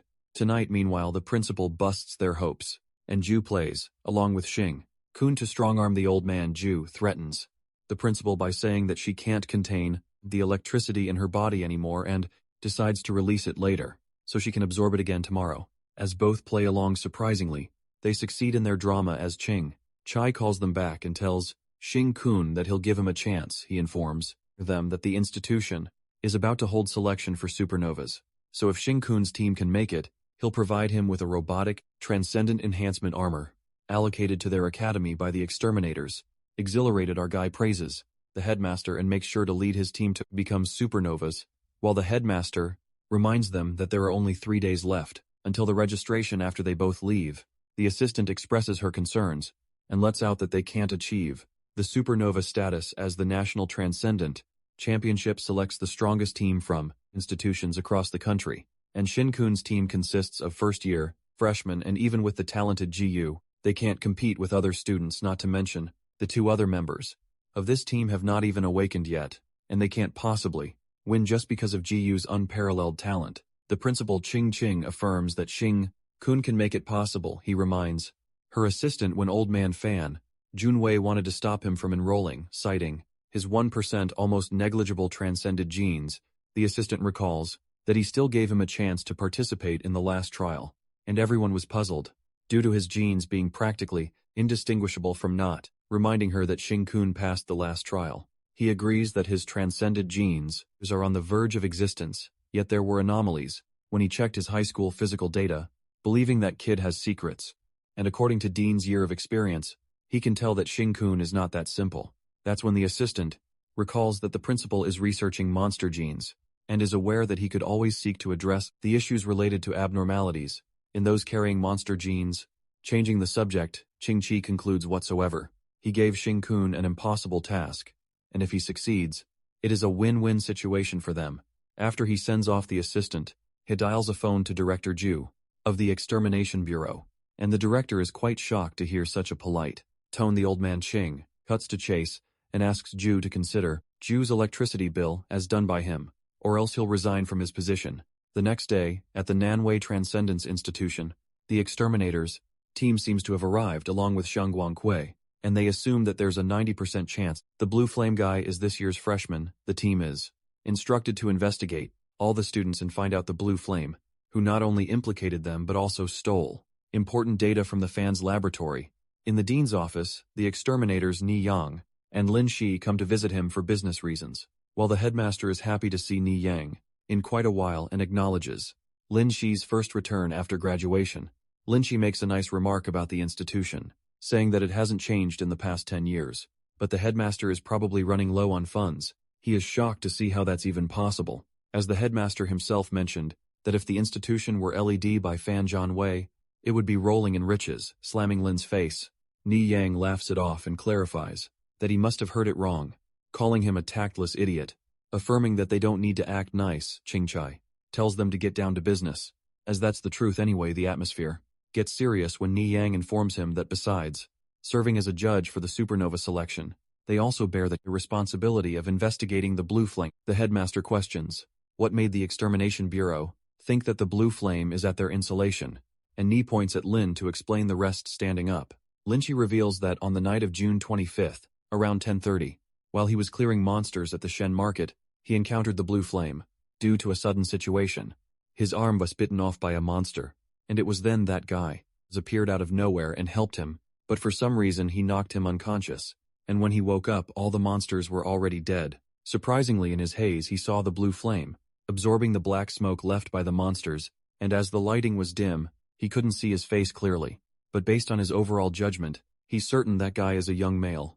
Lychee further adds the captain's speculations about the Blue Flame that he's a teenager who suddenly awakened a strong transcended power, someone mentally immature, impulsive, and seeking excitement. After that, Nia Yang asserts that they wouldn't be in a hurry if the situation hadn't worsened and spills the Blue Flame's recent pursuit of excitement that escalated significantly. According to fan family reports, the Blue Flame appeared and attacked one of their crucial laboratories, even stealing its vital fluids, and resulting in the death of all personnel within. Ni Yang speculates that he's getting more dangerous, so they must haste and apprehend him. Moreover, considering his age, he first appeared when the institution opened, and coincidentally, the institution was in Qingchu City at that time, so it's possible he might be a newly enrolled student. Pissed off, Linchi is determined to catch him and won't hesitate to knock him out himself. Judging by Lin's expression, the headmaster assumes that he's pretty certain that the Blue Flame is from this institution, And that's when Lin opens up ever since the day he knocked him unconscious. He felt a strange connection between them, confused if it's some bizarre transcendence resonating. From the bump on his forehead he has his remains. To be seen, Linchi is confident in what he's feeling, and sensed it the moment he entered the school that Blue Flame is here. Curious to find what connection they have soon after, Nia Yang sums it up that they must apprehend Blue Flame, clearing that the Extermination Bureau isn't just investigating the institution, but also all the new students will be checked, thoroughly seeming to have no problem with it. The headmaster informs them that it's the best time for them to check the students, as they're all currently training in the elemental field. On the contrary, in the elemental field, teacher Bao elucidates the different courses on element training, and the installation below here that establishes the cycle of the 5 elements. Under this installation, the students' transcended genes will become more active for those who have already awakened. It can accelerate their training progress. And for those who have not awakened, it can increase their probability of awakening. After that, the teacher instructs them to find suitable opponents for sparring, as combat is always the best way to enhance one's transcended genes. Giving the instruction, Bo then asks Xing Kun and Ji Yu to come with him, taking the chance as their leader, Xing Kun, is gone. The other guy comes to bully Zhao Xiang, calling him non-awakened rabble, and asking to be their practice partners. But Zhao refuses, and says he'll spar with Xiao Tao instead, since these guys are a bit lacking, so he might accidentally hurt them. Hearing this, the guy burst into laughter. He calls his other member to make fun of him, admitting the rabble do have stubborn mouths, planning to teach them a lesson in a friendly match. The guy hopping mad asks Joe how dare he snatch their resources, and warns him to spit it out obediently, wondering if their leader can protect them. On the other hand, teacher Bo clutches his head in concern about the dean, agreeing to their outrageous demands, and they take on the dean's absurd mission. He informs Sing Kun and Jiwoo that the headmaster has instructed him to help them as much as possible, so he's currently the mentor of their team. Considering himself unlucky, Bo shares his honest opinion, and lets out that their team doesn't even meet the minimum requirements for registering in the supernova selection, with the lowest criterion for the leader being 3-star rank transcendence power. Bo expresses that it's all thanks to Shangguan Kui. Otherwise, the standard would have been the same, and they wouldn't even have stood a chance. He then reveals that back in the day, Shang joined a team of second-year students. During her first year, and with her 2-star transcendence, she successfully overturned a 3-star examiner, and since then, the standard changed. While the teacher suggests they can join a second-year team like Guangwei, and clarifies that a low amount of transcended genes might lead them to be excluded, Shin-kun refuses, and affirms that he's fine with his current team. The teacher kind of makes fun of the team with 3 burdens, 2 non-awakeners, and 1 with 1% transcended genes. Suddenly our boy feels a strange sensation, and in an instant he identifies that the exterminator, whose arm he indirectly bit off, is here. Low-key freaking out, he presumes that it's a complete resonance between identical transcended genes, which means the exterminator can also sense him, not letting him discover Shing-kun by any chance. Our guy decides to wrap the transcended genes with his monster genes to block the connection between him and that exterminator. After that, the teacher is aware that the headmaster gave Shing-kun the starry sword, star chart, a technique that can be used even with small amounts of transcended genes. However, Bo Liang makes it clear that as his aptitude remains low, he can't practice the starry sword technique without the armor first, and without the chart, he can't manipulate elements based on it. Thus, he can't perform the technique, saying that it's like trying to make screws without a lathe. The teacher concludes that it can happen unless he can sense someone else's element and imitate them. In any case, he asks Jui to be the captain and instructs her to show her powers, with all she has making a cute face. Jui asks the teacher if she can use her full force, telling him to hold on as activation might take a while. Panicked, the teacher gets scared to see her dangerous expression and asks her to shoot the electricity towards the sky first. Meanwhile, the bullies are still troubling Zhao Xing and blabbering that their leader can't protect them. Suddenly, a huge strike of lightning erupts from Zhu towards the sky, making everyone shit their pants, and the bully immediately bows down in admiration, respecting Zhao Xing and preparing their resources to be favored by their leader at any time. Referring to Xing Xiao Tao and Xiao Sheng, are truly mesmerized by their sister-in-law Zhu's power, letting out that big energy. Zhu asks the teacher if it is acceptable, while Bo is lost for words, pondering she's a demoness, and it's crazy she can achieve this much by relying solely on her elemental outbursts, which leads him to a concern if she practices the star chart given by the dean, she will to become a human nuclear power plant at that point. At that moment, Secretary Yang calls out Bo Liang. And gee, you asks, Xing-kun if he's alright, to which our guy responds that the exterminators are here, gathering everyone in the ground. Nia Yang asks Lin Chi if he sends to that person yet, but Lin's certain that he's in the elemental ground, lets out that residents disappeared just now. However, Lin is adamant about finding him no matter what, and plans to smoke him out, using his metal transcendent abilities. The next scene takes us 2 months ago when Lin Chi arrives at a place that seems to be in ruins, and asks the guy from the exterminators team about the situation, seeing Lin's uniform, which looks like a captain from another district. The guy, mistaking him for the captain, reports to him that the vice captain successfully lured the monster into this rundown building, ensuring that it won't pose a threat to civilians. Just then, Lin Chi asks him to order his vice captain to evacuate, and the guy informs the vice captain through the radio that there are orders to evacuate immediately. As soon as he informs, Lin Chi, using his metal transcendent abilities, draws in iron around him, leaving that guy's jaw drop, as even the building rebars are being drawn. Given that he didn't seem to use much elemental power, manipulating 1,000 pounds of iron with just 30 grams of force, the guy from the exterminator team realizes that it's the highest realm of the Myriad Sword Star chart, Myriad Sword Strike, making that building collapse in an instant. Vice Captain Ni Young comes rushing out of the building, asking who the hell bombed him, freaking out. He shouts that even stabilized the monsters, and was giving rookies real-world practice, flashing out at Lin. Nye, not caring district captain he is, decides to make him pay for his actions. That's when Lin Chi salutes the vice captain, and introduces himself as a freshman and 25th graduate of the Nanwei Transcendence Institute, reporting for duty. While the two exterminators are left speechless, Nia shouts in disbelief that he's a newcomer, assigned to their branch, coming to the present scene, as Lin Chi seems to be using his destructive powers. Again, Nia Young gets pissed and advises him not to mess around, because if he destroys this 5-element formation, Plaza, they'll have to work their butts off for the next 20,000 years to repay the debt. Calling the vice captain stubborn, Lin lets out there are more than enough metals hidden inside the 5 elements formation. That's when he says the phrase, "Metal come forth," and several metal swords appear over the students' heads, making them scared, while the students panic and think that this exterminator takes them as monsters. Xing-kun realizes immediately that Lin can sense the metal element in his body, embedding his own metal elemental power in them, trying to sense him out forcefully. Suddenly our guy's transcended genes, which is the metal ability, start getting stirred up. Although his monster genes can suppress them, he wonders if we'll not be able to use the transcended genes as long as that shorty Lin is around, concluding that it's unavoidable. But then Xing-kun thinks there's a possibility he might have sensed someone else and not him.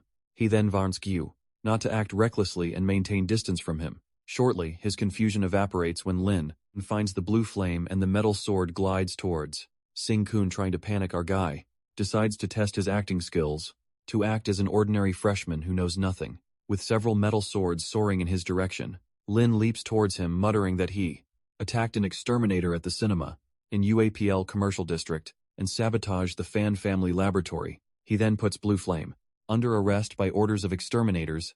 Upon hearing this, all the students are shocked to hear that the Blue Flame is Xing-kun, assuming the wanted Blue Flame is a fire attribute transcendent, but Xing-kun is a metal attribute. Meanwhile, our guy keeps panicking as the metal swords get closer, and he tries to reason that he has metal ability. Abruptly, our guy drops his act and discovers that he can clearly sense the movements of these elements, even see their structure, and surmises that he can imitate it with ease. As he recalls what Bo said about him using the sword technique, if he can sense and imitate someone's elements. Just then Shinken uses a bit of metal element and says the phrase Lin was saying earlier, making fun of his silly phrase and calling it an 8th grader syndrome who has grandiose delusions. Using the Celestial Star Strike sword technique, our guy stabilizes that metal sword in no time. While Bo Liang witnesses this and realizes it's a technique from the Myriad Star chart that can be used with small amounts of elements, he analyzes that Xing-kun was able to learn it after seeing Lin use it just like that, and speculates that it's not something he can learn by simply spectating. He doesn't even have a star chart. On the other hand, Nia Yang reminds Lin Chi that the Blue Flame guy has a fire attribute, and this guy, Xing-kun, has a metal attribute. But this guy Lin clung to his senses, certain that it couldn't be wrong, gets determined to prove that using fire doesn't mean he has a fire attribute. He elaborates that even a bit of skill, even one from the metal attribute, can create fire. just like him who uses extreme velocity, and his burning star ability, making the metal sword soar with high velocity that it ignites fire. Witnessing this, Bo Liang is amazed to see Lin ignite a single sword, while mastering the essence of the myriad sword star chart, believing that Lin's control has become even stronger after graduation. Getting suspicious, the teacher also ascertains that someone with metal attributes can indeed generate fire, suspecting that Xing-kun is really the wanted blue flame, and wonders if his identity as a new transcender is just a guise.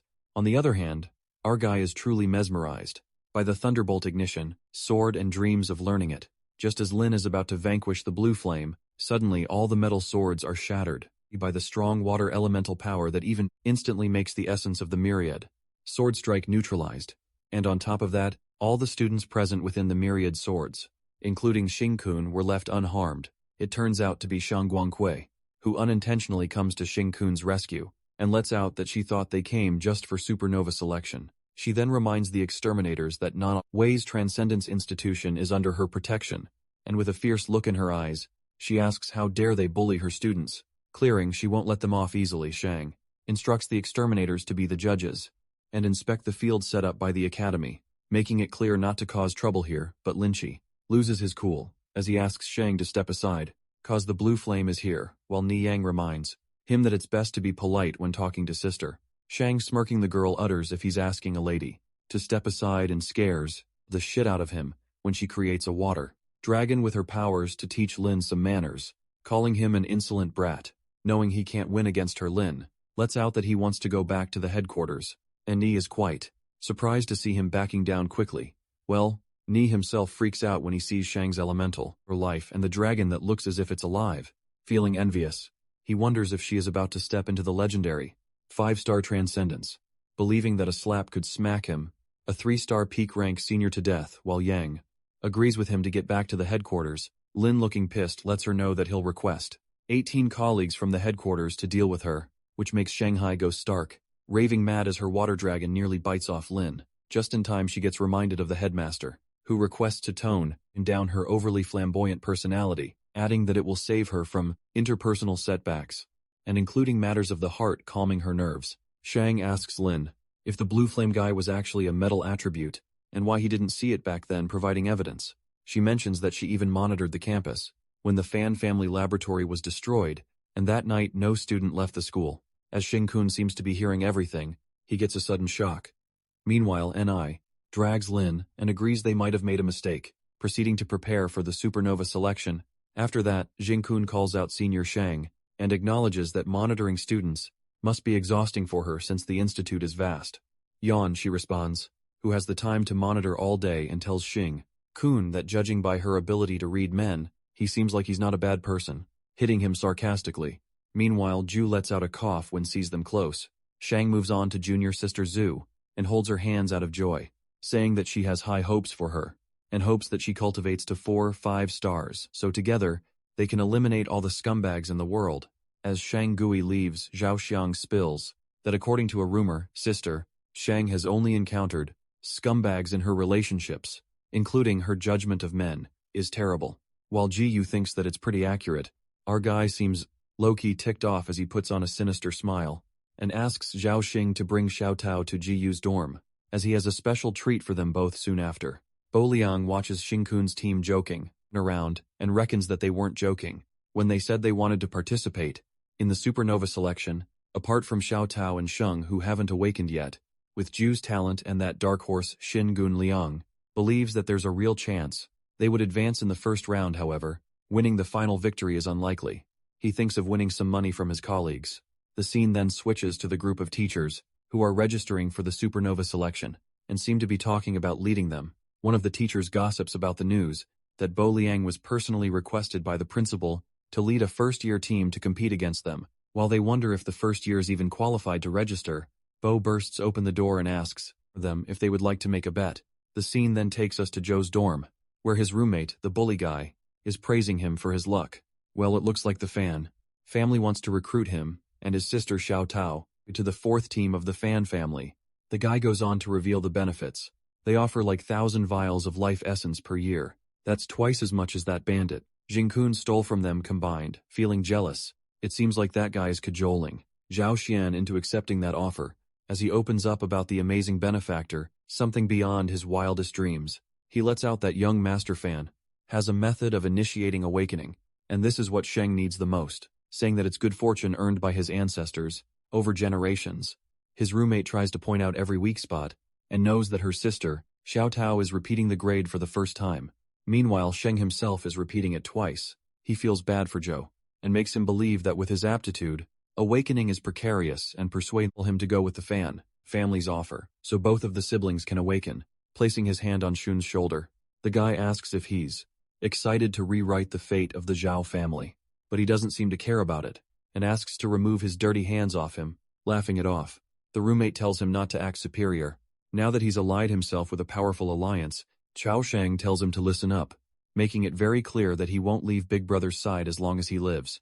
And even in death, he angrily jerks his hands away, and his roommate gets pissed as he grabs Zhao by his collar and asks if he can't see the bigger picture. Calling him a fool, he warns for him of the consequences of going against the Fan family, and believes that Jing Kun will be forced to grovel before the Fan family when he loses everything trying to shake Jiao's faith. He scares him by telling him that he'll be the most pitiful one, as he's losing the only chance to awaken, concluding that he will take the collateral damage and suffer retaliation. But Sheng doesn't back off, as he believes that the big brother is not as weak as he imagined, and clarifies that even if he is not an easy bully, so if he has the guts to mess with him, he'll admit defeat. If the guy manages to get him to say anything, he then hits his roommate right in the guts as he smashes right on his bed, and the guy gets pissed, warning Zhou not to be obstinate or else no one can guarantee what might happen while he's sound asleep, asking if he's prepared himself for a year without a peaceful night's sleep.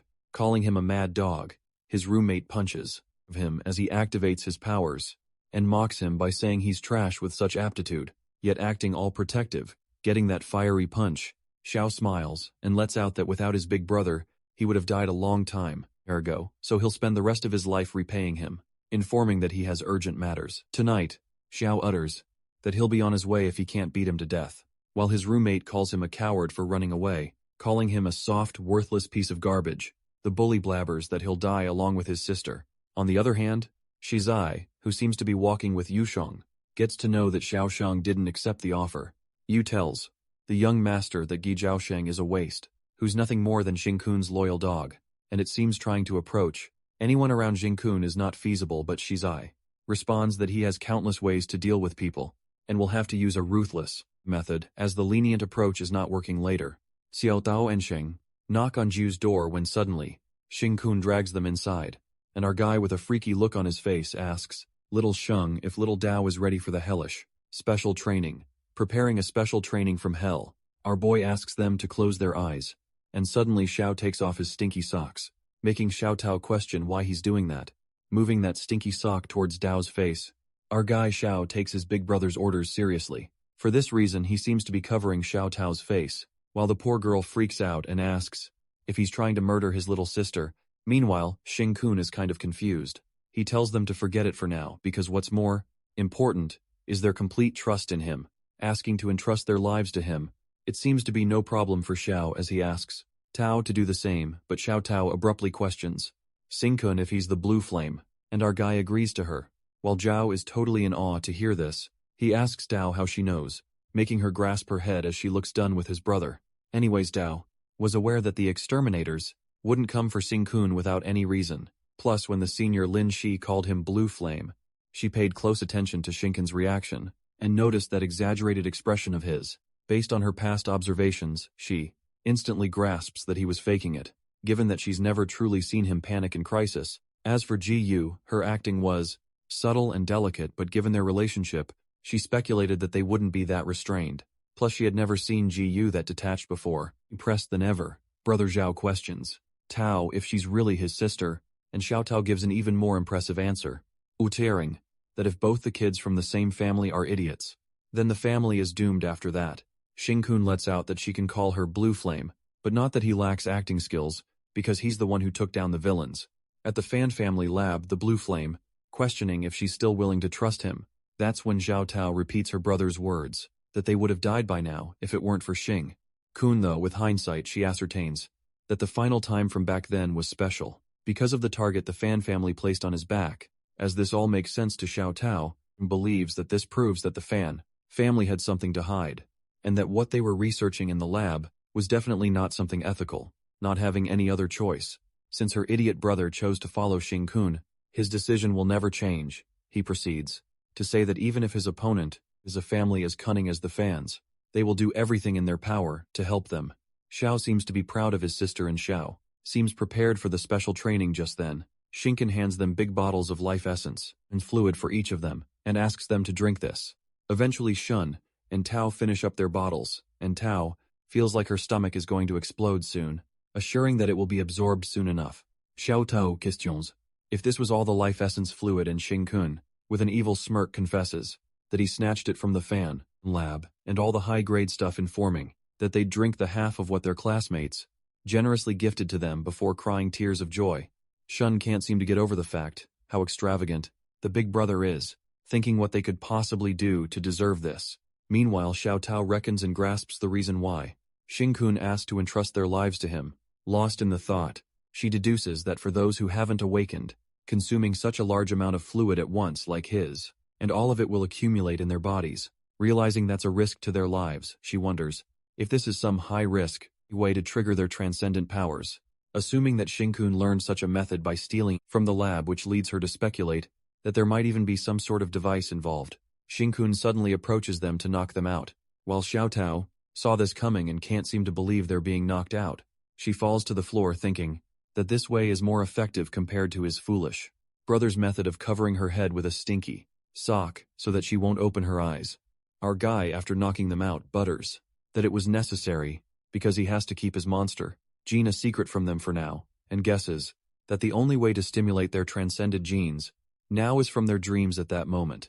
His left monster hand turns into many branches, and one of them is like an earth dragon's black teeth, wishing them a good dream from hell, piercing the tentacle in Xiao Tao and Sheng's neck, knowing that he can't be reckless with Jiu, as her transcended genes go berserk with just a little stimulation. But it's not the case with the siblings, so Xing-kun can be a bit more aggressive on them since they have fewer transcended genes. Meanwhile, our guy's monster genes attack their transcended genes. He plans to directly weave the monster gene into their transcendent gene chain. As for now, they both should be experiencing nightmares and fear from the depths of the soul. At the same time, their transcended genes will try to self-preserve and become active like never before. After that, we are taken to Xiao Dao's nightmare, where she wakes up with her hand covered in blood and encounters a monster bear with big fangs, making her think that her dream has changed. And it's even more revolting on the other side. Outside the door, Lin, she senses something off and becomes certain that something's off with Xing-kun. However, Lin is interrupted by his fellow mate, who decides to follow the vice captain's orders. To stick with him, joking, his team member asks if he was not planning to peek into their junior sister's shower. Intimated Lin lets out that Xing-kun's room is emitting a strange aura, believing that he's the blue flame. While his mate asks him if he's a dog, Lin Shi gets determined to expose Xing-kun's true colors during the supernova selection. Suddenly, their radio device beeps, and both exterminators are informed of the emergency notice, reporting that the North District Supply Station has been attacked, and calling all nearby exterminators for relief. Before Beauty, squad of exterminators seem to be at the location, and inform the other exterminators that most floors of the building are gone, and the smell of blood is strong. However, there's no trace of survivors from the traces. They've inferred a monster outbreak, but shockingly, there are no signs of the monsters themselves reporting to the headquarters. The team seems to be immediately launching an investigation to find survivors, and the headquarters warns them to stay vigilant, concluding that they haven't detected any major movement of monsters in the vicinity. After that, Captain Song assures the team that they're the super team who assisted Shangguan Kui in killing the Earth Dragon, so they can at least defend themselves no matter how strong the monster is. Assuring there are no monsters here, he gets confident in his transcendent hearing abilities when in a flash, he hears a strange sound emitting in the distance. Shocked, the guy wonders if the monster sensed something's return, and they seem to be coming closer too fast. Unable to keep up with the speed, the Transcender orders his team to get ready for battle, but the team gets baffled as they couldn't spot any monsters on the field. Frightened to death, the guy panics as he can hear the monsters just 10 meters away, and that's when an explosion occurs, and a blue flame emerges from underground, attacking the 4 Beauty squad. With his headphones falling to the ground, it cuts off the connection from the headquarters. As they ask for the situation seems to worsen and the headphones get crushed under the monster's feet. With some of the squad members being killed, they come to realize that the monster is invisible, and Captain Song instructs them all to unleash the dragon sealing formations in all directions to block the monster and prioritize their safety. While unleashing the seal, one of the member hands accidentally touches that blue flame. As soon as it touches, her arm is completely ripped, as she is unable to block it. Terrified, she assumes that this invisible monster is at least the 4th stage. With her arm gone and blood dripping like crazy, the girl Al May activates a mercury dragon trap eruption, with blood as a sacrifice, forming a blood prison cage. Witnessing this, the captain asks her to stop this, and affirms they just need to hold a bit longer, as the headquarters have already issued the notice to all nearby exterminators that will arrive soon. At that moment, Am calls out her team and lets out that her blood prison cage won't last long. She warns of them that the invisible monster is at its 4th stage, and too terrifying, adding they won't last until they're rescued. And even if someone comes to rescue, it may be a death sentence for them, saying that she can't hold for long. May apologizes to her fellow sisters and requests that they accompany her in this.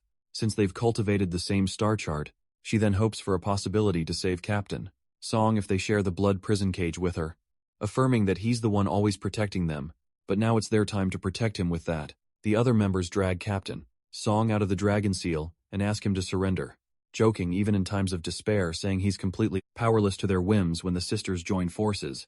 But Song freaks out and resists, reminding him he's the captain, and his member lets out that's exactly why he must stay alive, otherwise they all will die here. Throwing Captain Song out of the blood prison cage, they ask him to inform the headquarters about the monsters and call in experts, so that their comrades don't die in vain getting out. Song feels useless and thinks if we're stronger, he would have protected his squad as he plans to reach a safe place and inform the headquarters.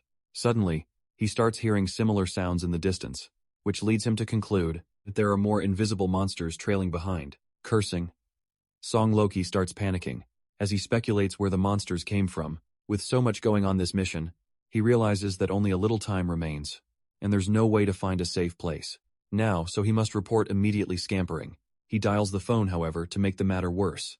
There's no mobile network, due to the elemental power in the air being so strong that it's affecting the signals. He then runs farther to get access to the signals, and at that moment he is spotted by the monsters, who seem to be coming their way at incredible speed. That's when Song tries to connect the network, and eventually as he gets access, he immediately reports to the headquarters not to send anyone below 4 stars, and there are at least 3 invisible monsters, all suspected to be 4th stage or higher. Just when the invisible monster is about to attack him, it seems like Song can go all now, even if it means death, as how he made the report, and with that he senses the opportunity for the awakening of elemental genes of the birth of life. However, to his surprise, the fastest to arrive after the report is none other than Shang Guankui, who saves him with her water ability and apologizes for being late. He then warns Shang about the monsters, but it appears they disappear, and Shang tells him they left. She regrets saying this, but the monsters' attack on him was just wanting a quick meal. Guankui further speculates that these monsters are afraid of wasting time and revealing their whereabouts, since they ignored her, adding that these terrifying monsters must have other important goals. The scene then switches to Shinken, who's turned into half-monster. He thinks that after humans adapted to transcendent powers, they believed they had control over monsters, and once again dominated the world.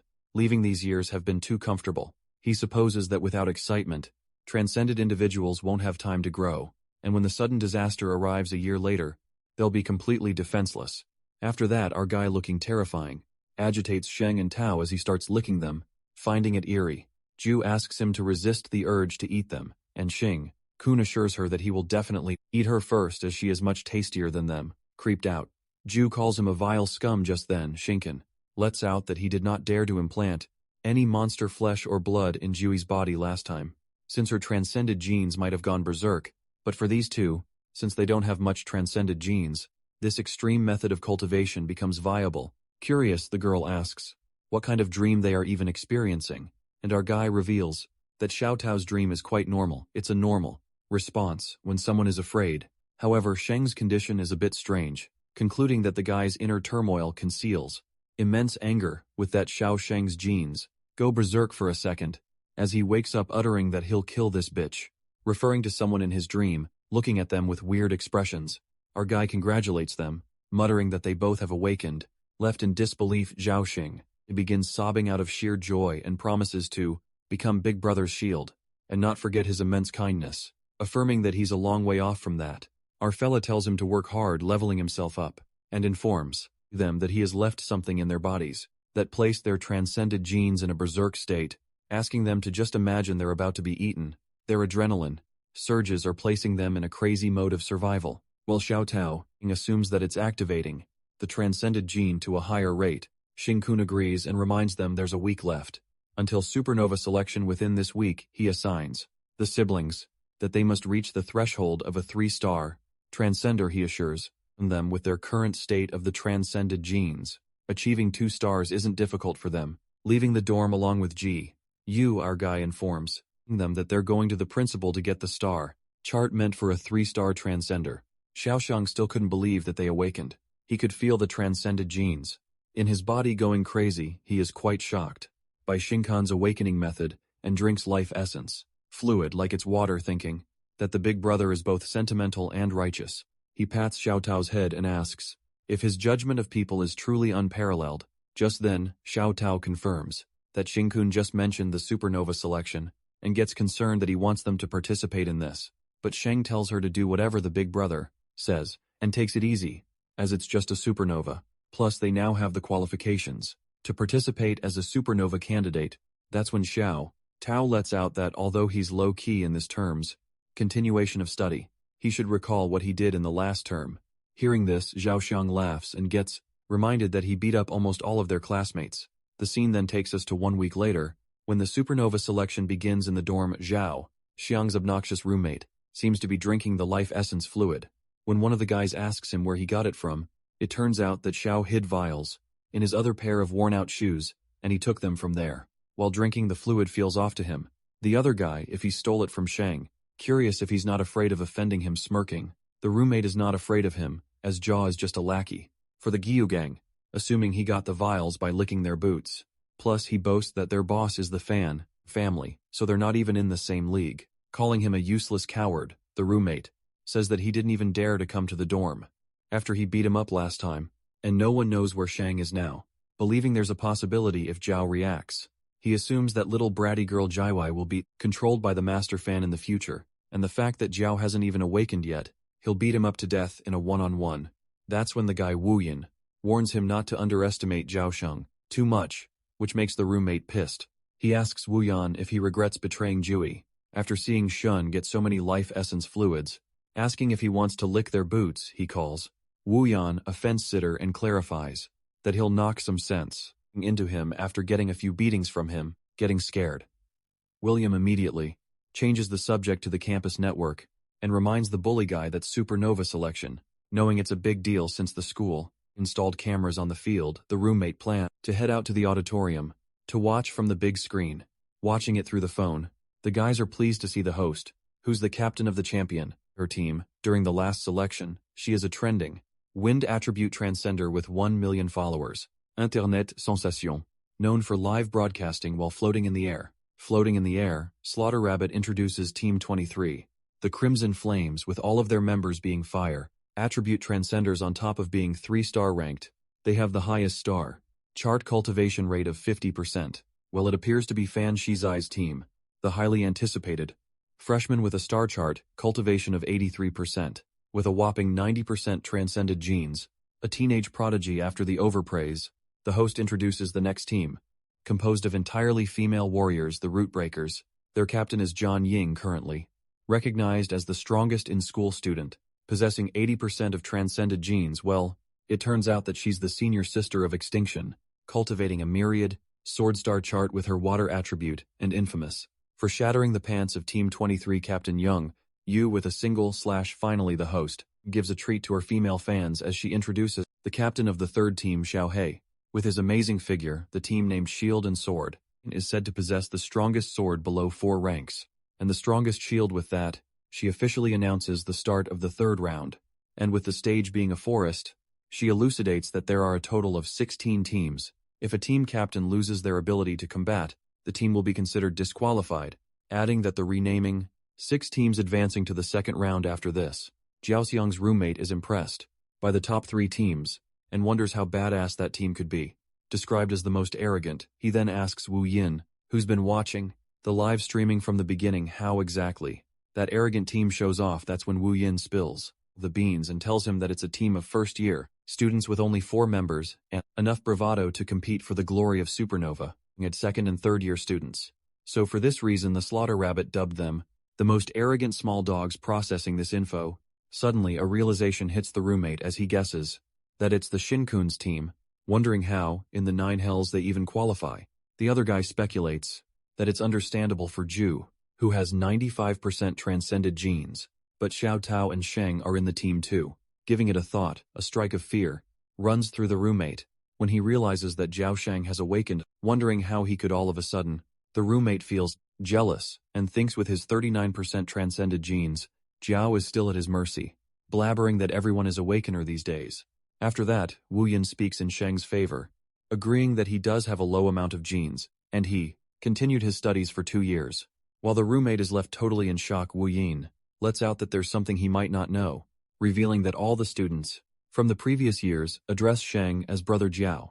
The scene then switches to the guy Ma Xiao, a second year and captain of Team Dark Horse Shooting Star, greeting Brother Jiao and Xiao Tao as they meet again. As Jiao gives an eccentric expression and Xiao Tao hides her face, Ma Xiao reminds him of the day when he left school after beating the crap out of almost all of his classmates, when they all got to know that Jiao Sheng was on the Supernova selection.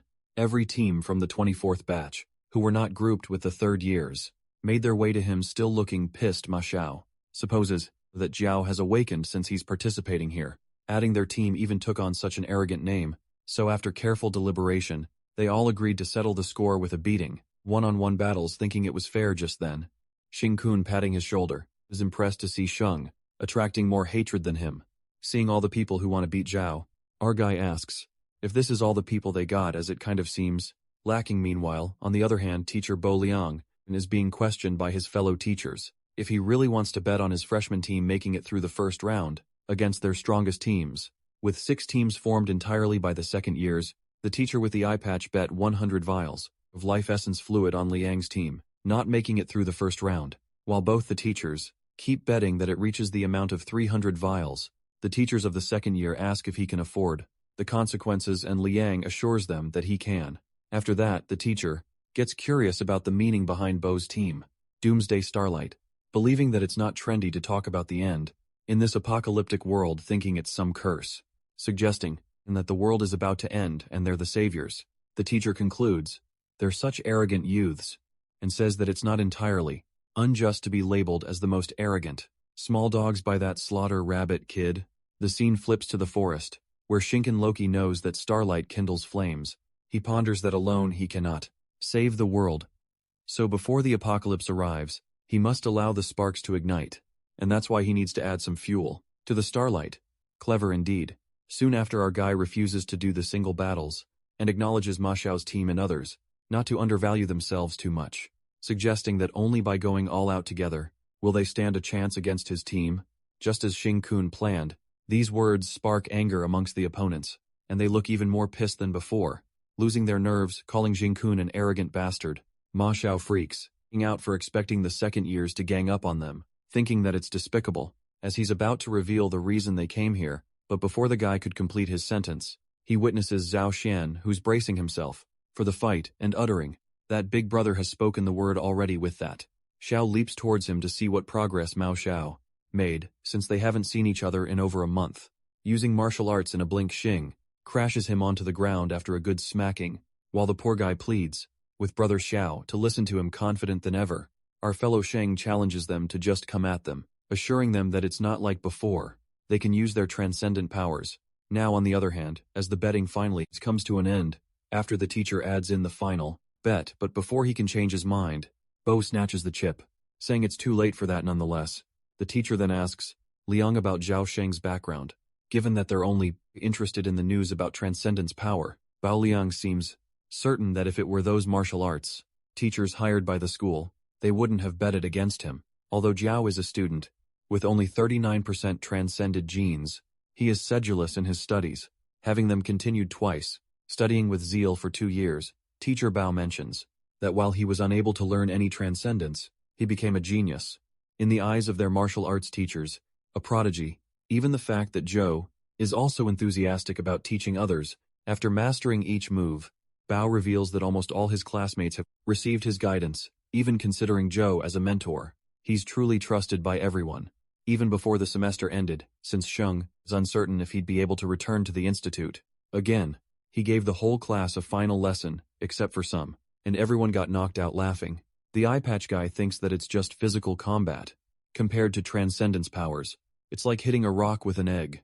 When Bo lets out that his student has recently awakened, the teacher becomes skeptical of Zhou's capabilities, awakening after 2 years with low potential. The eye patch teacher then asks, who else can live up to their standard, other than student Zhu, who won the genetic lottery, and Bo Liang, showing him a middle finger, asks if he should take this. Another bet disbelieved. The eye patch guy asks if he believes that his team will win against the second years and will secure him a place in the second round. He then makes a judgment on the students, getting weak with each passing year, except for the few naturally gifted, pointing out that the weak are delicate flowers, raised in the greenhouse, nothing but fuel for the strong, and concludes that Bo is simply destroying his team prematurely. The scene then switches to Mao Xiao, who clarifies that only came to welcome Zhao Xian, and we're curious to see who's worthy of being called big brother by him. But from what they've seen, it seems that Zhao has followed a fool, who's provoking them to gang up on his team.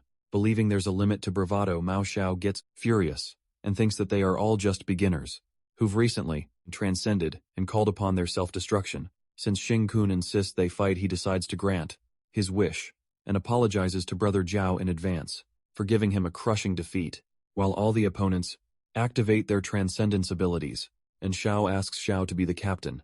He calls Ma Xiao Long an idiot, affirming that big brother is stronger than him. However, suddenly, a green transcended ability appears out of thin air and knocks out Captain Xiao. That's when the host rabbit announces that Captain Ma Xiao Long has lost consciousness briefly, according to rules, so their team, the Dark Horse Meteor, is eliminated. The Transcender with wind elemental ability effortlessly knocks out the captains of the teams as he moves at an incredible speed, thinking these second-year rookies are cute having fun.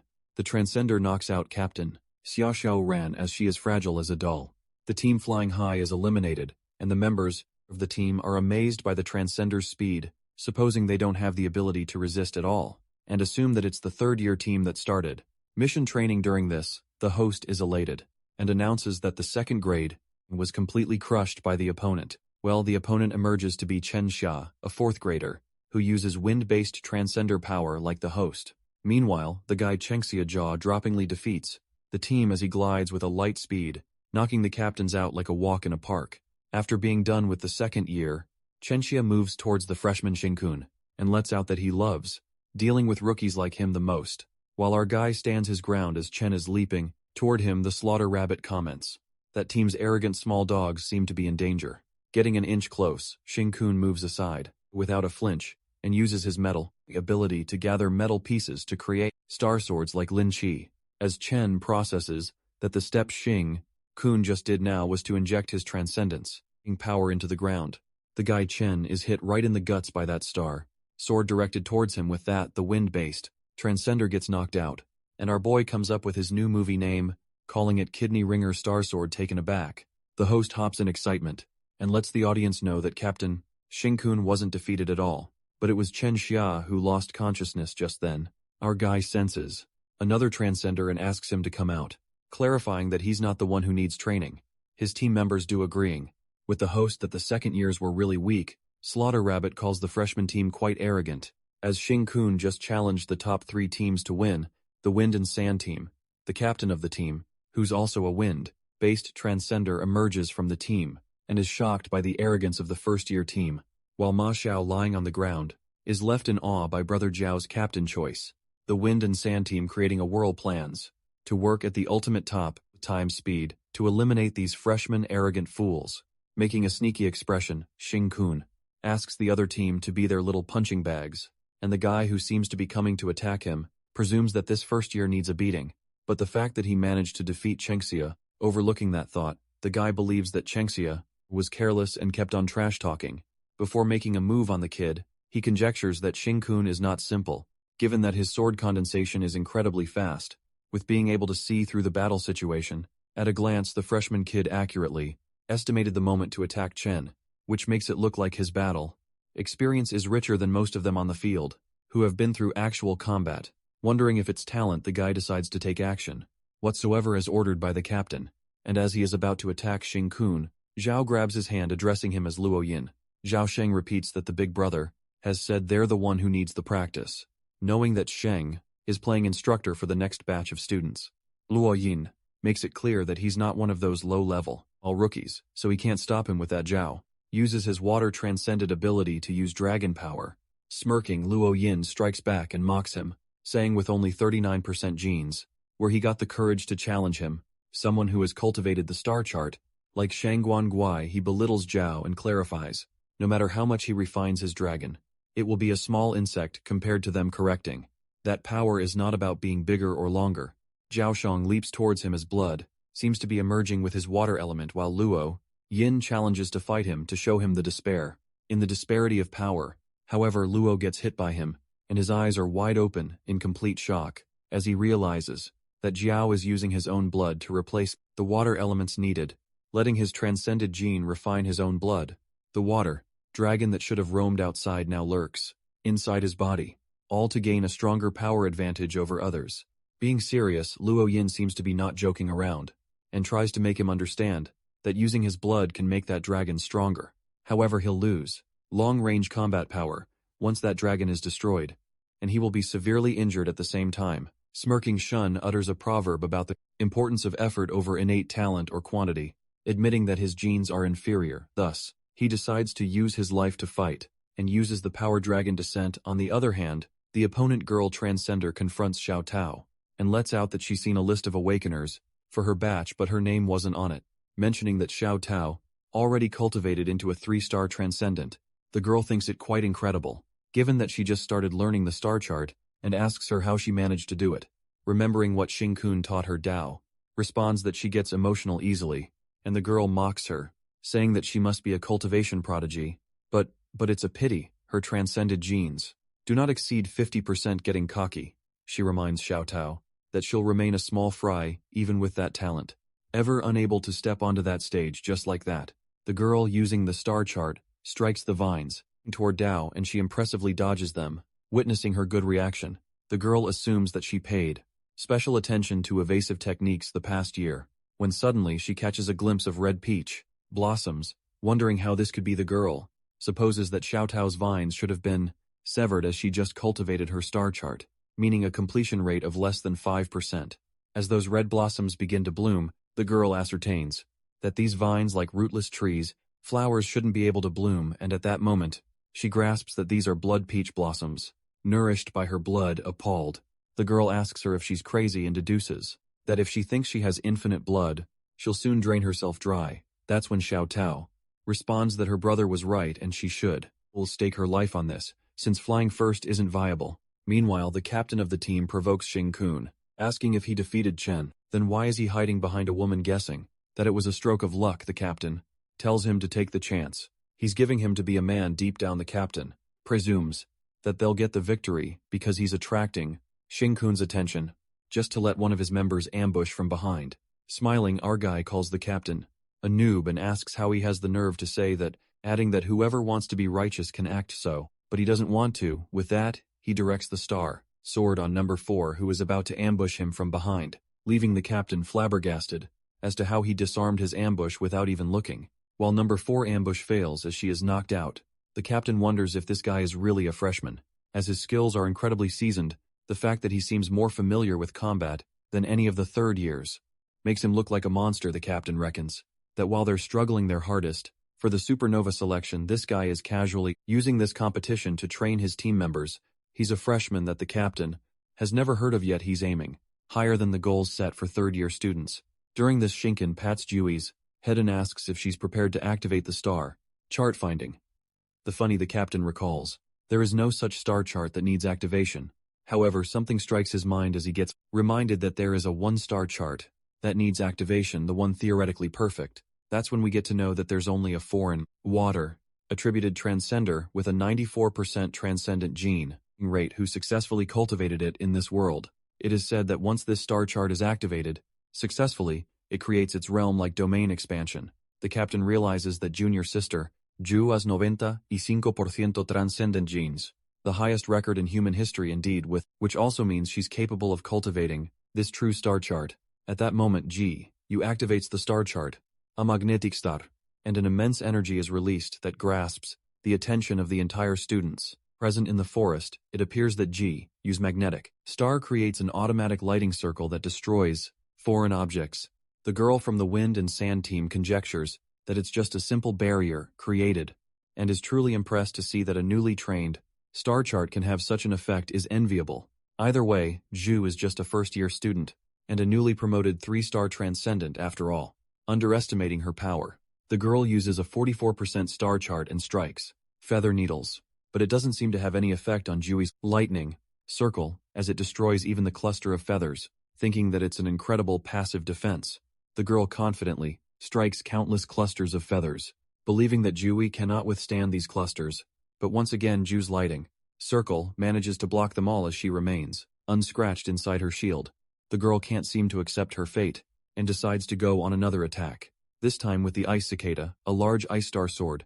To her surprise, that lightning circle destroyed that ice cicada in a flash. The girl is left stunned as to how much electricity she has stored within herself. Finding it absurd that Ju has been cultivating just for a few days, the girl is left to wonder, how can her transcended gene contain this much energy? Questioning herself is a difference between 95%er and the rest of them. Meanwhile, Ju calls out Xing Kun and asks him for help as she seems to have been stuck in the lighting circle. Suddenly, she leaks the energy that nearly gets past Xing Kun, or else has been toasted. Freaked out, our boy insists that she keep learning to control the magnetic star properly. While he saves himself from Ju's sudden outburst, he tells her to familiarize herself with the power and take those 2 guys next to her as her opponents, instructing them to defeat their captain. While she's at it, because that team took 6 rewards that belonged to them by defeating the team captain. After that, the girl asks the captain how they break through Jui's defense. The captain refuses and curates a clear plan to ignore the genetically aggressive junior and focus on taking down Shin Kun, the captain, to earn the reward by defeating the captain. With that, the girl spreads her wings and asks the captain to eliminate Xing Kun as quickly as possible. Our boy already anticipates that they are going to be eliminated earlier if they choose him, but the captain seems pretty confident that his end won't be any different from the junior brothers, who used to say the same. And at that moment, he uses his wind ability, flying sand, to create a whirlwind around him, while the girl strikes her feather needles. While it looks like they're winning, the captain calls Xing Kun a junior brother and decides to teach him a lesson by not giving him any chances to escape, warning him to be low-key in the future.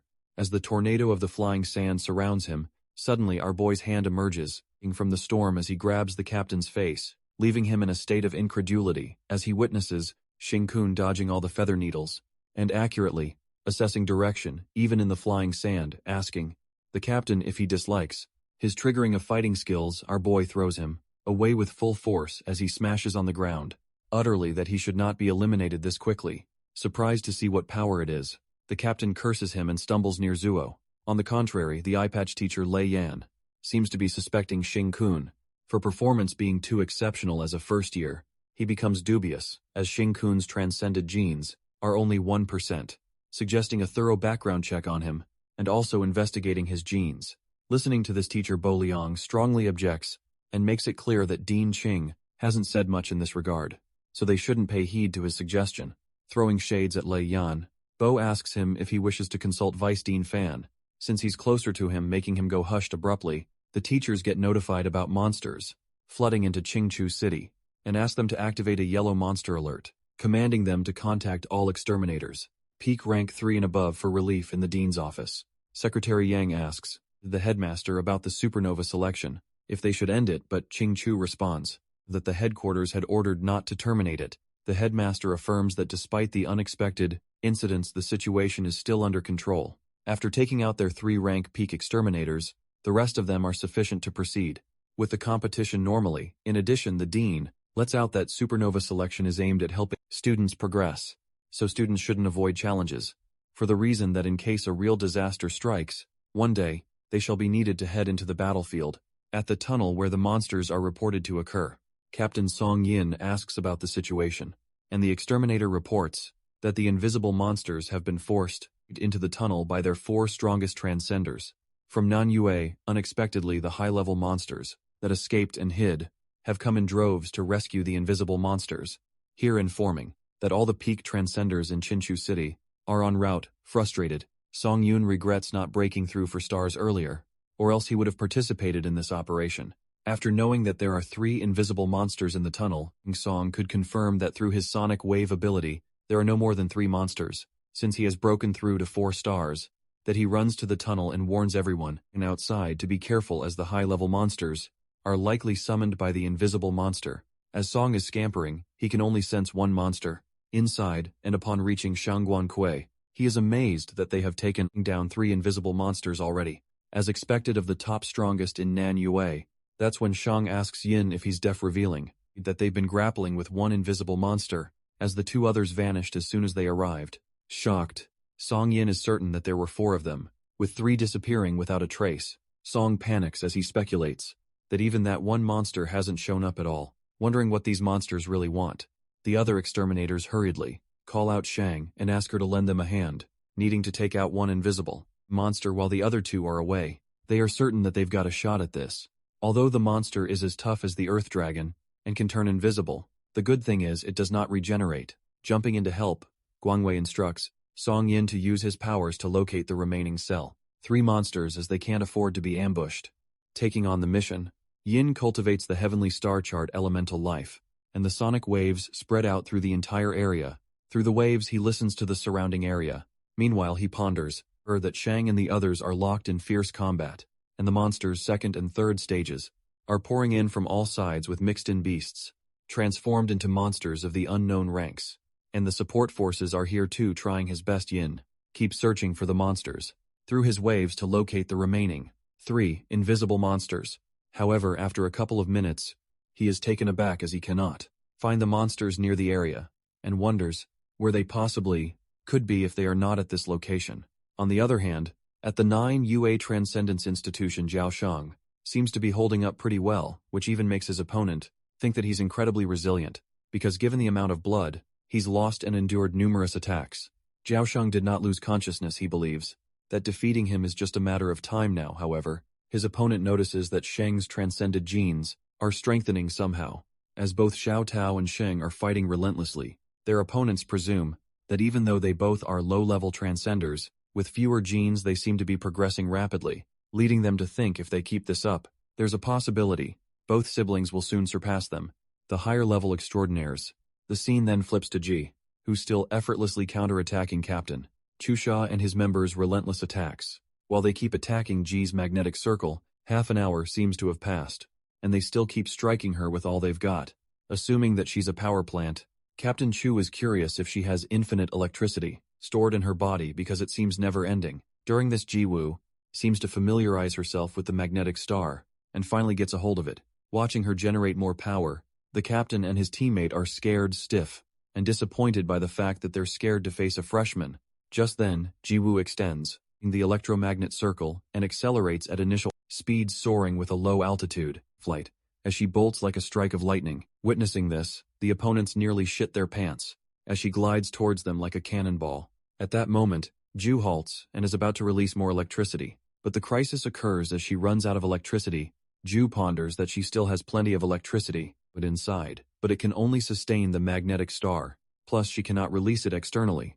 With that, her magnetic star disappears, and she finally lands on the ground, completely defenseless without her electricity. Well, now Captain Chu Sha has the perfect chance to deal with her, but the poor guy's plan ends before it even begins, when our boy Xing Kun knocks him out from behind. Poor Captain realizes that he's been ambushed by the brat. After this, the Slaughter Rabbit announces a surprising turn of events, revealing that Captain Chu Sha of the Wind and Sand team has been defeated, and Team Doomsday Starlight proceeds to the next round, along with the 6 remaining teams.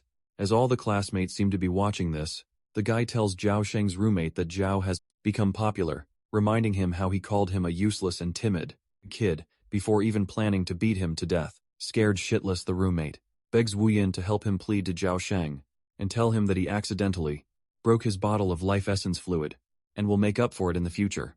After that, in the forest, it appears that Fan Shizai isn't happy with Xing-kun's victory, while the host announces that the second round has begun. It appears that in the second round, only one team will be victorious. The reward for the victors has been hidden somewhere in the arena, and the first team to find it will be the winners, adding they can also obtain clues by defeating their exterminators.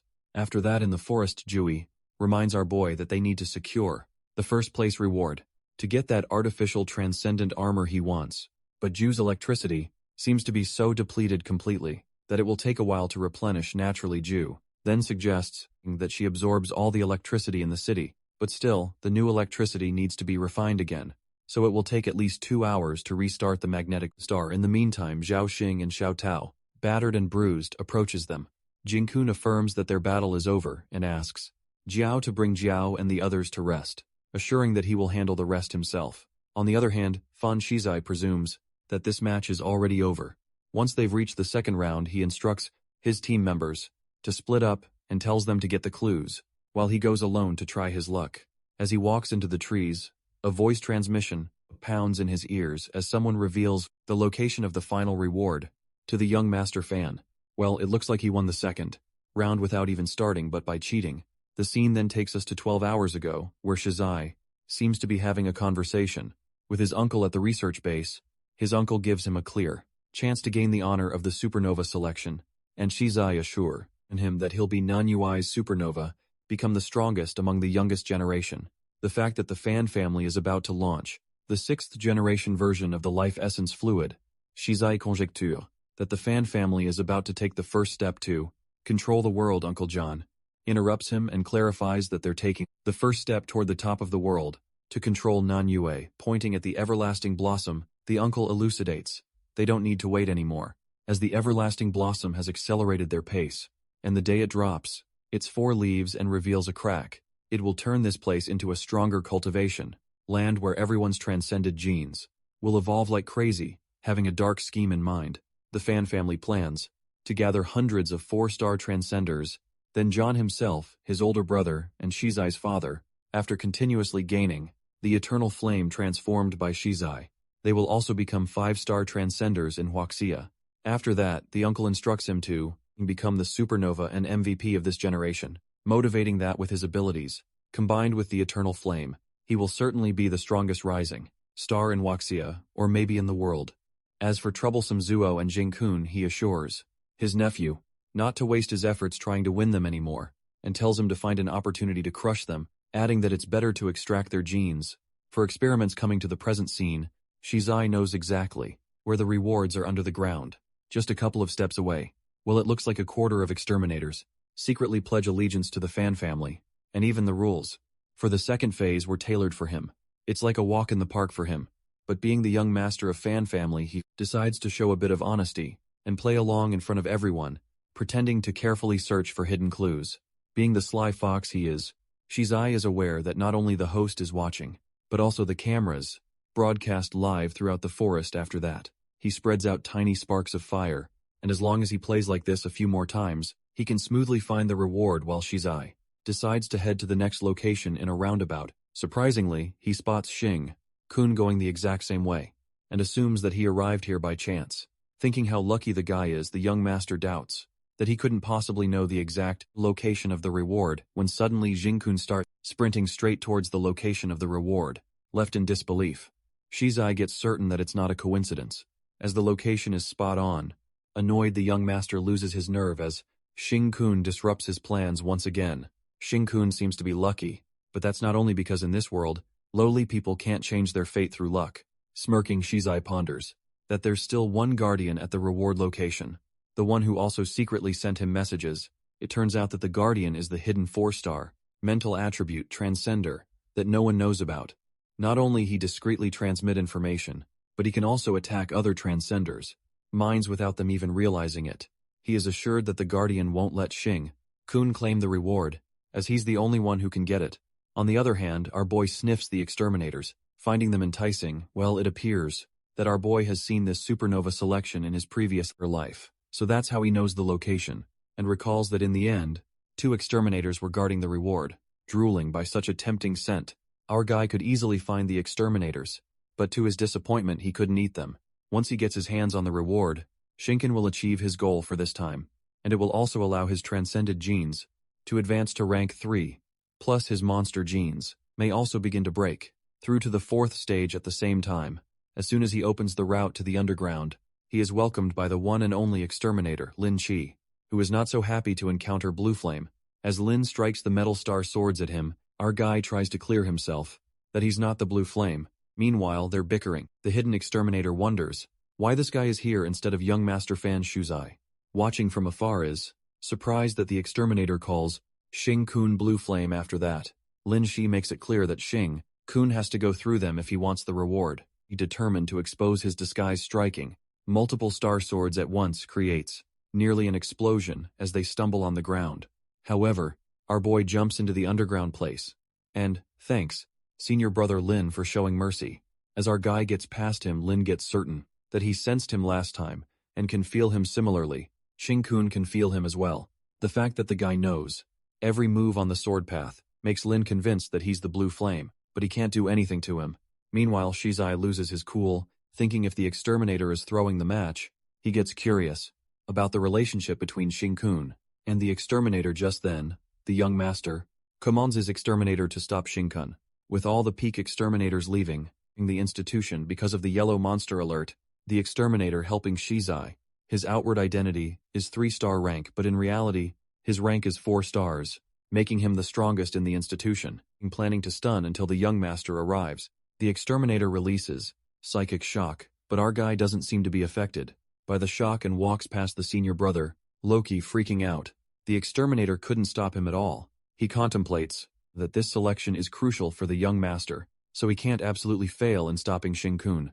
Not caring even if Lin Chi discovers that he's helping the young master, he plans to take on the possibility of shattering Xing Kun's mental state, but he can't worry about it too much. While Lin Chi seems to be affected by his psychic shock, the exterminator uses psychic explosion, but he is flabbergasted when he gets exposed to Xing Kun's mental state, wondering why it is so strong. Looking at the horrendous mental state of a monster, the exterminator himself backs down as his mental attack backfires, while our guy gets a clear path to his reward. But our guy isn't happy about unintentionally scaring that guy to death, and wonders how he can keep a low profile nonetheless. He decides to take the reward, which is a golden ball, the robotic transcendent enchantment armor. Achieving his goal, Xing Kun can start evolving now. However, suddenly, he senses something above him, and realizes that it's the aura of underground monsters. With the purpose of revealing the Legion being successful, our guy, using the armor, apologizes to the humans as saving the world is not his responsibility alone, concluding that their peace from today onwards ends now. Well, it appears that the invisible monsters have appeared in Manhwa institution where all the exterminators had left. On the contrary, Song Yin tries to track the monsters, and speculates that the path from which the 3 invisible monsters left, that tunnel direction, leads to Nanhua institution. As the realization hits him, a strike of terror runs through Yin, because they've been thinking that monsters were trapped in the tunnel, plus the invasion of monsters. This means that all the advanced forces in the institution were called in, and the fact the supernova selection is currently being held, putting all the freshmen in danger. If it's the latter, Yin, in a state of panic, concludes that it will be worse, and humans really underestimate the intelligence of these monsters. After that, Song rushes into the tunnels and informs the exterminators that this is a trap, screaming that all the 3 invisible monsters likely went to the institution, concluding that students are in grave danger, while he informs them that they need to send some people back immediately. The 4-rank exterminator, struggling to fight the monster, asks Yin if he's scared out of his wits. The guy thinks that Yin is overestimating these monsters a bit too much, guessing that he's trying to take advantage and run away. Poor Yin tries to reason with him when he's attacked by the monster, but is saved by the exterminator Kong, who asks the new 4-star guy Yin to be careful not to be ambushed by those returning monsters, or he won't be able to save him if that's the case. The 4-rank exterminator lets out that monsters are just products of failed human genetic mutations, losing their sanity in the process. He goes on to reveal that he participated in the battle to eliminate the world's strongest 5-stage monster back then, and one of his eyeballs was taken by it, emphasizing that the monster's intelligence can't be compared to an average human. Kong assures him not to overthink the situation, as if monsters were really as cunning as he described. Humans could never win against them. Not paying much heed to what Yin said, the 4-star exterminator asks him to send more people and wipe out all the nearby monsters, as he himself finds it troublesome to fight. The fourth stage monsters, adding a transcender below 4 stars, has no way to deal with it. On the other hand, in the forest, the low rank exterminators at the tower are guarding to prevent the monster tide from being attracted by the transcender's aura in the supernova selection battles, while they are talking about how the country has such good control of monsters that it's hard to see tides again at that moment. The invisible monsters suddenly attack them, making them vanish, with the blue flames as their bodies evaporate. As the invisible monsters annihilate everyone in sight, the exterminators from the other watchtower immediately report the exterminators about the unknown invasion from the south. With no trace of the enemy in sight, they warn everyone to head south except for the exterminators, protecting students at the arena. On the other hand, the Slaughter Rabbit broadcasts the results of the second phase of supernova selection that is beyond their imagination, as the reward is obtained by the Team Doomsday Starlight's captain, Xing Kun. As she's announcing the supernova, she catches a glimpse of blue flames emerging from the forest, and she also gets notified to head to the south. Looking at the flames, with no trace of the enemy in sight, she reckons that it's the same type of monsters the higher level exterminators are dealing with, that use invisible blue flames, speculating if it's a coincidence with that she sends Wind's Whisper to identify the monster, while the exterminators in the forest face the invisible blue flame monster that annihilates everything in its path. Slaughter Rabbit gets dubious, as according to the previous message, there were 3 fourth-stage invisible monsters, and the fact their people rushed to deal with them, yet these monsters intruded the academy. Taking immediate action, she announces there is an emergency situation and instructs all the students to leave the forest immediately and return to the institution for shelter, while all the exterminators are instructed to hold the fort at all costs, as they must not let the invisible forest escape the forest. Vice Captain Ni Yang commands the students to evacuate. During this slaughter, Rabbit asks Principal Ching to seal the forest. In the headmaster's office, Secretary Yang accentuates if they block the forest, there's a high chance the exterminators won't survive, reasoning that the Slaughter Rabbit is too young and inexperienced, so her words shouldn't be taken into account. However, the headmaster agrees with the Slaughter Rabbit's decision and heads out as an exterminator. No matter how strong or dangerous the monsters are, they will always step forward to clear them and protect the weak.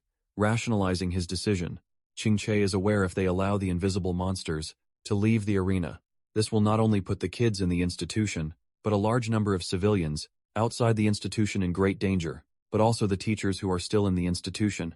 With that, the old man calls out all exterminators and commands them to hold down the arena. Using the wooden Enigma assault, all the trees in the forest come back to life, and the branches grab every student, throwing them out of the forest. While the students are pulled out of the forest, Shinkun stumbles onto Jiwo. Annoyed, she calls him a bastard scum, but the poor guy justifies that he was also thrown by the principal just like her. Shingen calls out the old man to ask why he's throwing people around and witnesses the forest that is now sealed by Principal Ching Chai, surmising that the situation is getting intense. Somehow, our guy is unable to smell how many exterminators are inside, guessing it's because his levels aren't too high, and overhears the students conversing that the top fighters in the institution went to the tunnel, but the monsters came here instead. Upon hearing this, Jinkun speculates that the top fighters were lured away, which leads him to think the intelligence of monsters has always been underestimated, and that's fatal. He then decides to go in there as soon as possible. Calling the headmaster a bastard, Captain Chushu loses his nerves as he denies that the principal got the wrong person. Being a future exterminator, Chu has been ready to fight ever since he entered this institution, and decides to force his way to join the fight. However, he is unable to break through the strong wooden branches. One of his team members volunteers to help, since she has practiced the same wooden astrological star chart as the principal, who even guided her before, believing she could crack open the pathway. After a moment, she cracks open the pathway using the star chart, and Captain Chu clarifies that he'll go in alone, and tells them not to get involved in this mess, as they are not strong enough. But the girl insists and lets out that she won't clear the way for him until he lets her in. Just like that, all the team members decide to go in with the captain later. The team route breakers approach them, asking Chusha to let them borrow the passage, but the captain mocks the ladies, thinking they shouldn't just come along for a ride, staring at him with killer intent.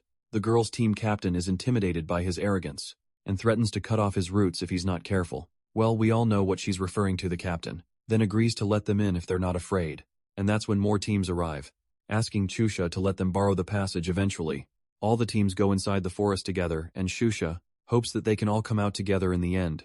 As Shinken watches them all going inside the forest, he plans to go in, but first, he needs to advance to the 3-star rank Transcendence. Using the artificial robotic device, he hopes that no one dies at least, until he arrives, and with that, he asks his team to head back inside the dorm without asking him any questions. On the other hand, the bribed exterminator discreetly calls Shizai to the corner and reveals that the monsters in the arena are extremely dangerous, insisting the young master come with him abruptly. Fan Shizai grabs the exterminator by the neck, banging him against a wall, and asks why he let Jinkun take the reward.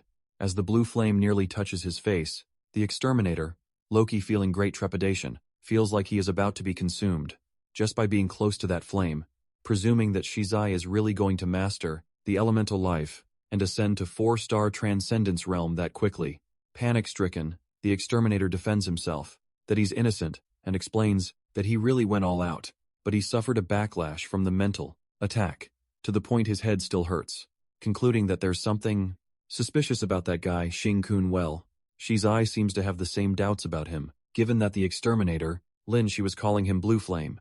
In the dorm, our guy asks Shing and the others to guard the door, instructing no one is allowed in going inside. Shing-kun is running out of time and ponders that he must swiftly ascend to 3-star Transcendence rank before entering the arena, needing to utilize the device to fill in the gaps in his transcended genes.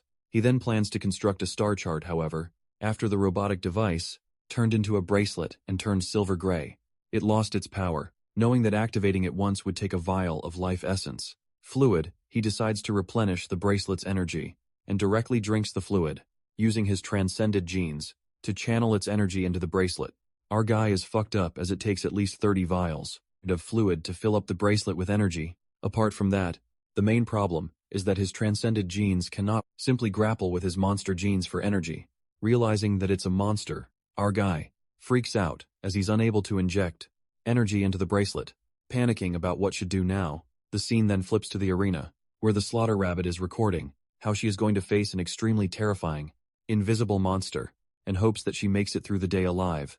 After that, she finds where the monster is, and as soon as she spots it, the invisible blue flame monster sneak attacks, crashing her to the ground after banging into the tree.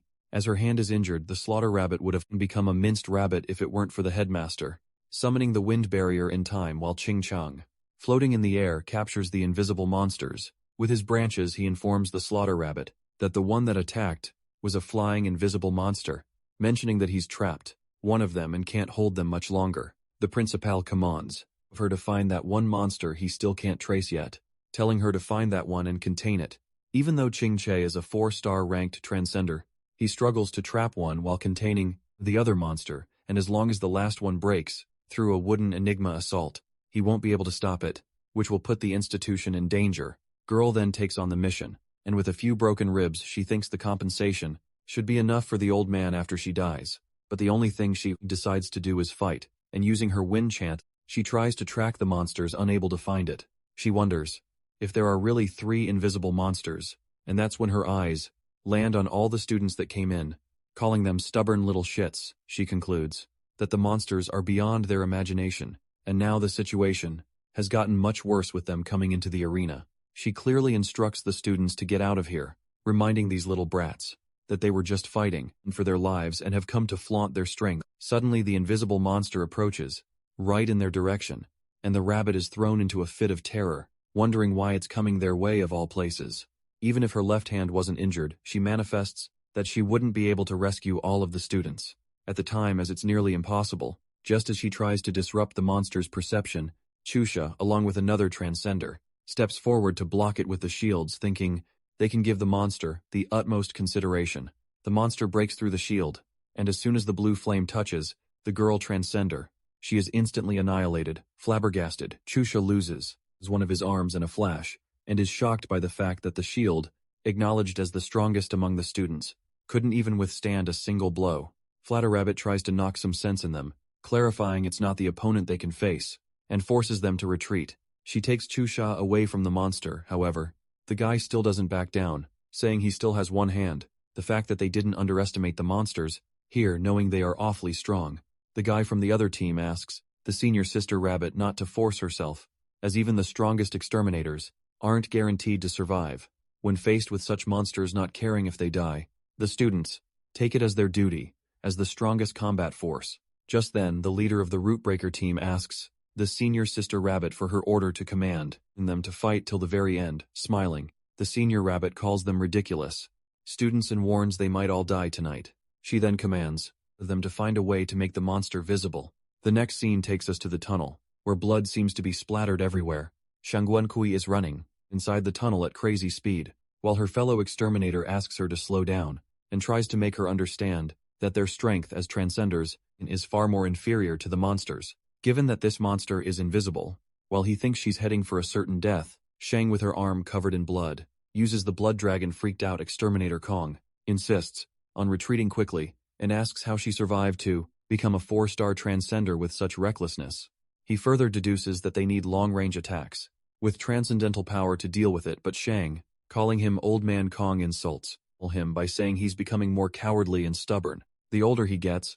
Finally believing in Song Yin's monster's conspiracy, Kong lets out that they can't risk the students. While Shang believes the students are their future, they can't split the group in half either, otherwise this monster might escape and devour the exterminators outside, suggesting they can only eliminate it quickly and rush back. As the monster starts to get visible, Shang reveals that she's injected blood into its body to prevent it from escaping, and once it becomes visible, it'll be just an ordinary 4-star monster. Just then, the monster becomes fully visible, and Guan Kui is left stunned when she peeks at the dinosaur-looking monster, wondering what creature would have evolved into this. Seeing all the recorded monsters, they never come across a monster like this, and instead, it looks like a triceratops.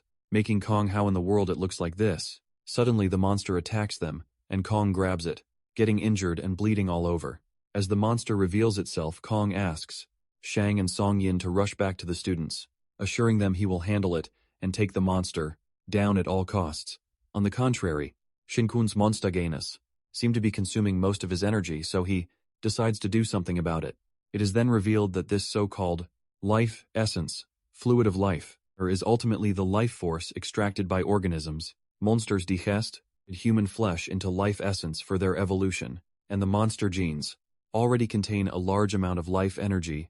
To sum it up, Shinken can't possibly stop his monster genes from seizing the life essence fluid, but he can single out one of them, and so it will stuff it into the artificial, superhuman mechanical device, and crush it, turning it into life energy, and inject it inside. To his surprise, it works. As the device gets started, feeling a different sensation than before, our guy decides to ignore it as long as it works. With that robotic hand now activated, it can convert the familiar transcended genes and simulate them, thus assisting him in star chart cultivation. Already being familiar with the star chart, our guy will be equivalent to reach the level of a 3-star transcender if he manages to activate the artificial transcendence. Accomplishing this, Shinken then moves on to using 3-star transcendence. As the Koran evolves, that's when he accelerates the digestion of the last bit of genetic powers, and his monster's genes get berserk as he transforms. Shinken commands that he's the master of all his monster's genes, uttering that rebellion results in death. Using his monster gene to turn it into life energy, our boy turns into a 4th-stage monster. The scene then flips back to the arena, where most of the students have sustained injuries, but it finally brings some results, as the invisible monster is temporarily bound by them, only having one chance to wipe out this invisible monster. The guy transcender uses the divine sword star chart. Ignoring endurance, he decides to go all in and let this disruption be his life's strongest. He uses his powers to the extent that even his arm rips apart. Just then, the Rootbreaker captain uses the myriad sword star chart, striking 1,000 crimson swords. Witnessing this, the slaughter rabbit is taken aback by the students' willingness to risk their lives for that burst of power. Despite being mere students, she assumes that it would at least penetrate the monster and make it possible. This way, even if they all die, they can still pinpoint the location for the principal and help him trap it. However, to make things worse, the monster is completely unharmed by the star chart attacks. In the end, even after they gave it their all, they can't even stop its footsteps. In the state of hysteria, the senior sister rabbit realizes that there's no way they could escape, and it's terrifying to think where this monster came from, going unnoticed by humans all this time. Thinking it's absurd, just when they thought that they had stabilized the situation and didn't need to fear the monster anymore, she concludes that arrogance does come with a painful price. presuming that it's already too late to do something now. She anticipates that the students behind her still might have a chance, as long as she self-destructs before dying. Using her wind attribute, she commands to blow away the students as far as possible, and give them a glimmer of hope for survival. Using her powers to a full extent, she apologizes to his little brother for going first as she prepares to die. Suddenly her scalp feels tighter, and feels like the god of fate is dragging her, trying to pull out of this dark abyss. Well, it's not God. It turns out to be our boy Shinkun who pulls the floating rabbit to the ground by grabbing her braids.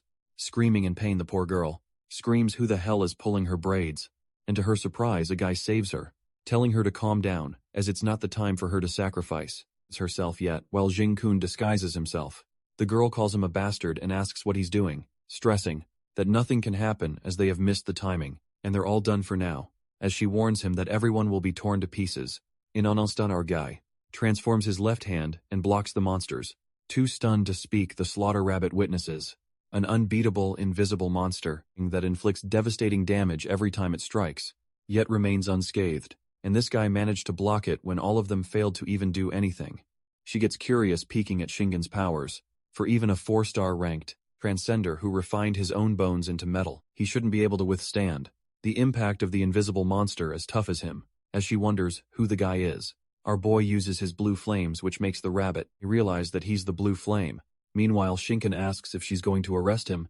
Slaughter Rabbit is certain that it's him, the one who destroyed the Fan family laboratory, is massacred all 48 inches, the lab, the wanted criminal. Our guy asks her to hasten up and get her people out of here if she doesn't want to get eaten by him, making it clear not to get in his way with that. He sends her away while she's floating, and she comes to a stop, where the other students are. Just then, the monster's appearance finally gets revealed with the help of Shinkan's blue flames, and the students are terrified, as they've never seen a monster like this before, adding it's more terrifying in its visible form. While our guy deals with the giant triceratops-looking monster, the senior sister rabbit commands the students to leave, and they've done everything they could, so even if they stay, they'll be of no value but death. The students then carry their classmates, who have lost their combat abilities and are injured. They begin gossiping about the criminal blue flame, but the slaughter rabbit lets out she doesn't need to know who this blue flame is. The fact is he saved their life, and is now facing the monster alone.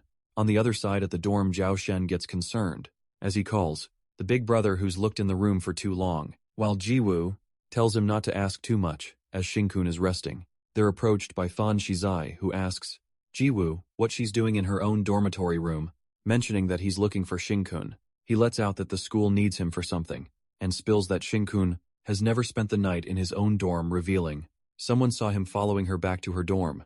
He then asks her to call him out. Jiu informs him that Shinkun is resting, asking him the matter dubious. Shizai wonders if he can still sleep at this hour, accentuating the Academy's reactions to the method by which this supernova received the final reward, clarifying that Shingen needs to be questioned in person. Shizai kind of threatens that the Academy will consider canceling his qualification and securing the artificial extraordinary device. The exterminator with Shizai asks Jiu to cooperate with them as per students' obligations, assuring that they just need Kun to show up and answer some questions. In addition, the exterminator asks if he's sleepy because he was injured during the competition, suggesting to assign someone to treat him. As Xiao Tao hides behind her brother, after saying they've never seen this so-called representative of the Academy. Jiu makes it clear if there are any objections regarding the grades, Dean will explain himself and warn them if anyone dares to disturb Shinkan's sleep, she'll make them disabled at that moment. Outside the dormitory, the students create mayhem when they get to know about the people who went in the Dean's wooden Enigma assault and came back with heavy casualties. Quickly go to help them, while some are gossiping about the blue flame appearing on the field, the wanted criminal. As soon as Shizai hears this, he lets out that the Dean is risking his life for them, so they shouldn't trouble him with such logistical work. Giving Zhu a suspicious glare, he thinks that she insists on guarding the door and obstructing it in every possible way, assuming that it's strange. Tension rises between them when Jui is ready to attack him with her electricity, and Shizai decides to call Shinkun by himself, as he also casts his firepower, saying not to blame him if she gets hurt. On the contrary, Slaughter Rabbit, who's still inside the arena, is lost in the thought about who this blue flame really is, wondering if he was a thief who stole the Fan family's research materials, a ruthless killer who annihilated unarmed researchers, or a rascal who pulled her braid. But the thing that confuses her is why would such a wanton criminal come to fight here and would gain nothing but death? No matter what she thinks about it, it's unreasonable. Regardless of who he is, she stumbles upon a conclusion and thinks that he saved her and her students. So it's only right. She assists him and gives it her all. At the very least, she can help him deflect the monster's flame. Just then, using the Wind Dragon star chart, she releases a wind howl and witnesses Shinken dodging the monster's flame and ripping its face, making her go slack, jawed as she gapes with bewilderment. The rabbit becomes certain that he's a 4-star transcender, and with an impressive burst of power, he can unleash blue flames just like the monsters. With his left hand covered in a layer of black armor, which is actually mutated, the girl wonders how fire elemental energy condenses into black armor. She notices that his fighting style completely differs from that of a transcender, given that he engages in close quarters combat with the monsters, and the fact that he tore the monster's face with bare hands makes it clear that it's something else. Along with his physical strength at that moment, Shin-kun spots her and asks why she hasn't left yet, believing he could use her as bait. If she's here to cause trouble, the slaughter rabbit mumbles that it's a given, that no student is here to cause trouble, and she will handle it just fine if she only has to worry about protecting herself.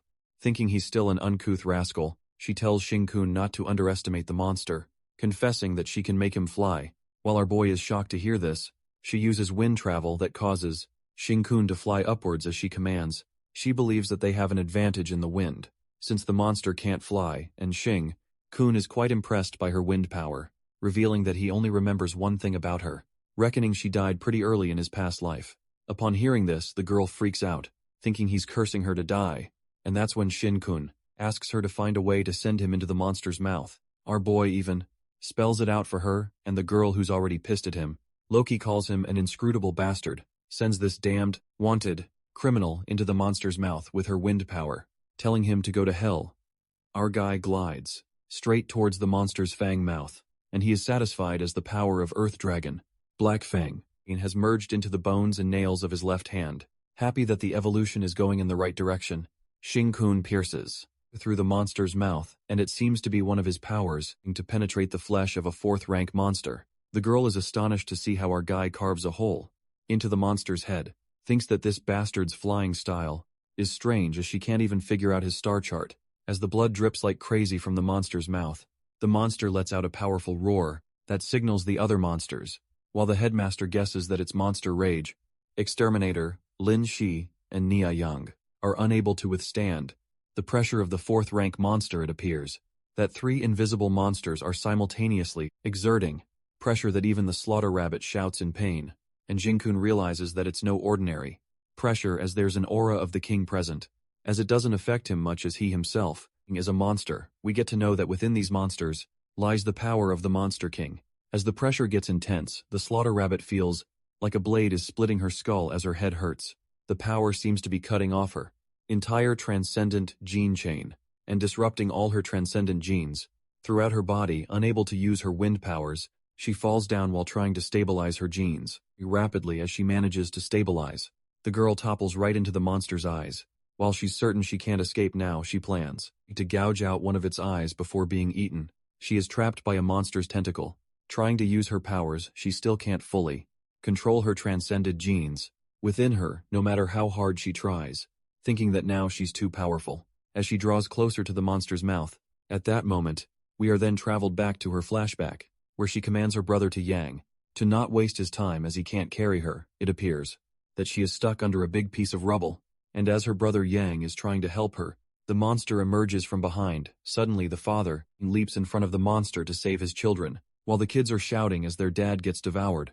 Coming to the present scene, now she is also getting eaten by the monster, and while she misses her dad for the last time, our boy comes to the rescue just in time, calling him a bastard, even though he just saved her. Girl asks what he's trying to prove and tells him to get away, or else he'll get eaten too. Our guy responds, why does she care who's trying to prove something here? And lets out that she's plump and juicy, so she's going to make a good bait, throwing her away like a slingshot.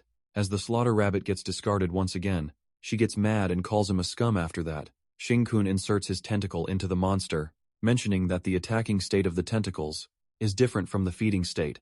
As of now, his tentacles have inserted the monster's entire esophagus, and with his tentacles being tougher, it seems to begin to intimidate the monster.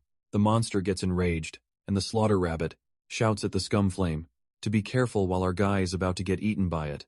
Just as the monster chews his tentacle, Shing-kun makes a clever move and uses the power of black teeth.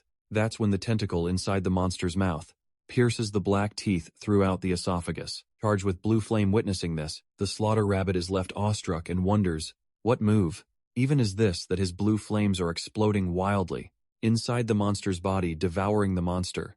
Our guy can't wait to taste the Lord Monster, however.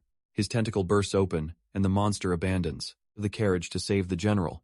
In order to absorb the monster completely, Shin-kun thinks of defeating it completely, and in that case, he'll have to liberate all 4 stage abilities with mutation, but again interrupted by the annoying rabbit girl who is here to help him. Smacking her face, Shin-kun asks why is so stubborn and tells her to stop getting in his way. As he pushes her away, the girl gets reminded of his father who pats in her head and tells her to go while she's crying. Her eyes out, zoned out, the rabbit girl calls Shin-kun daddy, saying that he must stay alive, while our guy gives a weird-ass expression and says, okay. The girl snaps out of it and realizes that she has embarrassed herself, turning red in utter embarrassment. She gets out of there instantly ashamed. She asks Jin-kun to stop those reckless young students if they come again. Meanwhile, our guy gets awkward and is deeply hurt as she calls him daddy. The slaughter rabbit feels like dying of embarrassment and blushing hard. He thinks that this little rabbit streamer might be in love now after that. The scene takes us to before Shizai and Ju scuffle, where the exterminator asks the young master to get out of the institution. Singsi Principal King Chai's wooden enigma assault won't hold for much longer, so if the monsters rush in, no one in the academy will survive, but Shizai waits a little longer so that he could confirm Shin-kun's identity to help his uncle. He ponders that if he turns out to be the blue flame, then it will get much easier, because the Fan family needs the transcended gene chain of Shin-kun the blue flame. He adds that if his uncle can decrypt his genes, he'll be able to help Shizai break through the 90% gene transcendence limit, then allowing it to undergo a qualitative change. Nonetheless, he thinks that having over 90% transcended genes is nothing, since he has already obtained the blue flame.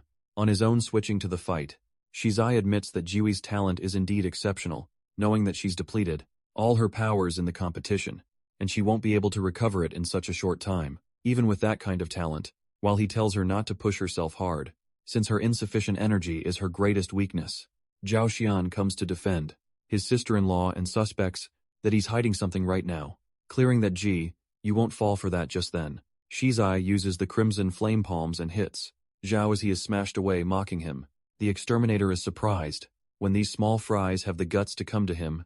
Both Shu Tao and Sheng are banged onto the floor by that big flaming palm. After that, Shizai lets out that Yu can absorb elements of electricity from the air, and even be able to cause a major blackout in the non-UA district, but with his flaming palm and trapping both of them here, she won't get access to the lighting element to her need for air right now, concluding that she'll be like a drowning woman, unable to breathe. Without power, she won't be able to stop him.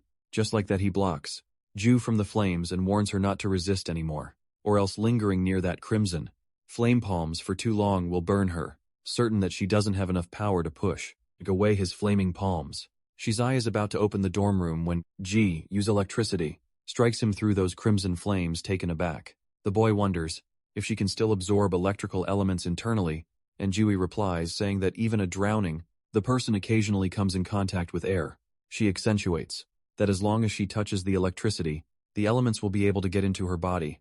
On the contrary, in the Extermination Bureau headquarters, where they all get to know about another massive surge of electricity being absorbed by the Transcendence Institution, leading to another blackout in Qingchu City. After that, Shizai recalls what his uncle said about breaking through the 90% genes percentage, as more transcended genes are more likely to undergo a qualitative transformation, while Zhu is flashing towards him as she unleashes the magnetic star. The words echo in Shizai's mind that this kind of qualitative change is beyond the imagination of ordinary people, because for them, no matter how strong a transcendent is, just effective products in their eyes. As both of them use their powers, Ju freaks out because the amount of electricity she uses in the attack costs at least thousands of electricity bills. Planning a move that doesn't consume that much energy, she thinks of considering Shizai's flaming palms and tries to take energy by creating a satellite of a magnetic star. Watching her use the star chart, Shizai presumes her magnetic star is the result of painstaking research by Waxia's researchers. but she's actually modifying it so recklessly that it's not even going out of control. He then assumes that either her star chart already has a 50% completion, or she has an unimaginable affinity for electricity, not to mention that she's doing this in the middle of the battle. The young master is kind of pissed, as he realizes that you never took him seriously to begin with, overlooking the one who has been hailed as a genius since childhood, and being treated as a defective product. He was reminded of what his uncle said about the probability of breaking through the 90% barrier and resonate with the eternal flower, to be able to communicate with it, as long as the eternal flower is integrated into one's transcended genes. Shizai anticipates that if he integrates both Blue Flame and the eternal flower into his transcended genes now, he can break through the 90% threshold of gene transcendence as he gives you a death glare. Suddenly the blue flame begins to emerge from the arena, and the student's heart palpitations increase due to intense energy pressure reverberating. The earth seems to be trembling as the monsters inside are in a frenzy, and the exterminator tells the young master they must leave as the principal's enigma is about to collapse, adding that these students won't live much longer, so no need to confront them directly. Meanwhile, they both leave. The slaughter rabbit comes out of the arena and stops the student from going in there, saying they'll only be a burden, and hoping that Blue Flame scum stays safe. On the other hand, in the arena, the headmaster now seems to be struggling as he can't hold down the monsters anymore. Since those three invisible monsters have merged, the headmaster gets concerned as the monster is getting stronger, and the aura it's emitting is like the one monster that appeared once before, the 5-stage monster that nearly exhausted all elite transcenders just to defeat it. While Lin Shi is attacking the monster Nia, Yang informs him that the mission has been cancelled, but Lin affirms that it's too late to retreat, and is determined that he might as well help him block its path, since he's going to get killed by it at that moment. Xing Kun appears, and bumps his head so hard on Lin Shi's head that the poor guy gets smashed into the tree. Poor Lin Shi gets slammed so hard that his head bleeds, and he recognizes that it's the Blue Flame. Ni Yang is surprised to see that a wanted criminal is actually saving them, while Xing Kun finally finds the monster that escaped his sight, that is now undergoing a fusion evolution. He reckons that the monster is gradually evolving into the 5th-stage monster that requires an immense amount of power, flesh and blood. In other words, these 3 invisible monster bastards are consuming the power of the Lord that he entrusted to them. After that, the exterminator casts an earthly prison around the monsters, and Nia Yang pulls Xing Kun back, asserting that even if he's Blue Flame, they're no match for that monster. It's beyond their league, as the earthly prison that they just used is like a papier-mâché to it. Ni Yang makes him understand that idiot Lin Shi has read way too many comics, so he's just being a dramatic ass by sacrificing himself to protect others. While our guy is being dragged and brainwashed at the same time, the headmaster manages to block the monster's attack with his trees. As the tree branching keeps growing to trap that monster, it gets trapped, and the exterminators are impressed that the headmaster's sword is still so sharp, as if he never aged at all. But even if his sword is strong, Qingchai asserts that he can't trap it for long, and sensing Shangguan Kui's presence, he asks to stop hesitating and attack the monster already emerging out of the blue. Sean glides high and asks the headmaster to wait, as it's all about waiting for the right wait. With that, she strikes the monster with her iconic water dragon slash, causing some damage to it as it is wounded. The headmaster is left astonished to see Sean get stronger again, and commands to prepare for battle. As with the Blue Flame included, they finally have the power to counterattack. He instructs Shang and Blue Flame to lead the charge, telling them to protect themselves and gather information, as the enemy's abilities are unknown, while the rest of them, including the headmaster, will clear obstacles for them. The vice captain and the others take on the commands, while our guy marches forward and casually grabs Shang's shoulder with his left hand. Our boy utters, they all are really used to being bossy and superior, as they even decided to include him into the team without asking. And Sean gets mad at him, asking what he's doing. Suddenly she feels that his hand has such terrifying strength that she can't break free from it. At that moment, Shinken states that they can't handle the power of the Lord, and they won't be able to keep up with its transcendent strength, even if it just roars, pushing her away. He asks Shang to step aside and clarifies not to get in his way. Well, Shinken didn't plan to showcase this just yet, but to stop the apocalypse, his strength alone won't suffice, so everyone must get stronger enough. He then demonstrates the true power of a monster, and unleashes the strength of a 4th-stage monster. With that, he attacks the monsters like a no big deal, and the exterminators are shocked as they sense Xing Kun emitting a terrifying aura. The fact that his attacks are even stronger than the monsters. I wonder what kind of transcendent he even has, believing that he's becoming more of a monster than the monster itself. In the meantime, our guy's left mutated. Han takes the 4th stage transformation that emits blue flame and the black tooth. The monsters call him a traitor, and his existence a mere fluke in the monster language. But Kun lets out that it's not up to them to decide. Just like that, he uses the Lord's flame and strikes his hand onto the monster. With the bursting flame, he strikes a skull explosion, that his hand pierces through the monster's skull, and his blue flames explode the monster's head.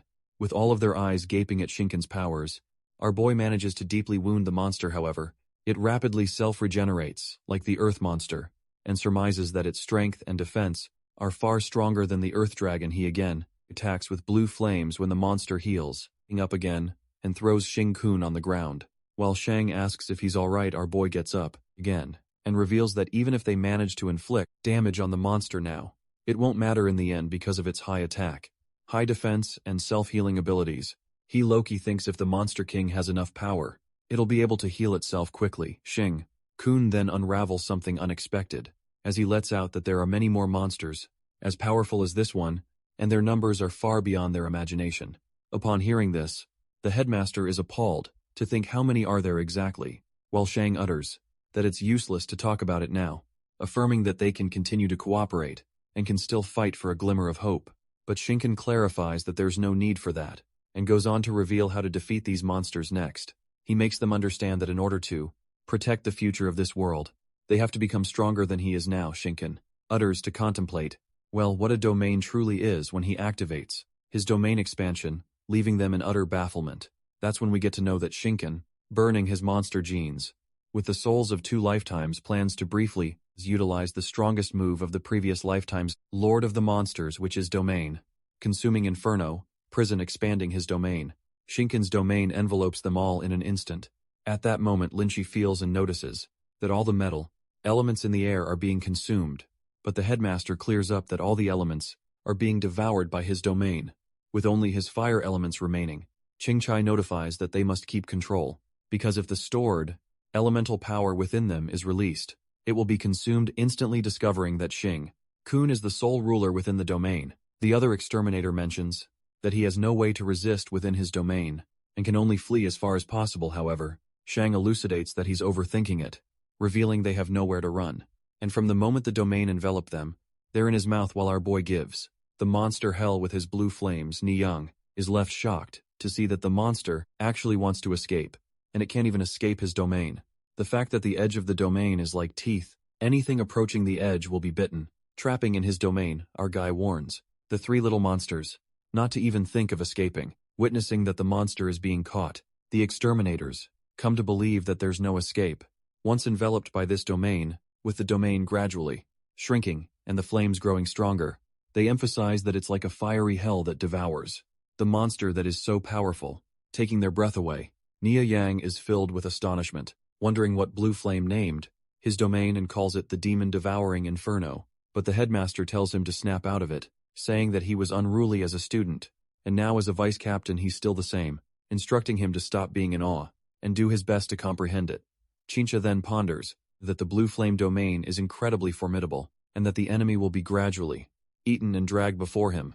It seems that the monster's self-healing speed can't keep up with the speed of the flames. However, the headmaster then recalls that 20 years ago, at the final moment of the human elite transcenders' battle against that monster, it was also a final blow from that 5th-tier monster that killed the 5 strongest transcenders. At that time, the headmaster couldn't see clearly from afar. He clearly remembers that this monster's domain and the blue flame's domain are very similar, domineering and powerful. Well, that monster from 20 years ago was none other than Kun, who completely transformed into a monster before his reincarnation. On the other hand, our guy seems to be starving to death. As he's sucked to the bones, it appears that the monster genes are still not strong enough. Plus, the consumption of the devouring Inferno is too great.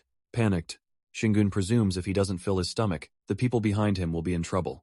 He then asks the monster to be his dinner, and while the monster is trapped in his domain, it asks Zingun how he's able to use a pinnacle 5th-tier domain. As he's clearly on the 4th stage, the monster converses with him and lets out that there's no power bestowed by the king can be obtained by him. Our guy responds that it's not for him to decide, and uses flames devouring to bite the monster, using flame devouring. His blue flames rise and kindle like a blue tornado. The flames rise so high that even the students in the institution are left astounded, and Shizai, who seems to be escaping, immediately stops when he witnesses the large, blue flame erupting from the arena. The exterminator who's driving him assumes that not many students must have been left to feel this aura, and next, the Manhwa Academy will have to rely on President Fan to rebuild. He then hurries Shizai to get in the car. On the contrary, our guy who almost stays to death now ends up eating too much that he's about to throw up. He recovers and takes some to digest. However, in an unexpected turn of events, they are overwhelmed by the sudden intrusion of the Earth Dragon that bursts out of the ground. The Earth Dragon emerges and Shing-kun grasps that it's using its power so frequently, which means that it did really sense him, showing him the middle finger. Our guy lets out that he already had his fill, challenging if it got guts to make him vomit out. Then suddenly, Shang shows up and slashes the Earth Dragon with her Water Dragon, while the headmaster casts myriad wood towering. Ni Young and Lin Shi also strike with their metal attributes, letting out that they might be just 3 stars, with weak abilities.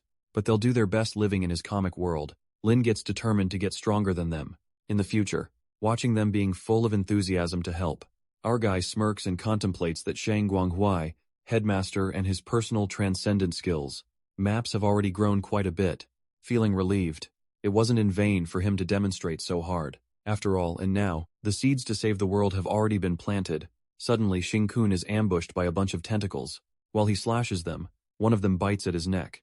It turns out that these tentacles aren't from the Earth Dragon, but from the invisible monsters that are not quite dead, yet obvious. He wonders what use can such thin little tentacles have, and then the realization hits him, that it's connecting him to the monsters' network, being directly connected. Shing-kun encounters the King of Monsters, who seems endless instead of panicking.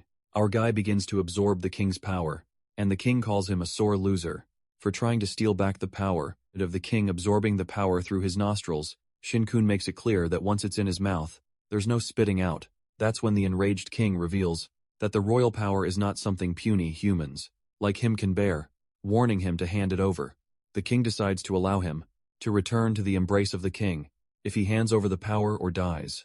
Realizing that it's called the royal power, Shing-kun could sense the king panicking as it's losing the royal power bestowed upon him. He adds that this royal power was bestowed by one of the great demon gods, under the king, the flame demon god. Upon hearing this, the king freaks out and asks how he even knows. Smirking, our boy reveals that in his previous life, he was one of the 4 great lords, aware that the king is desperate to reclaim it. Shing-kun says that he's going to digest the royal now, and challenges the king to snatch it from him. Since Shing-kun refuses to return to the king's embrace, the demon decides to kill him through the monster network and crush his fragile human soul, crushing it to pieces as the embers of fire hit him.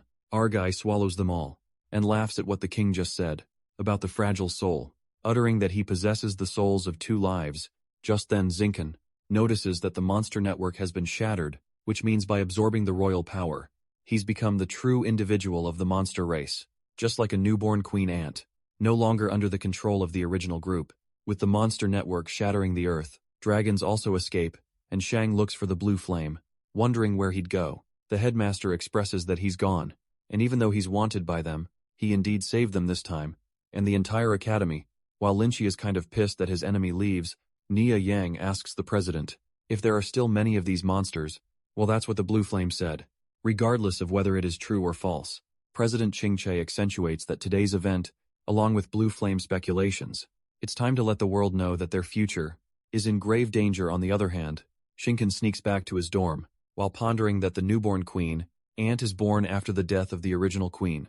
Within the ant colony similarly, he's the newborn queen, before the death of original Queen Bee, who now possesses the ability to stand alone. The new king of monsters changing his clothes, he surmises that although the monster's power may not seem to have changed, there has been a profound transformation, concluding that now he can build his own monster legion. After that, he gets out of the dorm and meets Yu and the others, appearing in a state of panic. Zhao Xing seems to be freaking out, as informs Xing Chun that both he and Xiao Tao felt something really strange, as if something inside them came alive, like something awakened, but the big brother assures them that it's nothing, expressing that it's the awakening of the seed of hope for the world. But deep down our guy knows that they can't rule out the possibility of another seed of despair awakening for the world. which sounds kind of scary of what's ahead to come. Reaching the research base, Shizai is ashamed to bring disgrace to his family by not passing the Super Rising Star selection, regretting that he could have found a way to kill Shing-kun early on, but his uncle pats his shoulder and affirms that none of them thought Shing-kun could resist the mental explosion of a 4-star spirit element user. After all, that's something a normal freshman can do. While Uncle Wei does believe that Shingen might be the blue flame, he interrogates the exterminator, who happens to be at the arena and saw the blue flame. Up close at the arena, he asks the blue-haired exterminator to spill something about his features. Panicked, she answers that the blue flame didn't have any distinctive features, as he's completely wrapped up, hiding his appearance, exuding immense praise. She continued to reveal how his blue flames were so powerful, and talking about his domain. It was the flame that can incinerate everything. Suddenly she stops herself from speaking further, and a strike of terror runs through her, as she realizes that she's indirectly mocking the young master fan for leaving the academy prematurely, and missing the chance to confront the blue flame. She then concludes that blue flame is so powerful that he's not even in the same dimension as them, and the aura he emits is extremely peculiar, the one she's never felt on anyone before. Scared for her life, she looks at the young master's face, as he appears to be pissed. Cover it up. She thinks that it's too absurd, that blue flame is a freshman, and guesses that he may be too powerful to hide himself in some way. That's when Director Wei asks the girl exterminator to get ready, as there was just news about that blue flame's trail being found, and instructs her to be involved in the pursuit team. After that, Wei puts aside all the talk about blue flame and gets on another big mission. He asks Shizai to extract enough inextinguishable flame from the eternal flower as soon as possible, as they need to help his father advance to a 5-star transcender. That way, the fan family can regain control of the situation, disrupted by the appearance of the invisible monsters. Looking serious, Shizai assures his uncle that he's going to do his best. Just then we get to know the reason why they want his father to advance to 5-star transcender as soon as possible is to give his father the ability to confront the eternal flower monster. Just like a blue flame, Shizai then contemplates that ultimately, it's because the family is afraid, as the eternal flower can accelerate the training speed of the transcender, but it can also transform into terrifying monsters, which means that it can grant people everlasting flame, but it also could instantly burn them to ashes. As he's touching the everlasting blossom, suddenly it closes up, and Shizai notices that the gap in the eternal flower that opened last time has closed. That also means that now, he can't extract the inextinguishable flame. This drives him mad, as the flower closes at such a crucial moment, when his father, his family, and he, himself, need the inextinguishable flame even more. At that moment, the most surprising thing happens, when the blossom communicates with Shizai, asking if it wants to get its flames. Shocked to the core, he reckons, if the eternal flower is communicating with him, speculating, it's because he's absorbed quite a bit of flame. That makes him resonate with it. Nonetheless, the eternal flower utters that if he wants its flame, he demands Shizai to bring him a monster gene carrier. Next scene takes us to the dorm, where Ji-Hyo forgets to bring her clothes in the shower. Embarrassed, she makes Shin-kun, who's also in the dorm, realize that it isn't his dorm, and our boy seems to be focused on something else, explaining that group dormitories are not very convenient, and officially informs that half of this dorm is his. Now, Zhu then tells him that she forgot to bring her clothes, and Shin-kun asks her to come out herself and get it, reminding her that when she used to bathe at his house, she'd always come running out like a carefree, naked little fish, thinking it was years ago. She yells at him to get her clothes, calling him a pervert, finding it a hassle. He tells her to wear his clothes, as hers are buried under the suitcase, giving her the shirt with the help of his tentacles. Blushing, Zhu wears his shirt, which makes her feel uncomfortable, and assumes that he did that on purpose, thinking that the big pervert didn't even care. She approaches him and asks what he's doing. That's when our guy energetically lets out that he wants to inject his genes into her. As crazy as it sounds, poor Zhu freaks out as she turns red, and Shin-kun gets closer, repeating what he wants to do. With emotions flushing, Zhu warns him if he keeps babbling nonsense, she will slap him real hard. But our fella asks her to quit dawdling, and assures that it'll only hurt a bit, forcing her to bear with it as it will be over soon. As he approaches his hand close to her, this drives you mad, resulting in her electricity outburst, as she gets mad at Shin-kun to stop his nonsense. Poor Shinkin is thrown out of the dorm, as the electricity bursts out, and realizes that she probably misunderstood something, as he almost got electrocuted. Well, our boy admits that his idea was too impulsive, although he clearly senses his current ability to bestow a creature with royal power to gain his monster powers, but he really doesn't know what changes. this creature will undergo, or if there will be any life-threatening dangers. He almost goes out of his senses, and realizes that it was definitely wrong to use you as an experiment. Our boy then plans to catch a little mouse for an experiment, and see if it'll turn into Godzilla.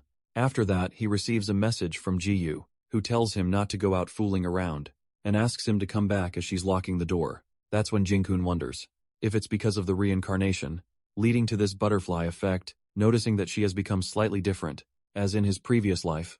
She always told him to go find some ladies, then secretly reported him, disrupting his moment, and enjoyed it at that moment.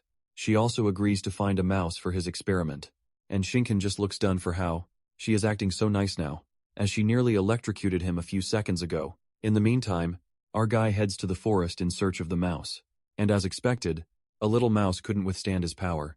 Abruptly, someone sneak attacks Shinkun, and senses it immediately, as he asks who it is.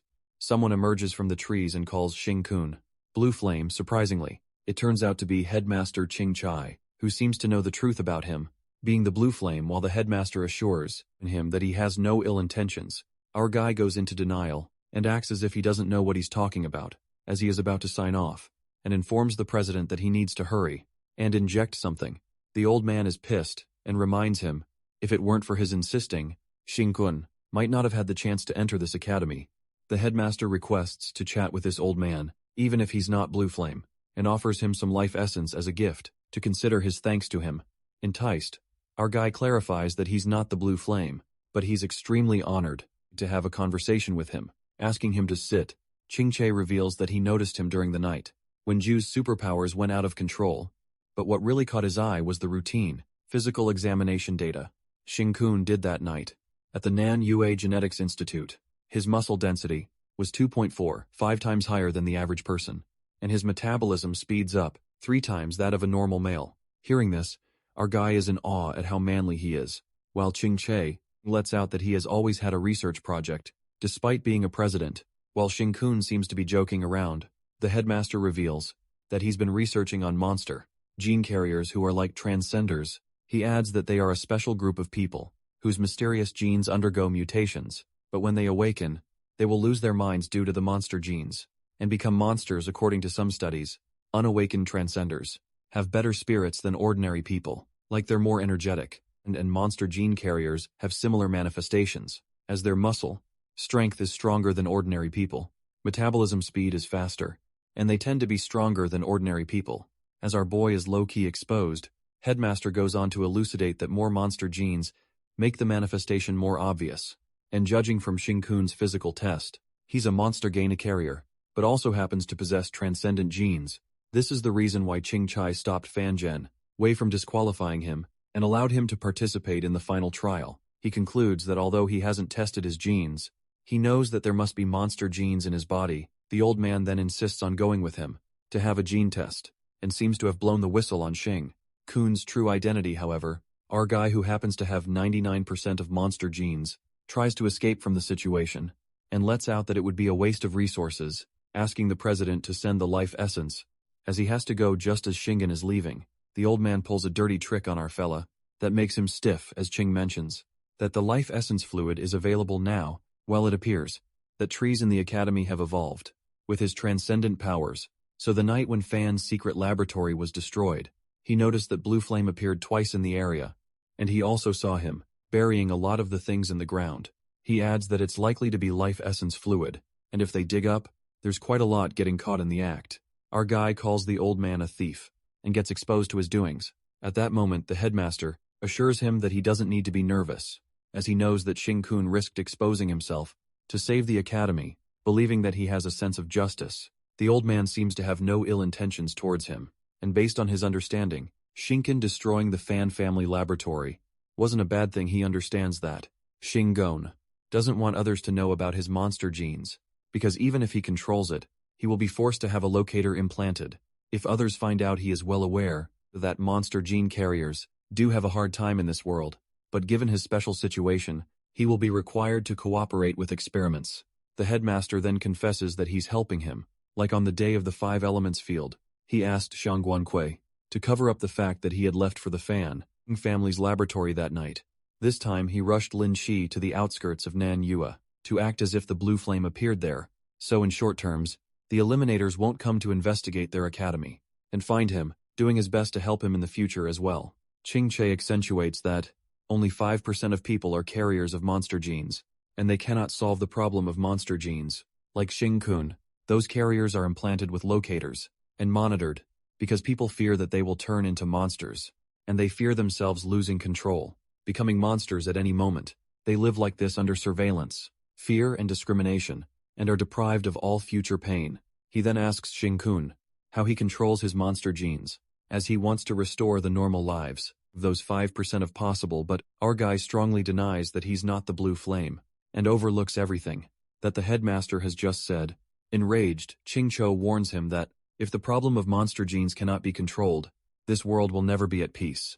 Even if superpowers are strong, they cannot protect the people around them. Just then, Shinken's footsteps come to a halt, and he utters that maybe the blue flame has a way to control them, but from a human perspective, this is not a good thing, and instead it might plunge humanity into panic.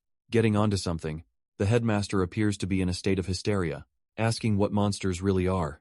Our boy asserts that the Eliminators believe that monsters are simply transcendent creatures who've lost their mind, but he always thinks that the monsters may be a group that they have not been able to understand. He goes on to explain that all monsters are like an ant colony, revealing that the blue flame is coincidentally becoming the king of another ant colony. The headmaster grasps that in order to save an ant from one colony, he can only drag this ant into another colony. Simply put, one ant may not cause fear in people, but 110,000, that is the 5% of all people, will.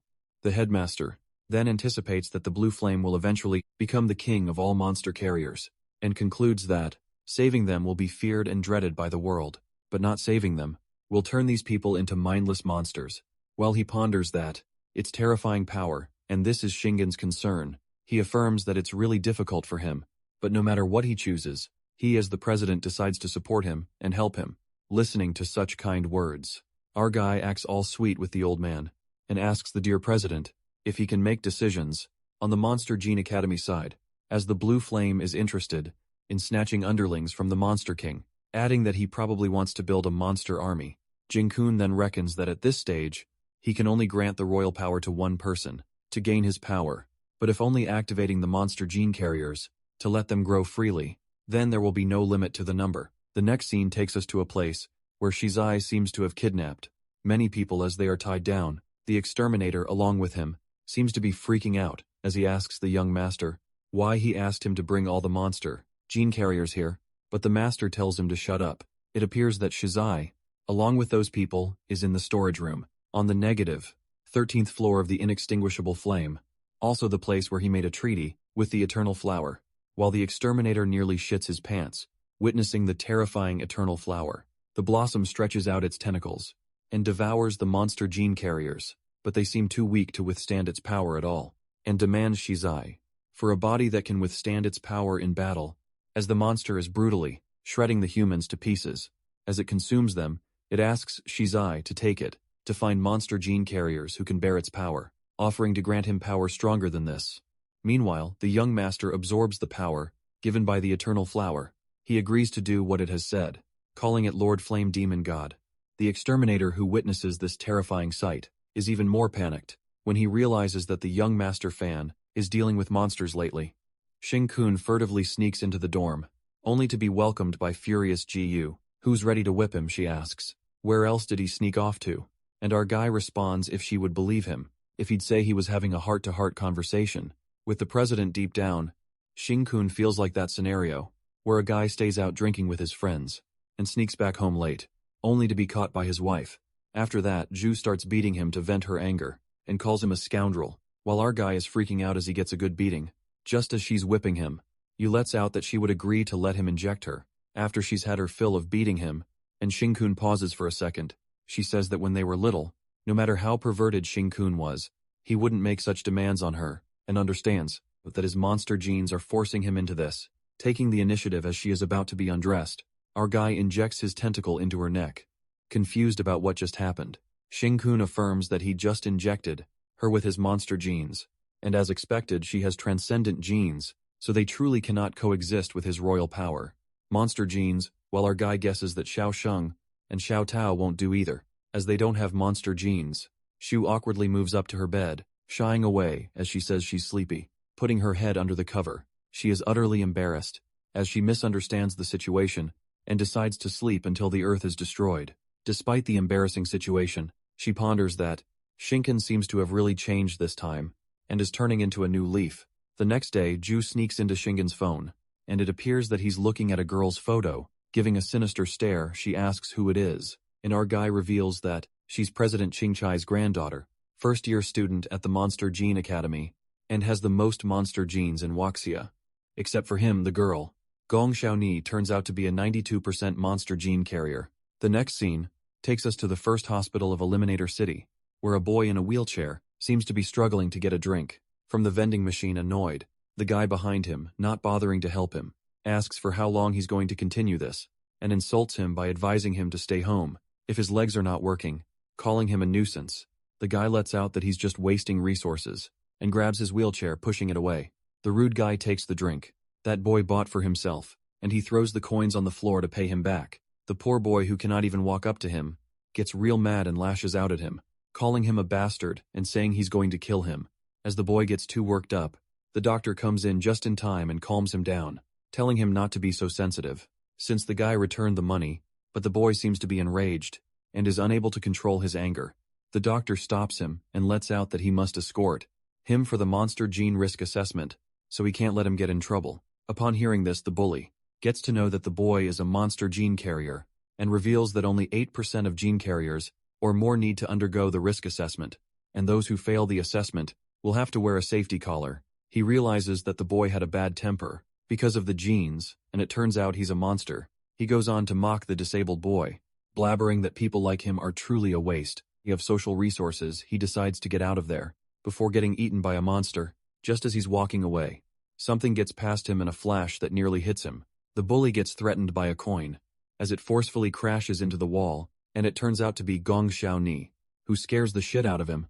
As she leans closer to take out the coin from the wall, the doctor stops her and asks what she's doing, saying that as a class president, she should set a good precedent instead of deliberately causing trouble. Chilled Gon assures the doctor not to get worked up, as she did not beat his ass, adding that she's just returning the money. While the boy is pleased to see the class president, Gong returns him another coin by smashing it in the wall, and asks if he wants her to return the last coin that is rolled under her friend's shoe sole, or if he's going to crawl over to pick it up, nearly shitting his pants. The bully scaredly mutters that he's going to crawl over to pick up, admitting that it is his fault. The guy trembles with fear and lets out that he has no shame, begging for forgiveness, taking the drink back. Gong clarifies that it's Yang's drink, and confesses that she's so strong that she might accidentally crush something of his. She then introduces herself as the person with the most monster genes in Wuxia, and being curious about the taste of scumbags. She scares the bully that if she turns into a monster, he'll be in trouble, so he better behave. After that, Gong Xiao approaches Yang, the wheelchair boy, while the doctor asks them not to cause any more trouble. While Gong carries Yang's wheelchair, the boy asserts that the monster gene carriers have to maintain inner peace to reduce the likelihood of monsterization, but he gets concerned that he can't calm down, no matter how much he tries, getting upset that he's certainly going to fail the assessment and will be fitted with a safety collar. Yang lets out that he won't be able to hide his identity as a monster gene carrier in the future, and wherever he goes, he will be guarded against by others, adding that once his emotions get out of control, the safety collar will inject the lethal poison in time, concluding that his life has no hope anymore. But Gong cheers him up and squishes his face, convincing him that it's great, as when he rides on the subway, everyone will automatically make way for him. She assures him that it's liberating, that he can do anything in the subway, and no one will care. Meanwhile, poor Yang freaks out and asks the class monitor not to touch his head, or else he'll lose his cool, joking that he's feeling lustful. She affirms to keep a positive attitude and tells him not to be discouraged, believing that one day the scientists will find a way to control monster genes. On the contrary, Xing Kun seems to be heading out to meet the person with the most monster genes in Wuxia, and Yu decides to tag along with him, as he's going to meet a girl in the hospital. The temperature in the lift seems to be increasing, as Gong feels it. The other classmate thinks the class monitor, Gong, is nervous about the assessment, and hopes that this time the four of them, the monster gene carriers, don't need to wear the safety collar like last time. The next scene takes us to the bus station, where jealous Yu feels like this girl, Gong, fits Xing Kun's preference, while our boy seems to be busy and doesn't hear what she says. She changes the topic and lets out that Eliminator City is quite remote, as they've been waiting for the shuttle for the first hospital forever. Upon this, Shing-kun responds that transcenders attract monsters, and places where transcenders gather tend to have friendlier locals. But he finds it strange, as the bus would have arrived half an hour ago. At that moment, our guy spots the shuttle. However, he sniffs something peculiar. The guy inside the bus seems to be wearing a mask, and has spotted his target, Shing-kun, who's standing at the stop between the academy and the first hospital, initiating the kill mission. Yu panics, as the bus appears to be out of control, while our guy activates the artificial transcender device, sniffing a 4-star rank transcender inside that bus. Using his metal abilities, Shing-kun strikes the metal star sword that puts the bus on fire. The assassin inside the bus is baffled, as the young master fan mentioned that he was a powerful fire-type transcender, but instead he's a metal-type transcender. As the bus is on fire, the assassin wonders if this is even possible, as the boy just used a small amount of metal, transcendent power, to condense a large quantity of common titanium into a standard attack. The assassin then jumps out of the bus, and as expected, the plan to kill Shing-kun with a bus crash was unrealistic to begin with. He decides to go all out to complete the young master's special task. After all, he did intense training in front of the Eternal Flower, so his strength has skyrocketed. Now putting it to the test, the assassin, using his fire attribute, attacks him with a flame serpent, but to his surprise, his flames get cut by a laser light as it penetrates through his head, killing him instantly. Looking at the transcendent device, Shing-kun lets out that this glove is like his external body. It stores 9% of the transcendent genes he refined. Although it can't compare to his innate transcendent genes, he's managed to gather 10% genes, enough to form a weak star map of 10,000 swords, and it's decent enough to wield the transcendent powers. After that, he informs the president that he had killed someone at the bus stop, who didn't look like a good person anyway, while the president freaks out and screams through the phone that they just started working together, and he's killed someone already. He then asks Ching-chai to pick that guy up and send someone to take them to the hospital, since he suspects there might be trouble over there. Giving him the idea, Ju calls him Pervy Shing, and whispers that this roadside attacker, randomly assaulting innocent people, can be considered a snack. But our guy seems to have plenty of genes to digest, and thinks that handing this assassin over to the president might reveal something, as he looks like a commando from the Fan family. Just then our guy is worried about the hospital, contemplating that in his previous life, he was there at this time, got encouraged by that obscenity girl, Gong Xiao, with her dirty words, to cheerfully undergo the danger assessment. He recalls that nothing major happened that day, apart from failing the danger, but today he seems to have a bad feeling about it.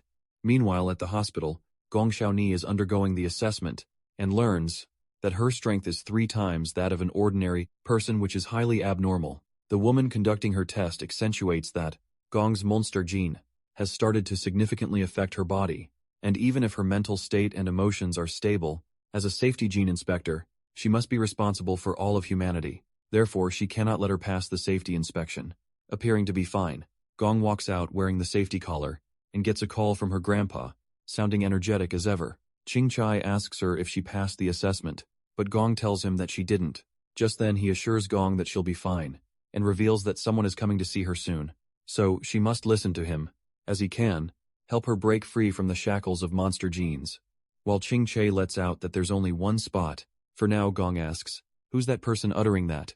It's so fucking impressive. As Grandpa tells her to mind her language, Gong peeks at Tu Young, who's in the wheelchair, and feels like one spot is pretty stingy. Sensing what she's trying to do, Ching-chai lashes out at her and affirms that there will be more spots in the future. Given that there will be more spots in the future, Gong lets out that someone needs this spot more than she does, but she gets scolded again, as her grandpa is aware that her current situation is dangerous, commanding her to take the spot first.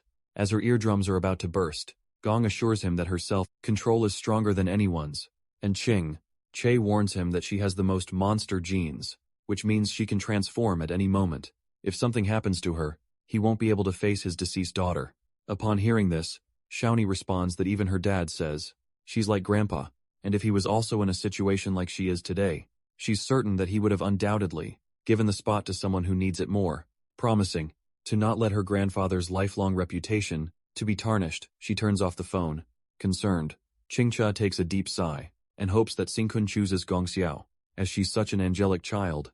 On the other hand, two classmates approach to Yang to look at his safety collar. Getting mad again, he asks them to go ahead and look, and furiously mutters that putting this safety collar on him won't strip away his humanity, and label him as a monster. Calming him down, one of his classmates tells Too Young not to act so rashly, because if he breaks the collar, it will inject a lethal dose, and there will be no one to complain to. The other classmate affirms that he can't be so emotional. The matter of fact is, they have monsters and they can't help it. Lashing out, Too Young refuses to compromise with this damned world, and refuses to be a monster. During his emotional breakdown, Too Young receives a call from his sister, and asks everyone to keep quiet. Lying to his sister, he informs her that he's passed the danger assessment, and asks her not to come visit him, as he's planning to watch a movie with his classmates. His sister turns out to be the Slaughter Rabbit, the streamer who's already reached the hospital door, and she ends her broadcast, after informing that she was talking to the person she loves the most, apart from her fans. As she's floating her way up the stairs, suddenly the ground begins to crack. Witnessing the hospital falling to the ground, a strike of terror runs through her. As she thinks of her brother, Too Young, the hospital seems to be sunk in several meters, and the rock walls begin collapsing as well. As the rocks are about to fall on the floating Slaughter Rabbit, she realizes that the hospital will be buried. If this happens, and there are still 5 people down there, using her wind abilities, she scatters the rocks with great power. To save the people panicked, one of the guys asks his wife to stay calm, as the exterminators will come to protect them. After saving them, the Slaughter Rabbit tells them to leave this place, as she has to go somewhere else. But one of the guys insists they come with her, as they are safer with her. That's when she reveals that headed to the 18th floor. Hearing this, the guy freaks out, when he realizes that it's the Monster Gene Evaluation Department, and those with abnormal monster genes need to go there. He frantically warns her not to go there, because in situations like this, everyone will be emotional, and would have turned into monsters by now. The rabbit is certain that her brother Yang will control himself, when suddenly something starts beeping, going into a state of hysteria. The people recognize that it's the sound of the locator on the monster gene carrier's neck, pointing out that the woman is a monster gene carrier, as she's about to turn into a monster. Meanwhile, the guy tries to calm her wife down, asking her not to be afraid. However, the worst thing happens. The wife transforms into a monster, followed by her husband, who also turns out to be a monster. As they turn into monsters, the rabbit, fulfilling her duty as an eliminator officer, seems to have no choice and annihilates them. After she kills them, the guy warns the eliminator officer that she saw herself, but the Slaughter Rabbit is determined to go there, in case there are still survivors, and instructs those people to follow her and help her find them out, assuring that rescue will come soon. On the contrary, Secretary Yang comes to take Xing, Chun and Ju in a cute private car.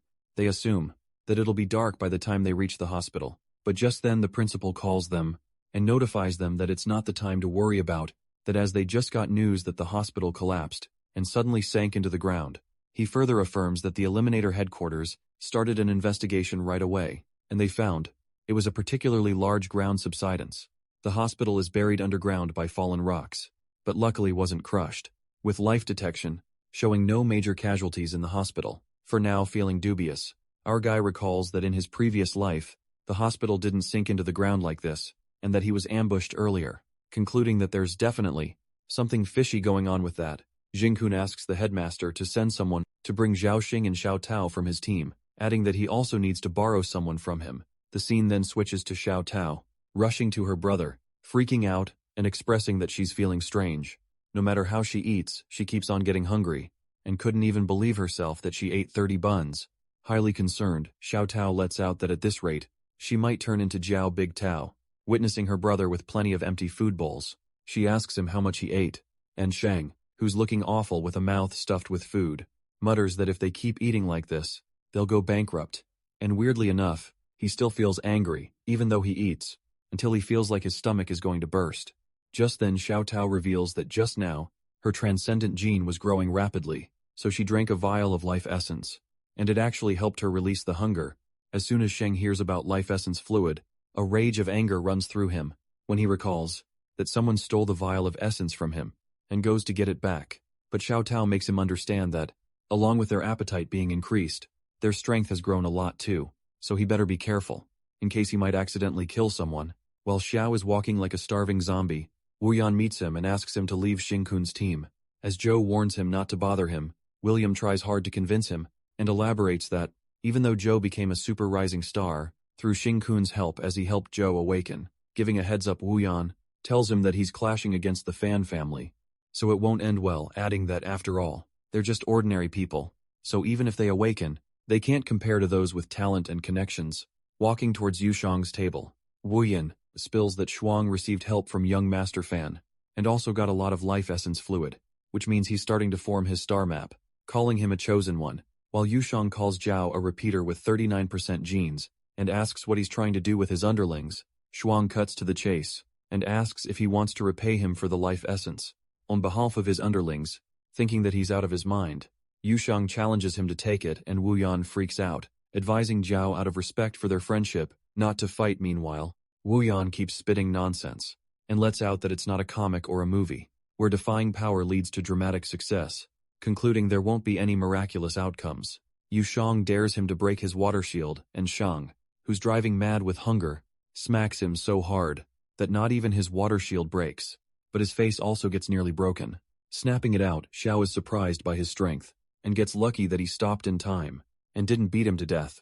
Witnessing this, Wu Yan clarifies, even if he wins one round, they can never enter their circle, and will always be cannon fodder for them. That's when Shengguan Kui comes to the lunch area, and calls out for Xiao Tao and Zhao Xiang, informing them that Xing Chun is calling them for a mission. All the students are left astounded to see Shang Guanghui, the strongest transcender in Nanyue, and the school guardian, the kind prodigy, who is actually calling out for Xiao Tao and Zhao Sheng. Upon hearing this, Ween seems to be regretting his life decisions, and goes into denial, realizing that he fucked up following the wrong guy. Vian Loki convinces himself that his decision is not wrong. For people like them, living carefully is the only way to survive. Not realizing that he's the cannon fodder himself, he ponders that they're just pitiful piles of dirt under the powerful and will never succeed at the hospital. The 18th floor is unaffected, and Gang Xiaoni asks Captain Xiao if he's always this impatient. Asking him to relax, she tells him not to act like he's about to draw his weapons at any moment, assuring him they won't turn into monsters that easily. Captain Xiao can't afford to be careless, as the monster gene carriers are like ticking time bombs, plus this might put other patients at risk, given all patients on this floor are monster gene carriers, so even if their monster genes are minimal, being bitten by a monster would trigger their transformation, pointing towards the staff, who have received hazardous pay for working on this floor. He lets out that their lives are still vital to society, and far more precious than those monster gene carriers. Just then, Captain Xiao expresses his rage, erupting that if it were up to him, he would become a demon for the sake of humanity, and kill all the monster gene carriers, to eliminate further threats. Thinking it's a bit extreme, Gong Xiaoni lets it slide, and turns to Tu Yang. Channeling her inner enthusiasm, she shows Young that she's got the safety collar too, and asks him to ride the subway together later, so he can jerk off, while she can cheer for him from the other side, lighting up the mood. She squishes his face and asks him to show enthusiasm, as they still have some people who love them, so as long as the sky hasn't fallen, they'll have to control themselves. Suddenly the building begins to rumble, as it feels like an earthquake. Gong feels weightless, and it appears that they are moving upside down. As the rocks start falling, after a while Gong opens her eyes, and wonders how long she was unconscious, finding Captain Xiao standing guard to attack them, asking what's this all about.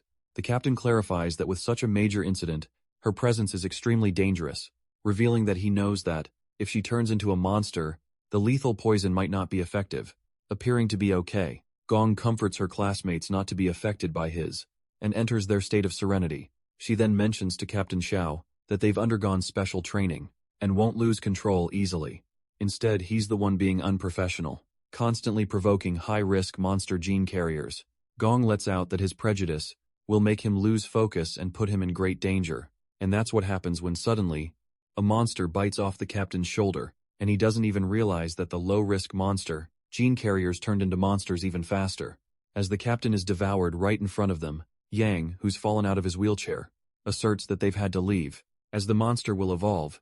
After eating the 3-star rank transcender, they decide to go to the nurse station immediately, where the glass and doors are bulletproof. However, the nurses are scared witless and are armed with guns. Certain that the nurses won't let them in, another monster seems to be coming their way, and they have nowhere to run. Panicked, one of the guys thinks they are doomed, and even if they control themselves, they will turn into monsters if they bite them. Finding a quick solution, Gong Xiao says that they need to check the lower floor, and with that, she digs a big hole into the ground. With her immense strength, they all jump into the hole to the lower floor, and her classmate is amazed as to how she did this. Gong lets out that they just need to be in a semi-mutated state. It's like going without protection. As long as they control it well, they won't get pregnant. But her other friend warns her not to do it again, as she might not be able to control it next time. And if the safety collar gets activated, she'll be poisoned too, being the jolly person she is. She asked them to focus on scouting ahead and controlling themselves. Outside the collapsed hospital, the vice director of the first hospital of Eliminator City is an old-looking lady, standing near the rubble along with a nurse, fortunate enough to escape the disaster. Their hospital seems to have sunk underground and buried under a massive amount of rock. After a thorough investigation, they happened to find out that their hospital structure hadn't been crushed by rocks, but rocks, and the hospital had reached a delicate balance, adding that attempting to dig aimlessly can trigger a chain collapse. She emphasizes that they must conduct the rescue without disrupting the balance, and after the expert calculations, the rescue will involve 2 Eliminator teams, each led by an Earth Transcender element and geological structure expert. In addition to open these access points, the Eliminator teams will mainly deal with monsters that might be in the sewer, and the mutated monster, gene carrier inside the hospital. The vice president then keeps a reward for the 2 teams, based on the number of people they rescue. For every person rescued, she offers 10,000 UN, and 1 vial of life essence fluid as a reward. As there are only 2 slots, she asks the team captains to sign up. That's when the Doomsday Spark member, Xiu, comes forward and signs up for the mission. Hearing this, the old woman finds the team's name quite unfamiliar, and asks if it's a new exterminators team, stopping them from participating. The vice president seems to be very concerned about the safety of their colleagues, and patients so prefer a more experienced team. At that moment the nurse whispers to her, and informs them, that there are no more teams than Doomsday. That's the only team that has come forward. Shocked, the old lady wonders if their hospital's reputation is so poor, blaming herself for being incompetent. The nurse then shakes the vice president, and tells her to pull herself together, reminding her about the last monster tide that caused severe injuries. The fact that most of the elites from the Transcendent Academy Transcenders are still recovering, adding that even 4-star generals are severely wounded, as the realization hits her that they must begin the rescue immediately. The vice president welcomes the Doomsday Sparks team with open arms and inclines towards flattery by saying, from the moment they arrived, she sensed their extraordinary presence, concluding they are the chosen ones for the mission. But the old lady notices that it will be hard to split them in 2, since there are fewer people, but Zhuo assures her that they're already prepared. Just then, Zhuo informs Jingkun that they've secured 2 slots, so there's no need to block anyone else.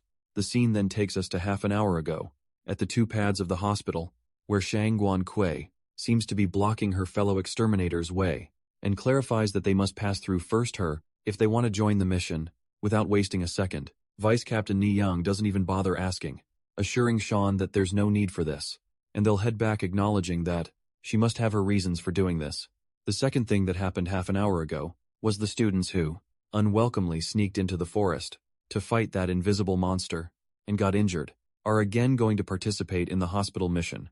However, our boy, Shinkun, tries to stop them and warns that there's something fishy about this hospital collapse, convincing them not to get involved, for their own safety getting badly ignored. The students get past him like he's not even there. He ponders that last time these guys helped him buy some time, so he can't just watch them go to their deaths. After all, he's a gentleman. With that, our boy activates his artificial transcendent device and creates a colossal star sword that blocks the students' way to step outside the academy, asking them to listen to his reason.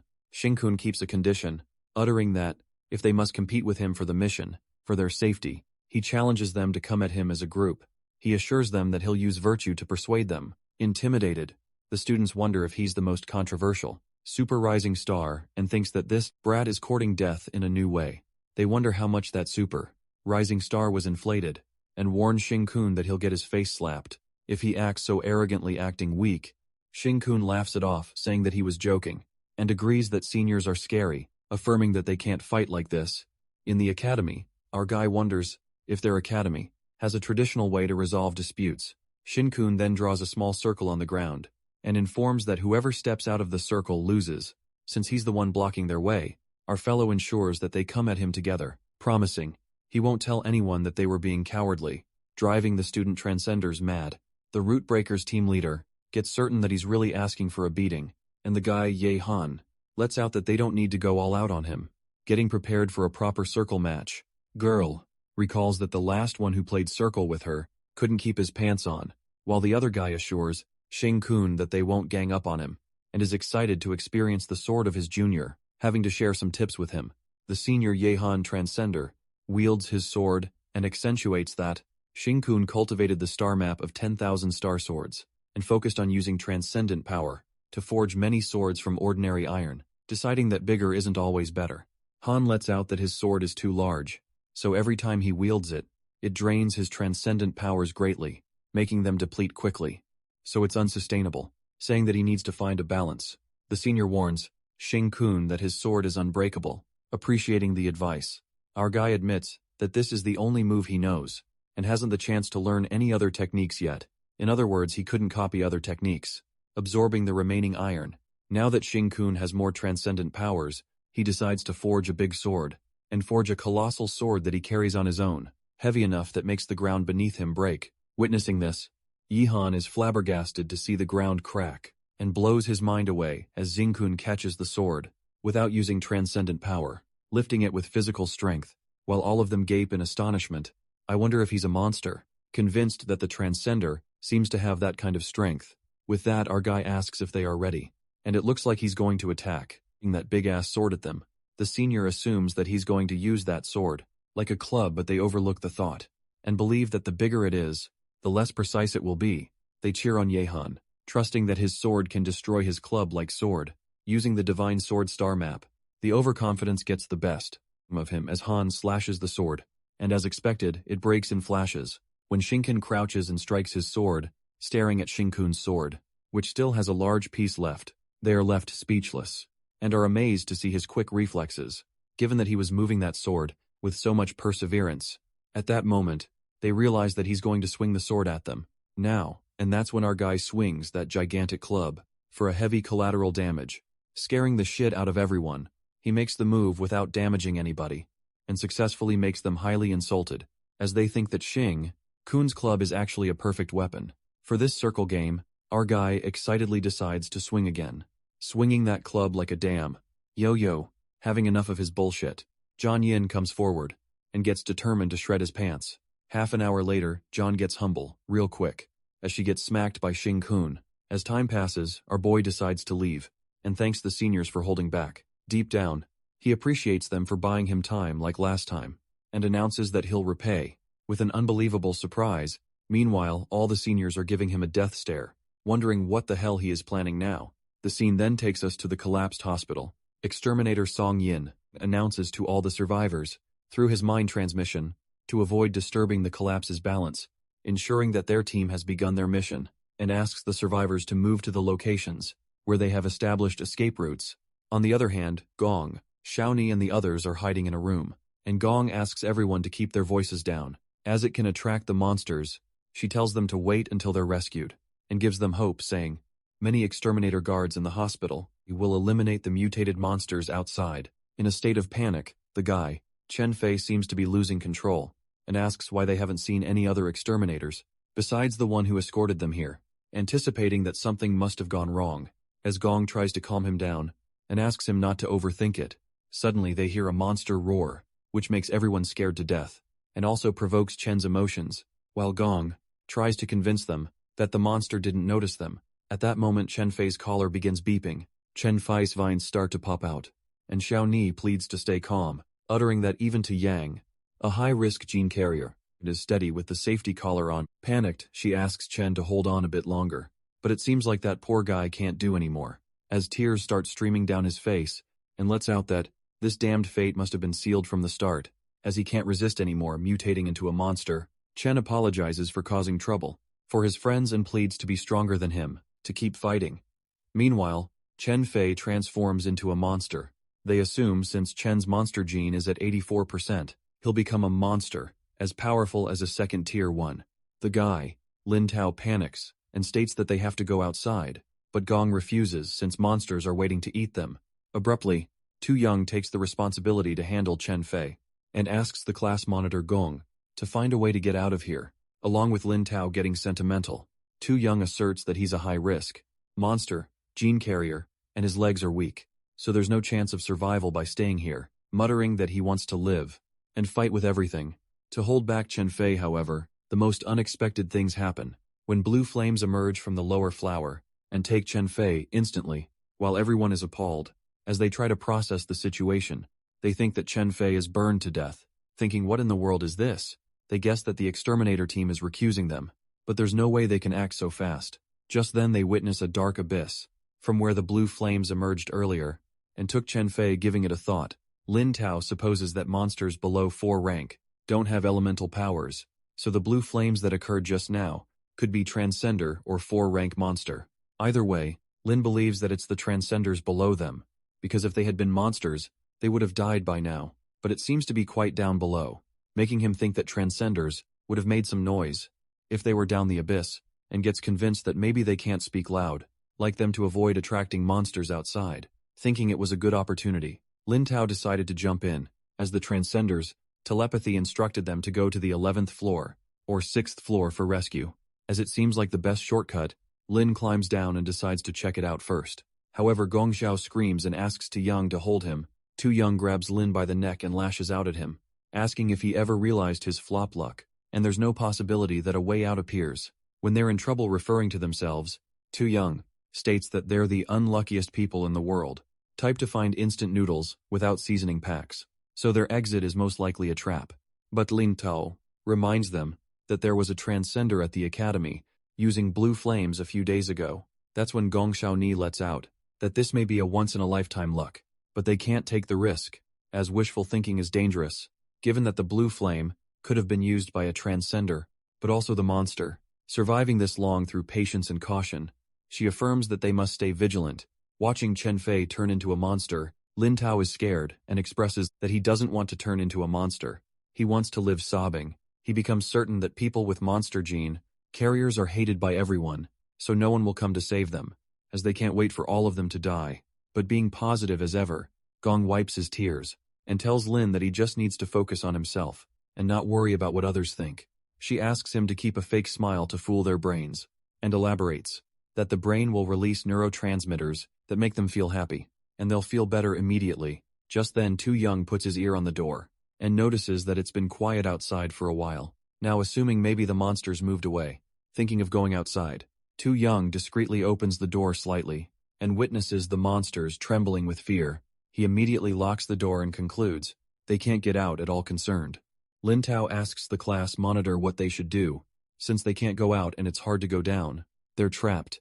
The hospital collapse was a major incident, but besides the captain who brought them here, up until now they haven't seen a single exterminator. Freaking out, Lin Tao wonders, where's all the security, as it's been silent all the way, and no sounds of fighting. Letting overthinking get the best of him, Lin lets out that there could be a possibility that all the Transcenders are dead.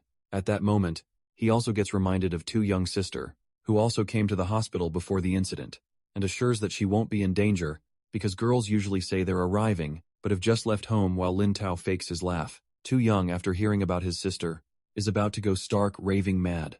Just then Gong calms him down, and tells him to think of his sage time, while Lin Tao freaks out and utters not to mutate, as the safety caller will him. The scene then shifts to the 4th floor of the hospital, radiology department, where Tu, the slaughter rabbit, along with the rescued people, arrives there, thinking they're saved. They are shocked to see so many people alive in the department, and are relieved to see them. Feeling dubious, the slaughter rabbit gets to know that the rescue has gone unexpectedly, smoothly, and there is no more danger.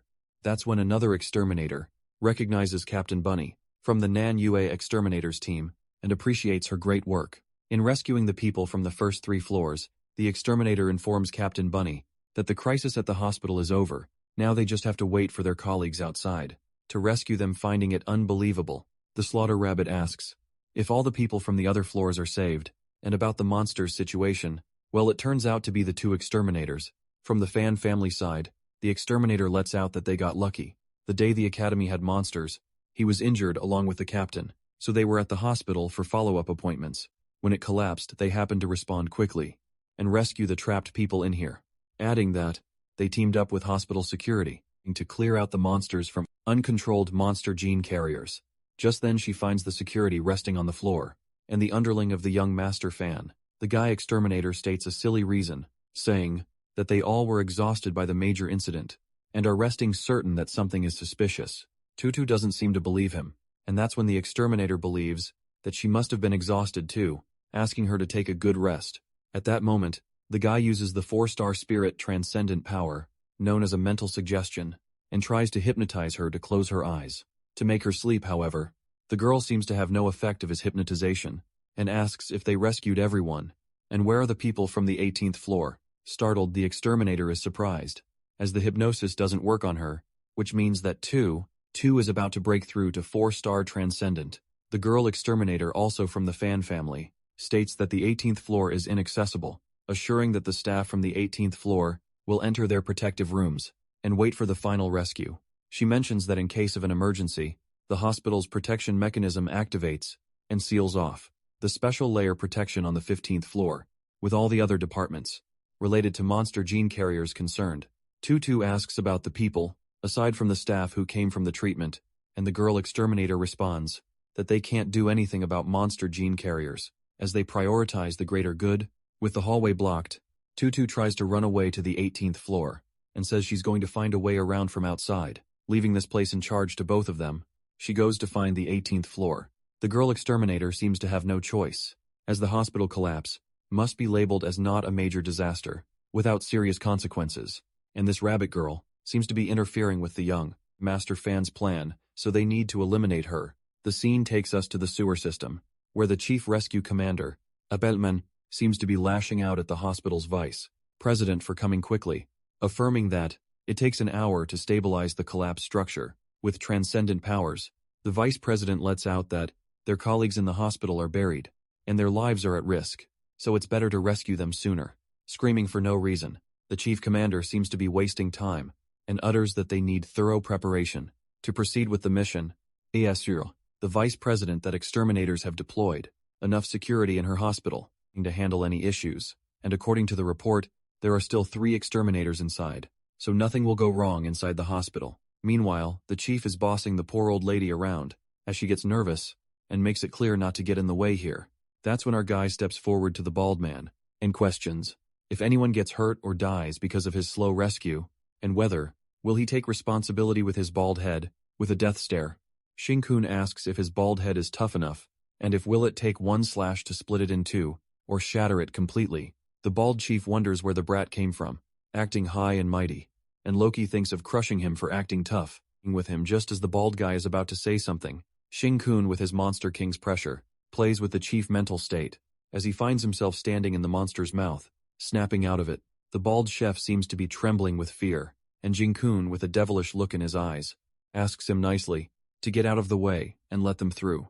As the chief refuses, Shangguangwei shuts him up and threatens to cut him down. Scared shitless, the bald chef allows them to go inside and informs the 2 Earth-type transcenders experts are waiting inside. While the chief can't help but wonder what just happened, Shinkun halts for a second and asks if it's the fan family's doing. Catching the bald guy off guard, sweating, the chief denies and asks what he's talking about, telling him to hurry inside and carry out the mission. Smirking, our boy utters that he understands.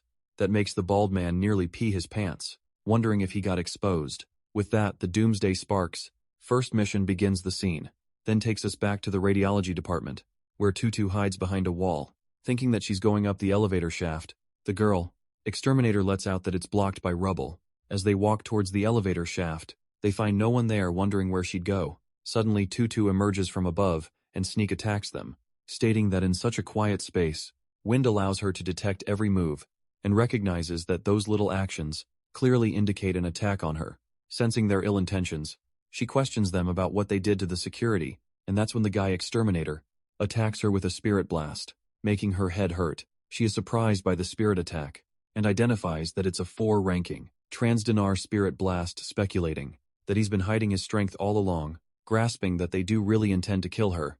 Tutu is again attacked by the girl exterminator and manages to dodge it by an inch. The girl uses a celestial sword star map, casting a waterline cut that is such a destructive power that just a touch would turn anyone to pieces. Fortunately, Tu escapes the narrow margin and is shocked at the thought of where these 4-star transcenders come from at that moment. Tu Tu is trapped as the guy is ready to attack her, and the girl, saying that she would cherish someone as cute as her, but she just interfered in the plan, and now, it looks like she'll have to put a big hole in her. Using the all-piercing celestial sword, the girl strikes her with a water star explosion that pierces through the ground, making a deep hole in the ground. As expected from the rising star, from the previous batch, Slaughter Rabbit seems to have progressed rapidly, reaching the 4-star transcender threshold in such a short time, and even managing to avoid death at the crucial moment.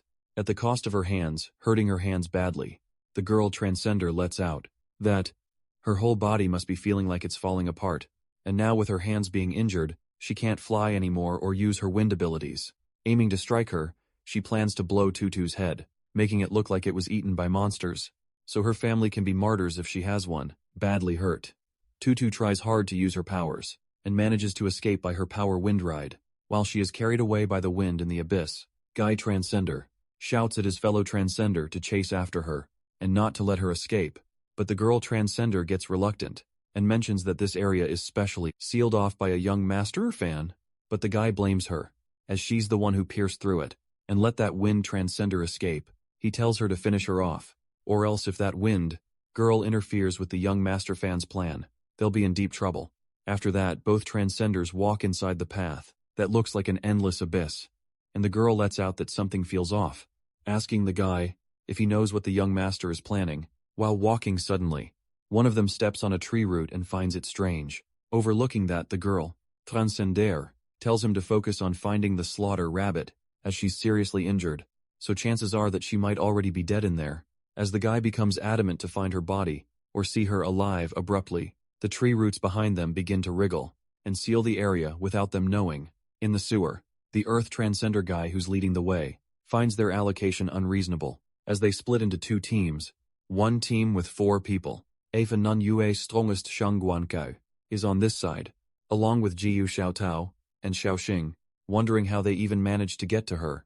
He mentions that the second team has an unknown captain, referring to Xing Kun, who's the only one on his team making a weird-ass face. You, murmurs that pervert. Xing is planning to be the hero to save the beauty, the president's granddaughter, as she's totally jealous at how he peeked at her photo, not to mention that the rescue captain on the other side is also a young lady, referring to Shang. While an Earth Transcender expert asks what she's on about, Zhu delightfully tells him to establish the passageway. Fulfilling his duty, the guy uses a Rock City star map and cast Mountain Push, with full power unleashed. In a flash, the rescue passage is ready, and Jiwoo is left in awe. As the rescuers are impatiently waiting, the guy asks them not to panic and wait for instructions. He then calls the Doomsday Sparks team to assist him in preventing any potential monster attack, paving the way. The expert reckons that he's enough personnel, and even Shang is here, so he really feels secure, but gets worried about the other side. Meanwhile, on the other side, the Earth-type Transcender expert, who's a girl, creates a passage and calls out the team captain. She asks Xing Kun to come forward and protect her. As she needs to widen the passage, however, she looks back and finds the Doomsday Sparks captain missing, wondering where the hell did he go. Freaking out, the girl gets scared for her life, as she had only one person on her team to help her, and now he's gone too. Suddenly she hears the voice of the captain, thanking her for her hard work, and informs that he senses no monster gene carriers, so there won't be any monsters, and she can rescue the people safely. Going mad, the girl lashes out at Xing Kun and calls it nonsense, that he can sense no monsters, saying that she will file a complaint against him. After that, Xing Kun enters the radiology department and wakes up the security, asking him to go assist in the rescue. Acting strangely, the security guard seems to be looking for a person and starts waking the other guards.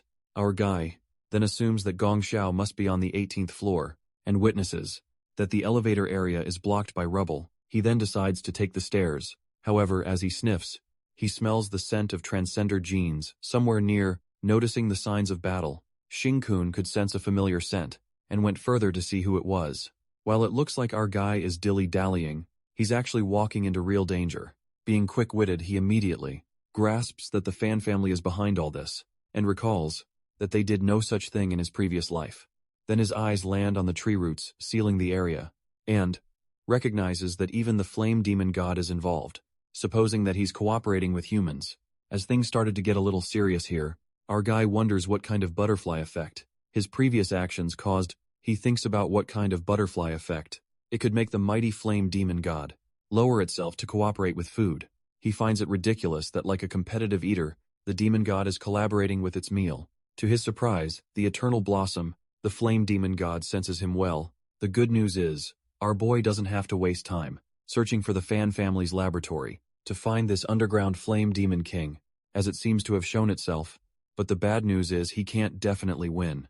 Getting attacked by multiple tentacles, it's obvious to Sing-kun that there's no chance of challenging this flame demon without 5th tier strength, not to mention that even with his 6th tier self, from his previous life as a monster lord, might also have been unable to defeat it.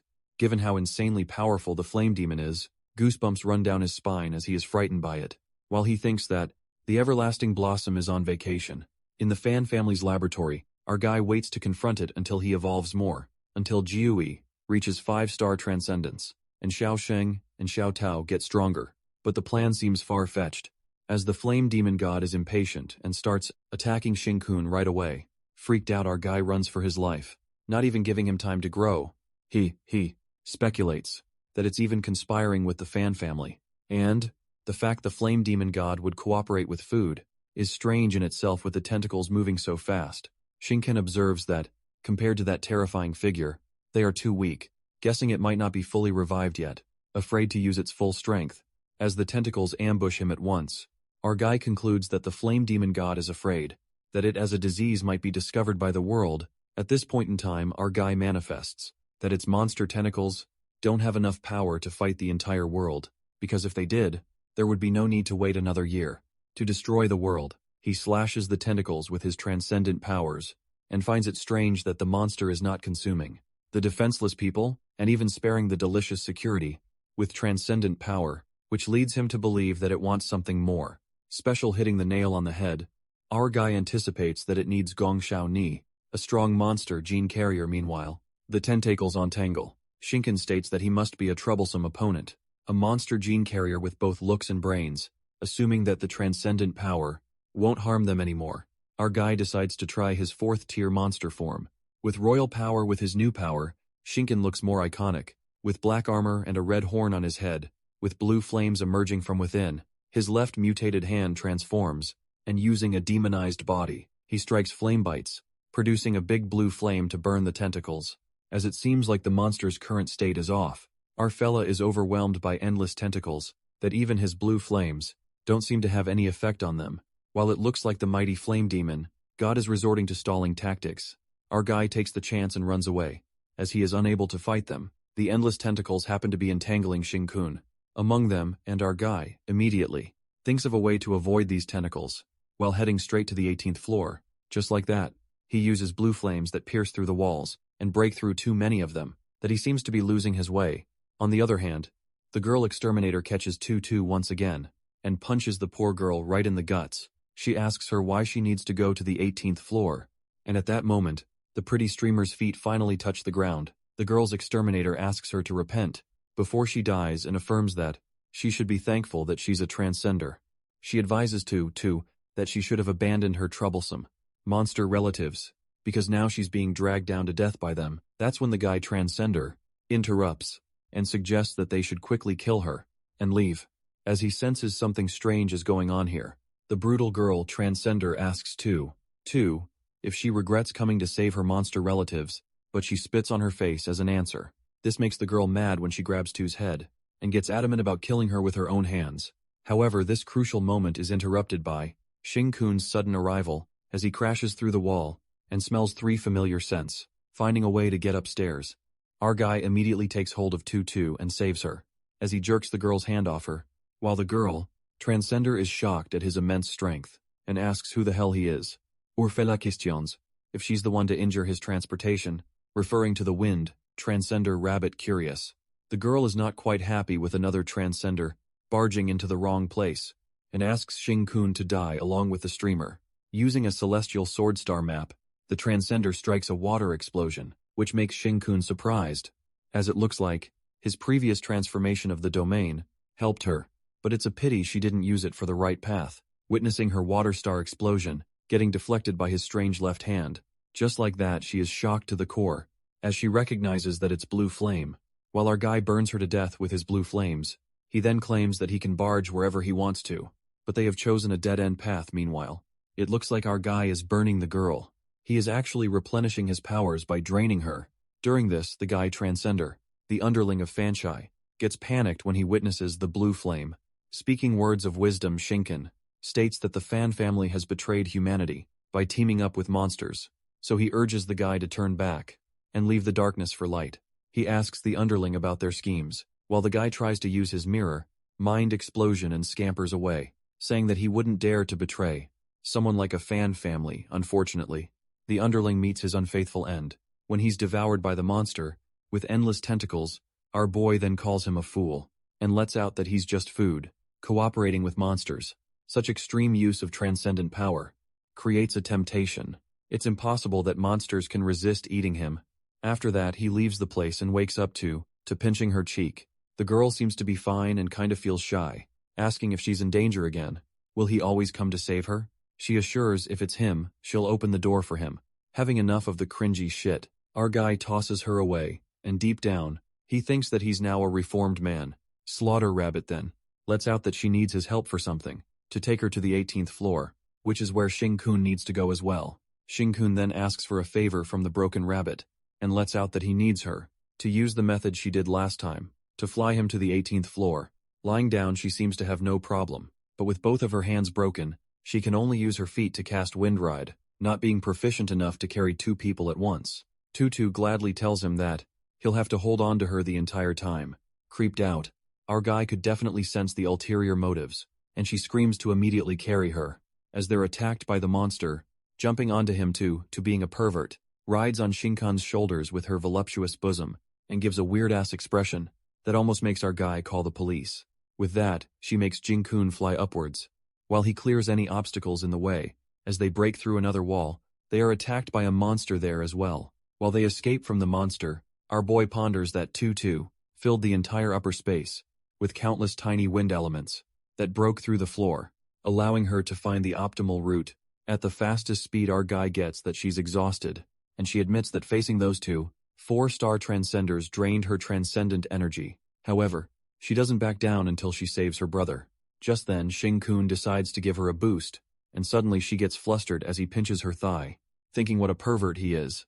But our guy seems to be injecting a small amount of monster genes to stimulate the rabbit's transcendent genes. With his tentacle at that moment, Tutu's heart starts pounding. Her blood, and even her transcendent genes, feel like they are on fire. As a power surges within her, turning red, she concludes that she actually likes Shing-kun so much. On the contrary, Fan Shizai is surrounded by the monster's tentacle, while the demon informs him that the traitor has stepped into the trap, being the true evil he is. Shizai obtains information, thanks to the Lord Flame Demon God, and locates the target through the Flame Demon. He gets to know that Blue Flame is actually a monster, and when he learns that he has stolen the royal power, he is likely to seek out strong monster gene carriers.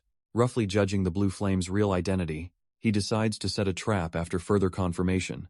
As the trap succeeds, the Flame Demon rewards Shizai, as it activates the power within him, the power that belongs to the demon. He activates the power through a human body, who's likely a monster gene carrier.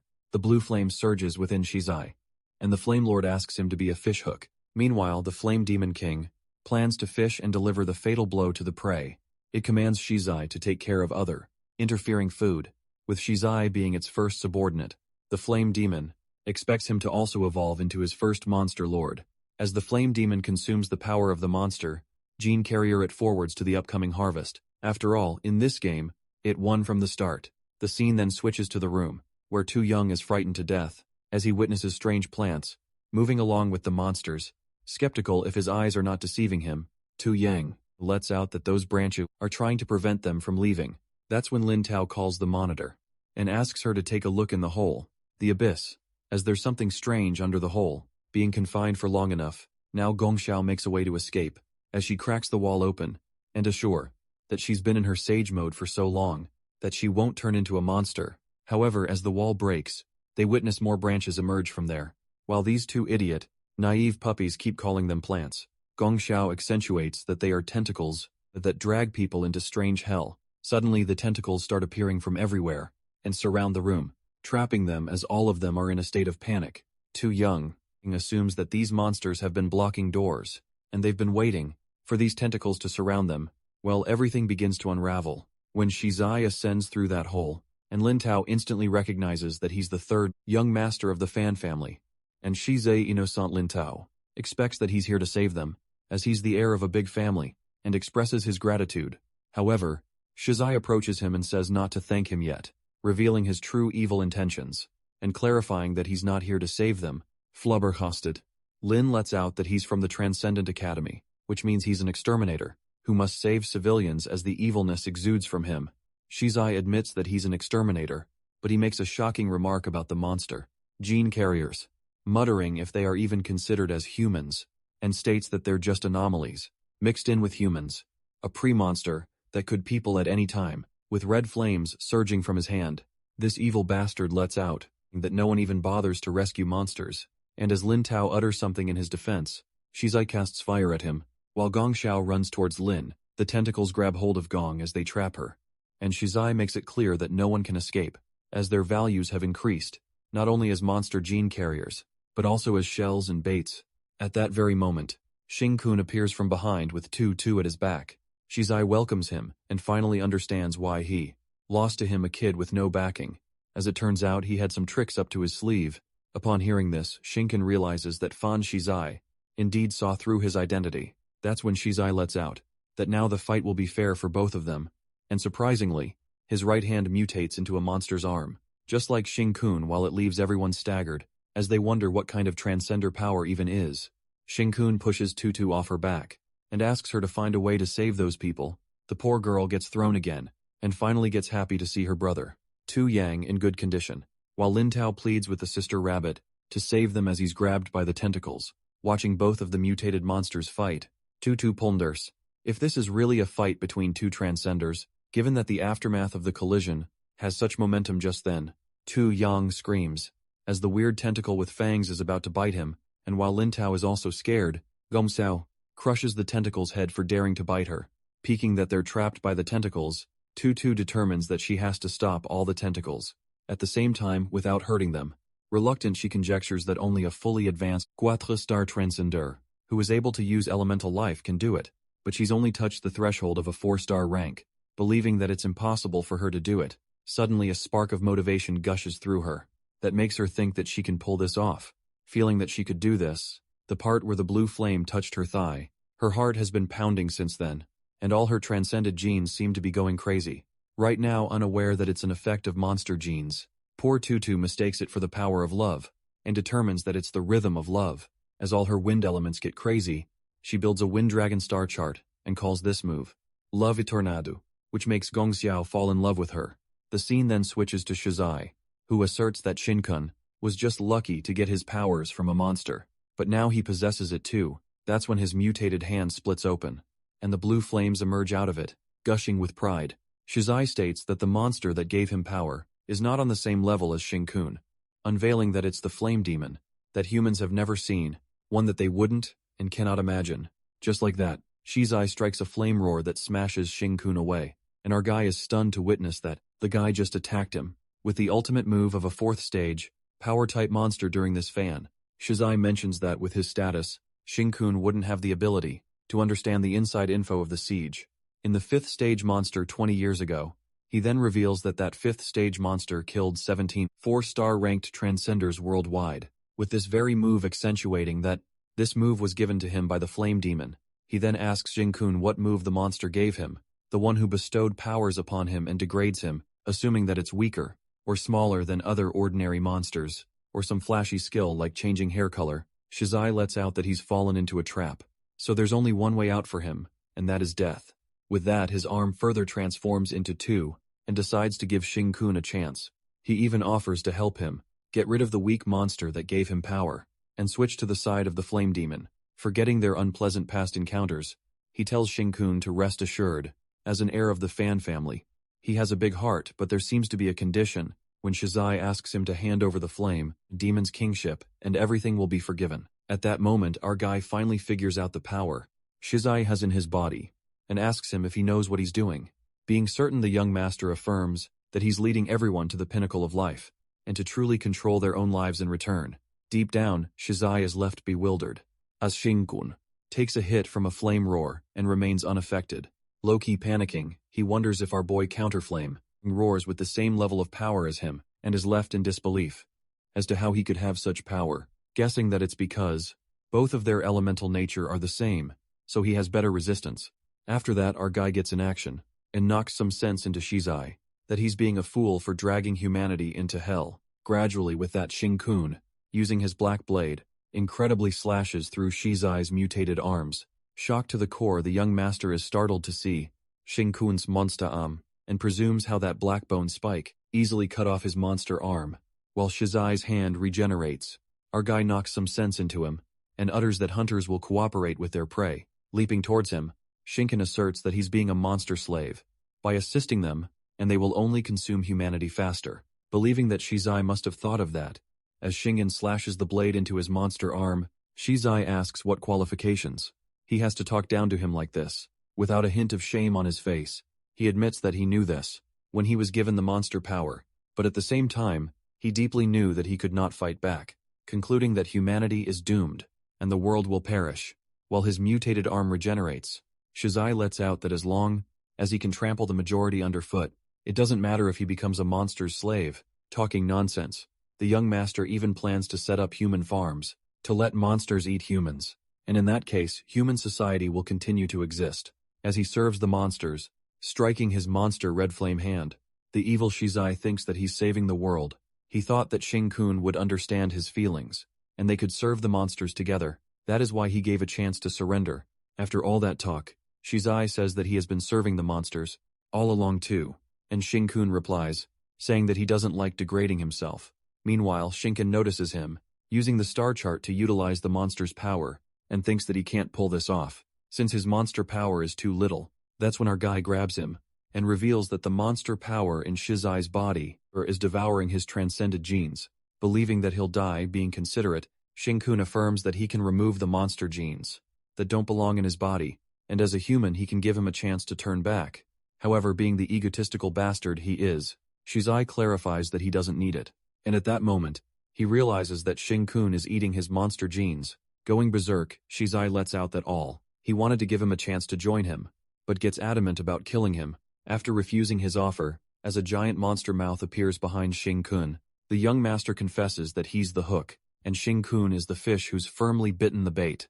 The scene takes us to 1 hour ago, where Shizai is holding the pictures of Gong Shaolin, Dao Tu-yang and Shan Fei. These, his 4 monster gene carriers, seem to be his primary goal of the mission, to get a body for the Lord, Demon God. Having a foolproof plan, Shizai starts preparing for the next target. Shinken and his team discover his exact location, at the hospital, but it seems that they lost contact with them. Burning Shinken's picture, he ascertains that there's a high probability Blue Flame is in extreme condition. He then asks the Lord Flame to begin the fishing, and collapse the hospital. That's when we get to know that the Flame Demon brought Shizai to the hospital, over 100 meters underground, just to sink the hospital into the ground. Given that the hospital is big, it's nearly impossible that it would collapse in such a short time. Besides, the Flame Demon's current body is weak, a human body that is barely able to withstand its power. Suddenly, the blue flames devour that body's arm, and Little Black releases at the cost of that one hand. While Shizai thinks that this is not enough, and the demon has to take the other arm too, that black ball bumps against the wall, and this results in a large explosion of blue flame. Aping with utter astonishment, the guy assumes that, if the body carrying the flame god is strong enough, then she can use this move without any scruples. As the hole is too big, the hospital begins to collapse. As the rocks fall in a heap, Shizai thinks about the monster gene carriers, brought here at the request of the flame god, and at the moment the flame god in the woman's body bestows the power of extraordinary evolution into all the monster gene carriers. Tied down suddenly, all human bodies begin to evolve into tentacles. As their bodies are ripped apart, taken aback, Shizai stiffs for a second, as he presumes that the flame demon's body directly devoured those monster gene carriers, mutated them all into countless tentacles, and let them burrow into rocks, to prevent the hospital from continuing to fall. Witnessing this, goosebumps run down his spine as he finds it terrifying. Coming to the present scene, Shizai, with a devilish smirk on his face, reckons that there's no way humans can fight off the monster, and plans to survive in the monster's mouth, and become superior. Confident that he can ensure more human survival, Shizai thinks that Shin-kun should die now. As our boy is trapped inside the entangled tentacles, he pierces through them with his spikes, and calls everything bullshit. That narcissistic personality disorder, Shizai has said, spouting nothing but nonsense. Yingkun reminds him how he surrendered. When facing a monster and going back to 8 years ago, he'd be considered a traitor and get executed by everyone. While the monster's tentacles surround them, our guy tells Shizai to survive under the monster's mouth. Before he boasts, that's when Shingon activates the monster domain, devouring humans, and entraps himself and Shizai into the domain, that even the tentacles are unable to get through, saying the quality of the fishhook isn't good. Our guy grabs Shizai's head and lets out that he's risking his life, calling him pig brain, laughing. The young master responds that he has no idea of Lord Flame's demon's power and is pretty certain he is convinced as long as he still has value. Lord Flames, God will never let him die. As Shin-kun thinks that he's beyond saving, suddenly his domain starts breaking, and his eyes widen with shock. When he witnesses hellfire, a black hole, it is then revealed to us that, when the monsters attacked the city, in the past life the entire Nan Yue gathered all the power it had at that time, and launched one and only counterattack. But their all-out attack was instantly defeated by this thing. This defeat repelled the confidence of humans, and the world truly became an apocalypse. Humans named it Hellfire, and now this thing actually appeared here. While the tentacles tightly grapple Shin-kun, Shizai expresses that this is the despairing power of the Lord Flame God, ensuring that he and his companions will be reduced to ashes and disappear from this world. Meanwhile, Zhao Xiang and the others are struggling to fight a terrifying monster with immense power. Shizai seems unstoppable, and our boy lets out that no one can stop his steps. To ensure humanity's survival, striking his black blade, Shinken ponders that when he absorbed the king's power, his black blade already gained the strength of earth. Dragon teeth, penetrating the black blade into the hellfire. The hellfire's movement is not fast, yet black blade still cannot stop it. During this, Shizai makes it clear that humans cannot defeat monsters, saying that he foolishly chose the wrong path to death. However, Shin-kun interrupts and replies that he's wrong for underestimating humans, so much activating his artificial transcendent device. Our guy lets out that he might not know this, but monsters also fear the humans. Monsters are afraid of human transcenders. That's what Shin-kun says, as he is banged into the wall, held down by the tentacles from Shizuya's mutated arm, asking if he still wants to escape. Shizai utters that even walls aren't as stubborn as him, and tells him to stop pretending, and with human supremacy, shit not letting him escape. He strikes the tail to crush Shin-kun. However, our guy makes it clear that he wasn't trying to escape. Instead, he was just calming down. He further emphasizes that transcender and monster power are theoretically from the same source, but the reason why monsters overpower the transcender is that they awakened thousands, even millions of years earlier. While Shin-kun thinks the previously invisible monster indeed looked like a triceratops, Shizai asserts that even if humans have unlimited, extraordinary potential, it has nothing to do with his 1% transcendent genes. At that moment, the young master notices that the fire element on Shin-kun's body is off. He analyzes that the blue flame on his body and Shin-kun's body are different from Transcender's fire element that seemed to have wind originally. This blue flame element is bloodthirsty and violent. In the beginning, filled with a primitive hunger and desire, an unusual wind element, but now, these fire-racing elements seem to have calmed down, as if a ruthless general is forcibly turning uncontrollable, low-level idiots into an army. Shizai surmises that Shin-kun's 1% transcendent gold element is commanding his monstrous fire elements, that even the flame demons' controlled tentacles have become usually restless. That leads Shizai to question himself. If monsters are truly afraid of transcenders, and if that is the case, then the nefarious plot he's been scheming all along will go down in vain. The scene then switches to the rescue team captain, who's rescuing the people, and assures the people that Officer Shang is here to protect them. Meanwhile, Shang Guankui is examining the men from top to bottom, and rumor has it that she's a pervert, and likes to examine men. The team captain runs to Shang, and asks if he may have a word with her.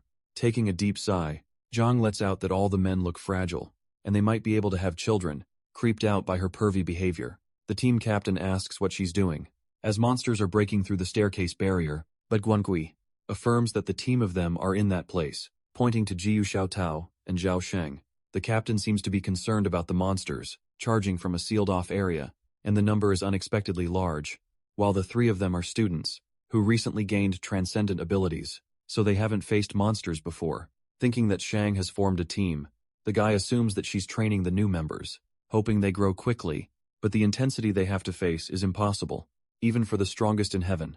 Suddenly the monsters appear, and the captain screams at the kids to fall back, given that they haven't even been taught to face monsters yet. Running towards them, he mentions that their strength is several times theirs, and although they're transcenders, who can wield elements, they absolutely cannot find a way to fight them head-on. However, Zhao Xing seems to be fighting with his blood and sweat, even though he has low transcendent genes of 39%, reducing that there's only one way to fight, which is fighting it head-on in close combat. Zhao creates a Flood Dragon Star map, and attacks the monsters with blood. Flood Dragon, as it slashes through them, shocked, the captain is left slack-jawed, as he wonders what kind of transcendent fighting method Zhao is using, that they actually smash the monster directly. Just then, the second-level monsters make their way to them, and the captain warns them to watch out, as they're greater in strength and speed, while Zhao attacks with blood vines. Yu asks them to get down, and points her finger toward the monsters, releasing immense power to electrocute them. Witnessing this, the captain corroborates with Shang. If these kids just recently became transcenders, as he almost got killed in an instant by the use electricity, supposing it could be the Academy's secret weapons, developed over the years left in disbelief. The captain is freaking out, to see their physical strength. So great, assuming they drink life essence every day like water, and compliments Shang, that the new teammates she chose are incredible. However, Shang clarifies that they are not her teammates, and she has no plan to form one, revealing that the reason she came here is because their captain Xing Kun asked her to lead the team and to protect as well. While the rescue team captain is awestruck that Xing Kun hired her, the strongest bodyguard in China, and wonders why he's so extravagant, Guan Kui makes it clear that he's misunderstood. At that moment, the kids are pushed back as the other monster group attacks. Meanwhile, Zhou seems to be injured. The captain affirms that they're still inexperienced, and casts a triple rock shield to block the monsters, temporarily, so they can take a break. Being an expert in laying foundations, and stabilizing the Earth's structure, the captain admits that he's not good at fighting the monsters, but he can protect people deep down. The captain is panicking as he witnesses the monsters, and speculates that they still have traces of humanity, and haven't completely mutated yet, guessing that it's a third-tier monster. To their surprise, the monsters that appeared are next level. As they broke through his triple rock shield, the captain is flabbergasted, finding it impossible, as even a third-tier monster can't break his shield. Directly wondering if it's a special evolution, he casts Earth Crystallization, and creates a crystallized wall to block the monsters that use most of his transcendent strength, as his body barely holds on. But abruptly, the monsters smash that crystallization wall that couldn't even withstand one blow, and the captain observes that the monster is still evolving. Just then, Shang uses her water serpent to pull back the captain. As he's being saved, he asks her to save the students as well, as the monsters might be evolving into fourth tier, so it can be dangerous. As her water serpent drops the captain, Shan Guangwei makes it clear that she's not here to protect them, but only to protect the captain. Pissed, the captain asks her why she isn't fighting the monsters, and slacking off like that too. Just then the power is back on, and Guangwei affirms that someone told her not to worry about the safety of his team, especially Jui during this. Jui is casting the legendary domain. Sean further accentuates that currently no monster can harm Jui's life, even the invisible monsters that have appeared already. Nonetheless, if any monster threatens her life, Shang needs to prevent Zhu from losing control, and accidentally kill everyone around. So she's actually here to protect the captain. The captain doubts that Shang is afraid that her powers will go berserk, and she will accidentally kill everyone. After all, Zhu is just a freshman who recently awakened, no matter how talented she is. As the lights fluctuate due to the electricity, Gyu absorbs. The captain wonders, how much power could she save in her body? He gets his answer when the lights go out, and scared for his life, he runs away after witnessing this kind of power, asking if it's really just the residual force outside her domain. Just then, Shang asks him to get out of here, and take everyone with him. Terrified, the captain is freaking out, thinking that the hospital has activated its self-destruct mechanism, and counting down to their doom. Concerned Guan Ke presumes that it was supposed to be a simple domain, but the amount of leakage seems too much. That's when Xiao Tao and Zhao Sheng are smashed away, and Sheng is shocked to see that even the teammates are electrocuted. She then sends her water dragon to see the situation, and concludes that Juye's a full-blown atomic bomb. Panicked, the voice echoes in her mind about preventing Juye from going berserk and accidentally killing all surrounding life. At that moment, Shang realizes that there's no exaggeration. In this statement, she speculates that even Xiao, Tao and Shuang barely survived that earlier attack. but given the domain's intensity, they both are surprisingly unharmed. Recalling that the principal told her that Kun is the blue flame, Shang contemplates. Even if he's the blue flame, there's no way he made these siblings, who almost couldn't continue at Nanwei Academy, become so strong in such a short time. Meanwhile, Xiaoshang still thinks he's weaker than Big Brother, and they need to work harder. Shang surmises that the growth rate is actually faster than her original self. It's totally unscientific. Simple Domain seems to have such a domineering effect that it can indiscriminately attack anything that invades the domain. However, this monster has some kind of power inside that allows it to continue evolving to the level of the previous invisible monster. It can break through her domain. At the same time, Yu's condition is extremely unstable, and the domain is on the verge of collapse. So once it collapses, it will be like an atomic bomb explosion. With that, Shang enters her simple domain and tries to invade with a water domain that can integrate anything. She then asks Yu if her transcendent genes have gone on a rampage and why they have become so aggressive. Watching senior sister Shang, Jui is delighted to see her and is indeed reliable. As Shinken said after that, Jui tells her that the transcendent genes are going berserk because of her intense emotions. Looking pissed, Shang wonders if Shinkun really expected her to handle this, basically wiping his ass. Suddenly, the monster outside the domain turns into a 4-tier. And Yu immediately casts compression, a big charge of electricity. Seeing this much compression, Shang shouts at her and asks if she wants to destroy this place, instructing her to retract it. In a state of panic, poor Zhu can't control it and frustrated, Shang thinks how Shinkun managed to turn her into this. Nonetheless, Guan Kui lets out that she can't watch her bury all the survivors underground, and with the help of her pipe, she swallows the compression ball, asking Yu to swallow 90% of it back into her stomach. She tells her to reclaim her transcendent powers, while Yu sucks all the electricity in her mouth and swallows. Shang's pipe now seems to have only 10% of the electricity, and she strikes the monster with it, believing that it should not disrupt the balance of the underground collapse. With that, the monster is blown away with a powerful burst, a teat of electricity released from the pipe, and Shang concludes that her transcendent genes level is very high. She tries to make you understand that elements of transcendent beings are not ordinary, but elements each time she launches an attack. She needs to let them deplete like a bomb. She further explains that each element gradually grows and gets stronger, slowly evolving into life elements. So as she does this, when her star map is completed, she can naturally advance to 4-star transcender. While it seems like all of it goes over Jui's head, Shang, looking at her with a miffed expression, lets out that even Lin and takes a deep sigh, that a genius with 95% transcendent genes does not get it. As Shang is about to explain in more detail, Zhu, mentioning Newton's law of gravity, infers that they need to make elements recyclable. Looking utterly baffled, Shang mumbles what on earth she is rambling about, and without a flinch, Xu responds that she's talking about the principle of satellites, adding that senior sister Shang was terrible in physics and maths in school. Losing her nerve, Guan Kui finds her not cute at all. However, she notices that her simple domain is starting to change abruptly. Sean catches a glimpse of the monster being connected to multiple tentacles. Wondering what these vines are, they scrutinize that these are biological tentacles, and they smell like monsters. What's more shocking is that tentacles are supplying this monster with power, making it evolve again. The monster appears to be stronger and terrifying than before. Meanwhile, Shang immediately senses its killing intent, as it seems to be targeting Zhu. At that moment, Shang walks out of the domain and is aware that the monster is afraid of Zhu. Continuing to grow, however, it should be more concerned about the growth of the strongest transcender. On the other hand, Shizai is still struggling to keep hold of Shinkun, as his tentacles keep disintegrating, while Shizai is stunned to see the power of the star map. Our boy reveals that Hellfire is a move. It's like using a cannon to kill a mosquito, and the purpose is to eliminate potential transcendent beings, assuming that he's talking bullshit. Shizai can't seem to believe him, as he lets out that Hellfire has never appeared in the world before. However, in Jingkun's previous life, the first appearance of the Hellfire was to eliminate Shangguankui, and in this life, it's Jingkun himself bringing it on. Our guy decides to experiment, to see if they can use transcendent methods, to use the power of monsters, to break through this Hellfire. With that, he creates a monster elemental star map, with 99% of monster genes, and launches 10,000 sword star map, which strikes the Hellfire. The scene takes us to the past. Conversation between Uncle Wei and Shizai.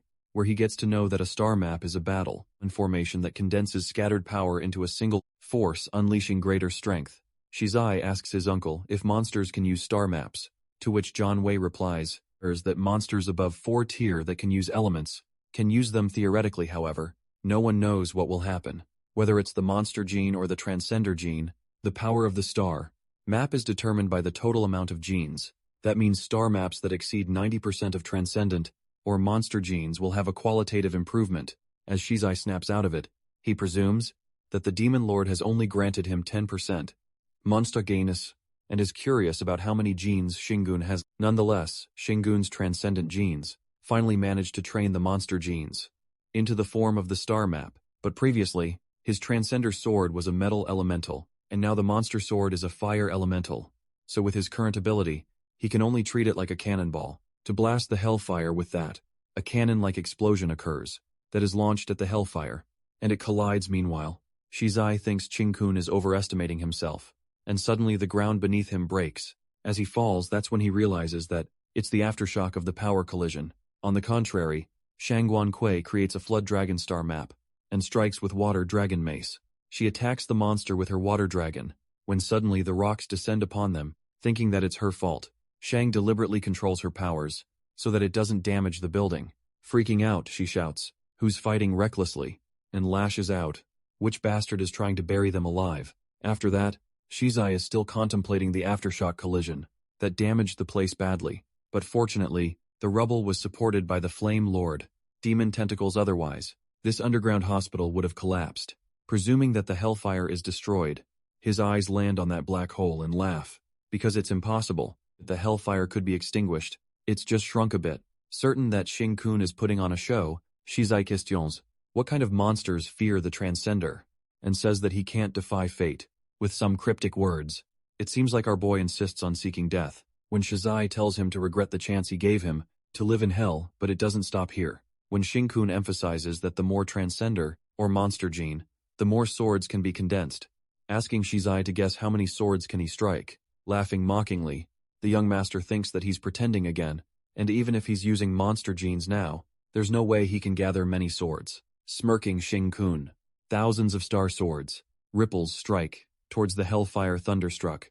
A ripple of fear passes through Shizai when he wonders how many monster genes are stored in Qingkun to launch endless star swords. That's when a realization hits him, when he reckons if the flame god had granted him only 10% because he has 90% transcendent.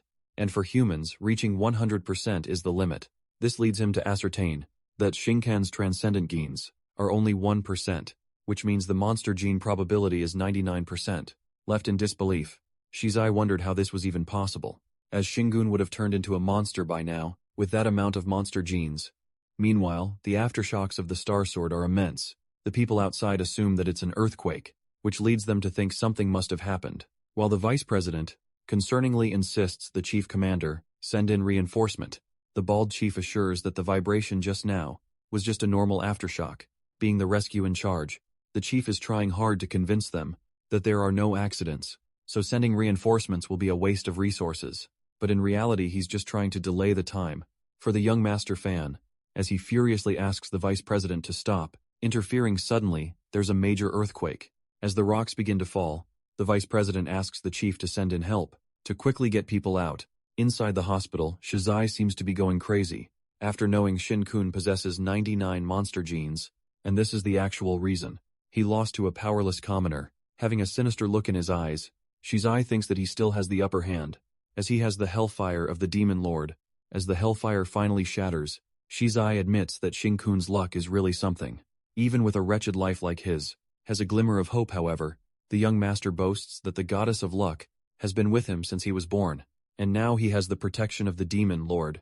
As he's challenging him in an instant, our fella vanishes as he runs for life running. Shinken calls him an idiot, and presumes why he would even stay, when exhausting, that hellfire has drained most of his strength, thinking that he's not that stupid to have a death wish to fight the flame demon god.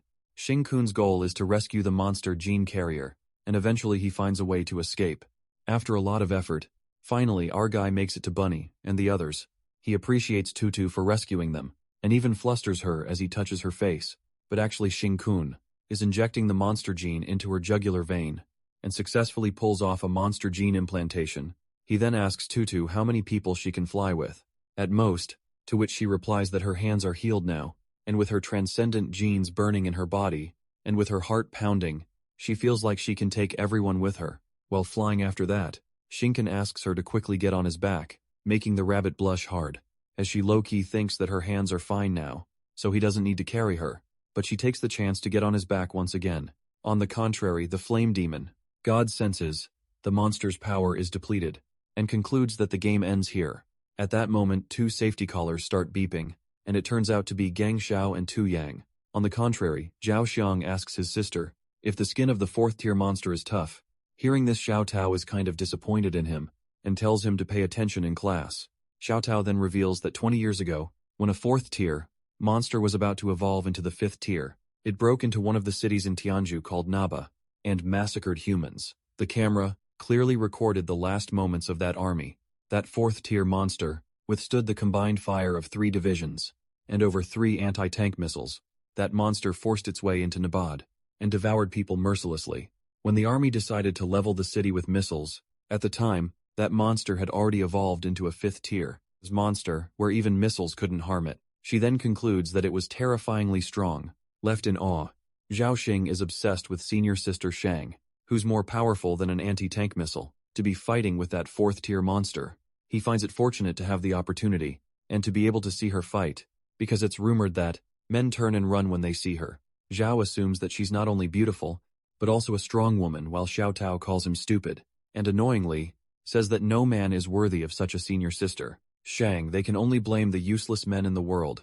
Meanwhile, Shane claims that she's the biggest threat, and asks it to stay away from junior sister Jui, or else she'll twist its head off. But the monster ignored the unmatched presence of Shangguan Kui, and actually bypassed her to attack Jui. Pissed, she tells you to find another monster to practice on next time, because right now she's going to chop it to death.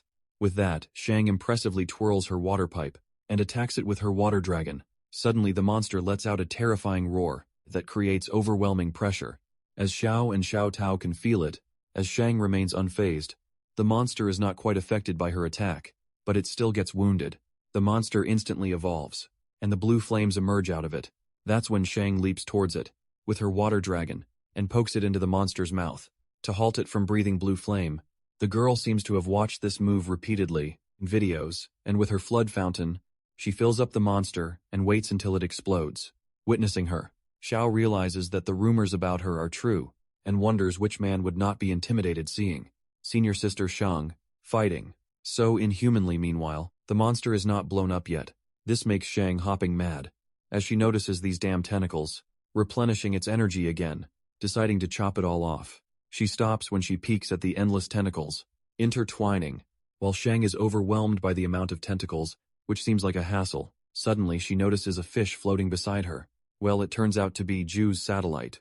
Super move as the fish strikes out electricity, smashing the monster as the fish circles back to Zhuo. Shang finds the power of the lighting element strong, and how she took advantage of the monster's recovery, and knocked it down, but the appearance of the childish kind of creeps her out nonetheless. Zhuo warns the senior sister that they must be cautious, as it's not over yet. She could sense that all the underground lightning elements had been devoured. They infer that this is a very terrifying monster, and Shang tells her to be careful.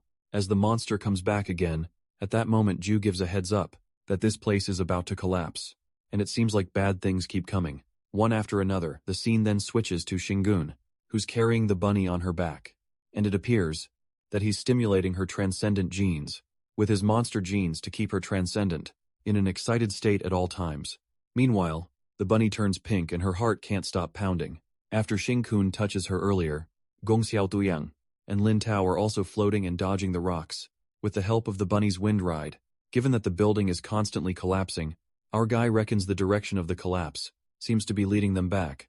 Just then he asks Tutu to keep moving forward. While he clears the way suddenly, Tu Yang and Gong Xiaoni's safety collar is about to lose control. Worried, Tutu calms them down and assures them that they just need to escape.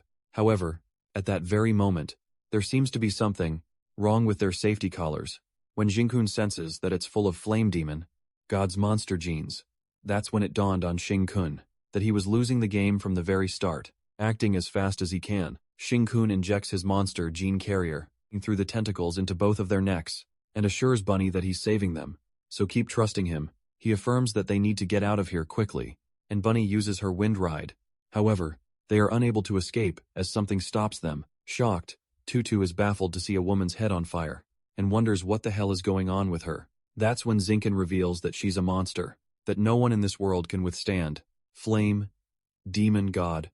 Her eyes widened with horror. Bunny has never seen a monster in this form before. The rest of her body is that of a human, apart from the head where blue flames are emerging out, terrified her entire body. Even her transcendent genes are trembling uncontrollably, like the instinctive fear of a mouse when it sees a cat.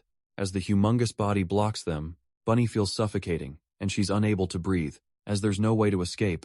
Just then Shing-kun smacks her butt, and tells her to get it together, because if she makes movements, they'll fall down, pulling herself together. She asks if they're going to defeat her next, and looks back to see her younger brother, and his friends after that. The demon's red eyes appear in the woman's head, from within the blue flames, pulling Tu Young and Gang Xiao towards it. The flame demon confesses that it's going to possess a body that can withstand my immense power, and disguising itself in a human body is truly marvelous. It can secretly devour the Transcenders to replenish its energy, talking in monster language. Shing-kun then converses with the demon, and makes it clear that he can't get either of them, as he pulls them back through the tentacles, calling out the flame demon god.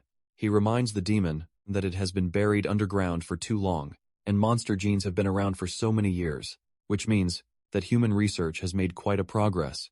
He affirms that some people, despite facing countless criticism and difficulties, continue to research so that they can save monster gene carriers. Xinghan then reveals that after 20 years of research, a blocking vaccine was developed that can stop monster genes from infecting the human brain, although it might be only for a second. Given that the monsterization of ordinary humans is worthless, it's not the case for him, because even if the demon's monster gene has already invaded their brains under the drug's interference, it's forced to compete with genes. On the same starting line, suddenly the woman's right leg explodes, as it is consumed by the demon, and turns into raging blue flames. That's when the flame demon strikes heaven, devouring prison flames, and creates a domain called Flame Bites, which takes all of them into the demon's mouth, surrounded by edges abruptly. Tu Yang and Gang Xiao are pulled with a force, drawing near the demon. Meanwhile, Bunny screams as Tu Yang is getting away. Just then Jing-kun commands Tutu to protect him, and try not to let him get disturbed. As our guy holds onto them strongly, the flame demon erupts, that these monster gene carriers belong to him. While Gong Xiao is being grabbed by the monster's tentacles, she feels like her body is gradually losing control, and her consciousness is getting blurry. During this, Gong ponders if this is what it feels like to mutate into a monster, wondering if the inevitable day has come. When she turns into a monster, the thoughts of people calling her a monster and discriminating against her comes to her mind, but then she gets reminded of her grandfather, who gave her hope, and asks her to always stay optimistic, as Gong apologizes to her grandpa that she can't wait for him any longer. At that moment, Shing-kun appears in his human form and tears the tentacles apart. Releasing them, it appears that Shing-kun teleports into another person's consciousness. Peeking at the blue flame, Gong Xiao is surprised to see him, and wonders if he's the one Grandpa said would come to save her, calling Shing-kun a thief. The flame demon gets enraged. As an insignificant human dares to steal something from him. Trapped in the demon's mouth, our guy reminds the flame demon how he failed to destroy his soul in his previous life. He accentuates that a human soul is much tougher than it can imagine, striking a fear into the flame demon. Shing-kun reminds it that it must be afraid of being exposed in front of all mankind. After all, its true king has not awakened with enough power yet. He provokes the demon, mumbling that it won't dare and cannot trigger. Before the king awakens, he anticipates an all-out war between humans and monsters, thinking of a possibility that humanity's resistance could exhaust enough power for the king to awaken, and if the king awakens, the flame demon will be one to blame, to ruin the king's plan. For this reason, the flame demon needs a carrier to hide its identity, to disguise itself as a human, and devour the Transcenders. Furious, the flame demon, in its terrifying form, calls Shing-kun a damn thief, wanting him to turn him into rotten flesh. After that, Shing-kun cuts to the chase, and lets out that he can save both Tu Young and Gong Xiao temporarily from her mouth. However, he can only save one of them. To stop them from transforming, he confesses that he can only grant power to one person. With their eyes widened in disbelief, Tu Young is beyond happy to hear that one of them has a chance to survive. He then pushes Gong Xiao and asks Xing-kun to grant his powers to the class monitor, as she is the most suitable. Meanwhile, Bunny assures Tu Young that Blue Flame will save him. Abruptly, the flame demon consumes another leg and an arm. To gain energy surprisingly, a bunch of tentacles burst out her leg, and Tutu dodges the tentacles to prevent it from interfering with Blue Flame. However, in order to stop them from disturbing Xing-kun, the tentacles attack Lin Tao, as it stabs inside his body, making him instantly turn into a monster. That's when Lin Tao transforms into a monster and leaps towards Bunny. While it seems like Lin Tao hasn't mutated completely, tears stream down his face, as he pleads that he won't want to be a monster to harm anyone, and asks Sister Tu to take care of Gong Xiao. And Tu Young as she cries, watching him in such a helpless state. Lin Tao is devoured by the flame demon. The flame demon then regrets bestowing him with power, and calls him a fool. Meanwhile, Shizai comes forward and assures the demon lord that he'll take care of that girl. Shizai attacks her with his crimson flaming palm, while Tutu recognizes that Fan Shizi is the ones hiding in the shadows and working with the monsters, asking her to stop pretending. Shizai lets out that she should have noticed this long ago, as Xing-kun is also a monster, protecting Xing-kun with a wind guide. Tutu defends him and clarifies that he's a human who can control monster power, whereas Shizai is helping the monsters plan this disaster, sacrificing his own people. She concludes that he's a true monster to the core, mocking her short knowledge. Shizai blames trash people like her, who hold humanity back from surviving, challenging her to see if she can blow his flames, this time pulling an iconic move. Shizai combines the transcendent Crimson Flame Hand with Monster Crimson Flame Hand. On the contrary, Gong Xiao is mad at Tu Young for making decisions on his own, affirming that she, as a class president, will call the shots. While she smacks his head, Xing-kun asserts that they're in a kind of spirit world, and with their mental strength only having capacity, he asks them to stop pushing each other around and discuss what's crucial. With that, he flicks his fingers and makes Tu Yang sleep for a bit. While Gong finds it impressive that Yang couldn't even handle a flick, delighted Gang Xiao thinks they're actually in sync and really vibe together. She then corroborates with Xing-kun if he'd only grant power to one of them, and asks if another person will have a counterpart.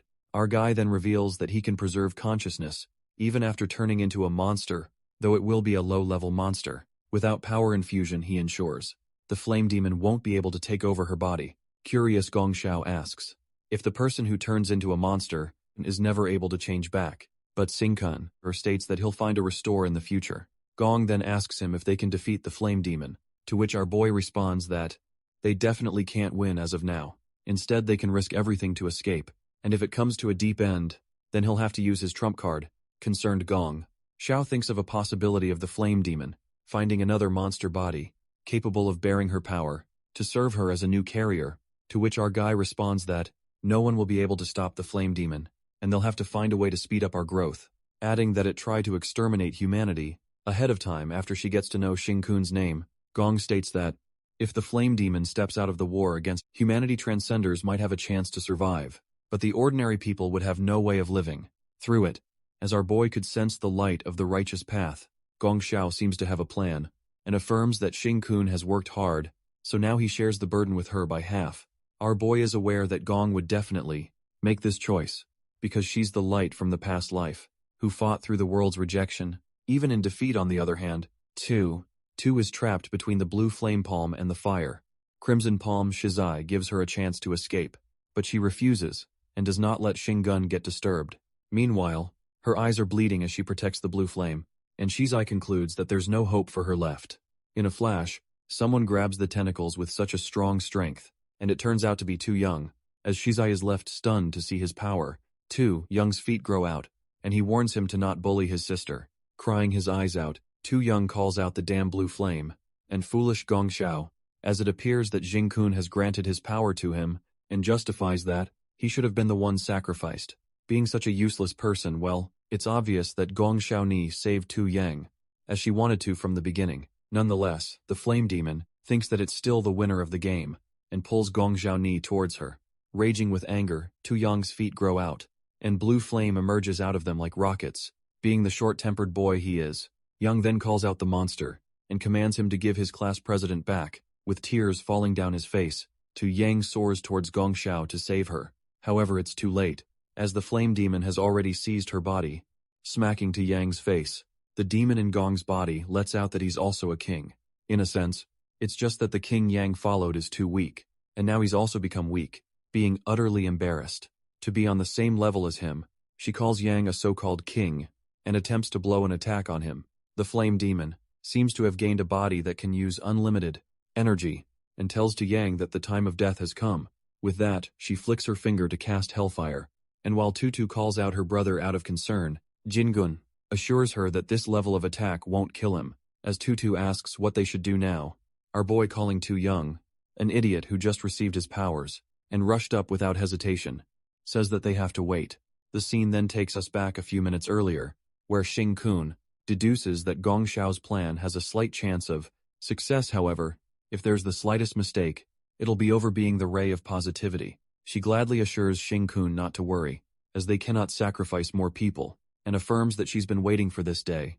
A long time put her strongest monster genes to good use.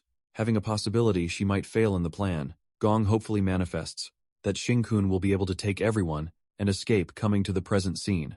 The flame demon somehow grasps what they're trying to do, as the original owner's consciousness is still in this body, calling it a mere childish trick. The demon elucidates that the human consciousness is stored in the host's brain at that moment. She swallows something, and Gong Xiaoni's head explodes, because if her brain is blown up, her consciousness will be cut off. As the tentacles appear out of Gong's head, Xing Kun creates a 10,000 sword star map and strikes starlight towards the demon, while Tutu is scared that it might accidentally hurt Gong. Xiao, our guy, clarifies that the body no longer belongs to Gong. Shockingly, 2 mutated arms spring up from her back, and the flame demon pities how fragile the human brain is. The insignificant consciousness is unworthy of this body, and the regenerated head is now formed from her genes. Wondering what schemes their little brain could come up with, the flame demon is aware that the remaining energy in Xing Kun's body might not be enough to escape. In a blink of an eye, the flame demon gets an inch closer to them, and Xing Kun is shocked to see her speed. He contemplates that, even though Gong Sun Yi's body is strong, there are physical limitations for the flame demon god. She's far from reaching the peak state of her body, but still the speed is too fast to see. Our boy uses a star sword and attacks her with the mutated arm, but the flame demon grabs it and lets out that no monster can easily become the new king, commanding Xing Kun to leave the royal power, and all the monster genes in him to give them back. Eyes widened in disbelief, Xing Kun ponders that she's already unleashing such powerful strength, equivalent to the 6th-tier monster, concluding that she's already invincible in this world, unable to break free from her hold. Our guy thinks that he'll have to abandon part of his power, and with that he asks Tutu to fall back. His left arm is half torn apart and seems to be fine, as long as the core isn't damaged. A monster's limb can regrow. Meanwhile, she grabs the other half of his ripped hand, and the demon swallows it, muttering that this bit of flesh and blood energy isn't even enough to catch her breath. Just then, Shinken lets out that they need to find a way to escape from here, and that's when an explosion occurs. Well, it looks like the strongest transcenders have come to save the day. It appears to be Jui with her big electric fish, and Shang Guankui Flame Demon is happy to see transcender food and tells them to pay the price for killing its monster general. Our guy is overwhelmed to see them, and Tutu asks if he no longer needs her help to fly, but Shinken assures her that he can stay airborne by spraying flames and asks her to take Tu Young and Shang with her. With that, Jiyu, who looks pissed, uses a satellite magnetic star map, and the big fat fish is directed towards Qing Kun. While our boy is scared by that fish, she realizes that Jiyu came to deliver energy to him, and tells Tutu to save her brother quickly. As the flame demon is confused as to what on earth is happening, the dead monster general emerges out of that fish, and our guy devours the monster to replenish his energy without a second. Shang Guang Kui, using her flood dragon star map, leaps towards the flame demon with her water dragon scythe. As Shang is about to launch the attack, she asks Blue Flame how Gang Shaoni ends up like this, and demands an explanation. Afterward, agreeing, our guy graciously accepts the monster general's flesh and blood energy. In that time, Xing Kun ends up in another dimension, which is Chen Fei's consciousness. Meeting with him, he asks Chen if he's the monster general of the flame demon god. Argai makes him recall that he's Gong Xiaoni's classmate, and ponders that he was his classmate as well in the previous life, and deep down, he feels sorry that Chen became a monster ahead of time. In this life, as Chen Fei is confused that he turned into a monster, so how come he still has consciousness? Shingan scares the hell out of him when he confesses that he's here to eat him. Jokes apart, Our guy offers to help him regain his consciousness, and adds that maybe in the future, he'll be able to restore him to human form. Shocked, Chen Fei assumes that he can keep on living if he regains his consciousness. However, he respectfully declines, as he doesn't want to live his life as a monster, as just the thought of it terrifies him. Chen elaborates that the situation is worse than before. Everyone will hate on him and will fear him, realizing that his father never wanted him since his mother left. Getting reminded of all his terrible memories, he recalls how his friends and relatives already considered him a monster and wanted to kill him when they got to know that he had 84% monster genes. However, Chen was able to keep going, thanks to class president Gong Xiao's support, and he currently feels like she's in danger, making the hard decision with tears in his eyes. Chen Fei asks Xing Kun to devour him, and asks him to save Gong Xiao and wipe out all the monsters in this world. Giving the fist bump, our guy takes his promise. After that, an explosion of blue flames occurs, and the flame demon mocks him for attacking her with mere flames, as the demon assumes that he's offering his powers to her. Suddenly, a fifth arm emerges from Gong Xiao's body. We then get to know, before the flame demon takes control of Gong's body, she plans to become an obstacle for the flame demon god, and in that time, she instructs Xing Kun to buy themselves time to grow.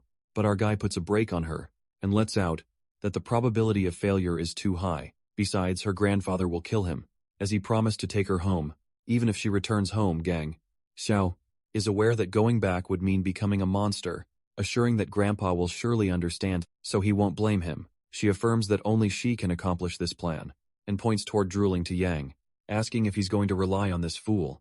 With Lin Tao also becoming a monster, Gong assumes that according to Xing Kun, there's still a chance to save him, and as a class president she can't give up on him. She then asks Xing Kun to promise her that he will get stronger, save this world and take her home, saying that he would try his best. He then informs Gong Xiao he can't give his powers, but can only stop them from being controlled by the flame demon god.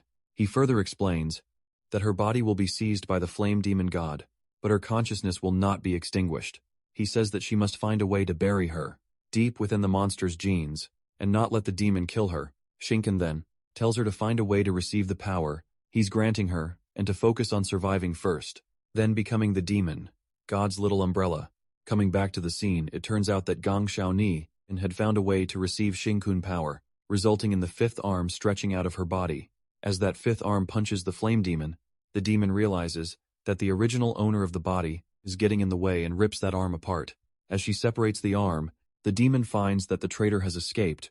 The scene then takes us outside the hospital, where the exterminator team arrives to investigate the frequent, abnormal earthquakes, and asks for the report from the rescue in charge. The chief reports that most of the survivors inside the hospital are rescued, but Officer Shang and the Sparks team, along with 2 cleanup teams, are still trapped underground, as the Vice Captain Nia Yang questions why he hasn't sent in the reinforcements yet.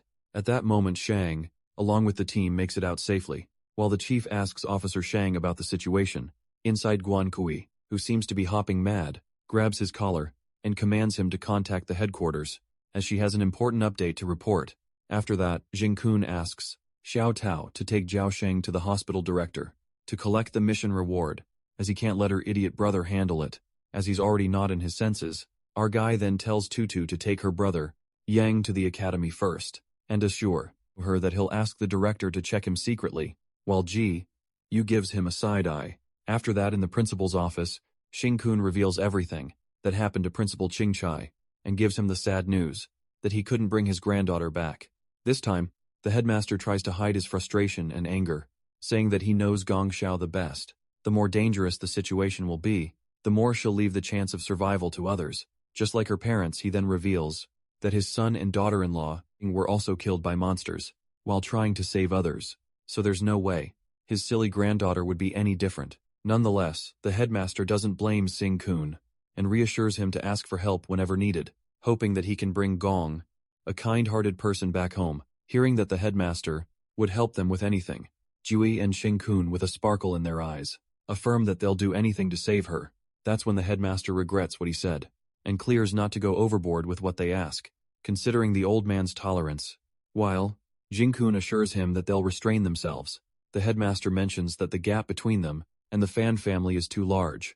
Xingcha gives a reality check that the Fan family has developed rapidly and has many industries, not to mention they're one of the top suppliers of life essence in China. then suggests that they can use connections to get people from higher up to help, asking if the Fan family will still hold power.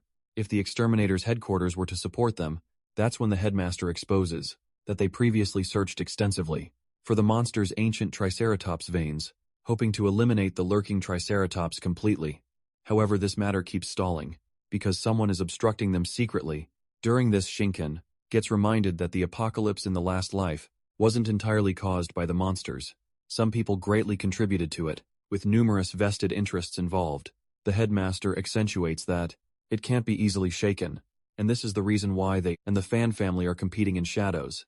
To avoid alerting the mysterious force behind all this obstruction, for now they can only secretly send trusted individuals to investigate cautiously, and this can only be done gradually. The old man asserts that they can't rush to seek eternal help. Just then he points to Shin-kun, and with his understanding of monsters, the old man asks him what the monsters are planning. Freaking out, our boy tries to explain to the old man that if the flame demon god will absorb more energy, it might devour Gongshan Yi. Nonetheless, Jing-kun elaborates that the entire monster species have the same goal, which is to provide energy for their king. By devouring ordinary people and transcender people, the more extraordinary genes a transcender being has, the more energy is contained in the monster's flesh and blood. He then reveals that the upcoming national supernova tournament for the flame demon god, basically it's a feast at that moment. Shin-kun presumes that in his last life, there was a starfall disaster that resulted in the death of all the young talents in the supernova competition, and while the news said that it was due to a monster uprising, it remained unclear after that. The headmaster assumes that now, Shin-kun needs to grow stronger, but our guy plans to focus on his growth, as the growth of the transcender depends on endless stimulation, although too much can overflow. He then gives an example of Shangguan, that if they were to throw her into a sea, her growth rate would stop, and when she was a 3-star, she actually did this, almost becoming food for a powerful sea monster. But Shin-kun doesn't seem to be talking about Shang here. He lets out that there's a transcender, person, who's most likely to grow up in modern human society, right beside them. Well, he seems to be talking about Yu, with modern society being different from ancient times. Shin-kun emphasizes that electricity is more common than water. It's nearly everywhere, planning something notorious. Our guy gives a freaky, greedy expression, and the headmaster gives him a heads up to control his greed a little. With that, Shin-kun notifies him about the local national supernova competition, which has the country's largest nuclear power plant, while Chincha grasps where he seems to be going with this slackjaw. The old man asks him to stop right there. Putting on a weird-ass expression, Shinken asks the headmaster to manifest and witness the world's first 5-star transcender, being Thunder God, pointing towards Gyu.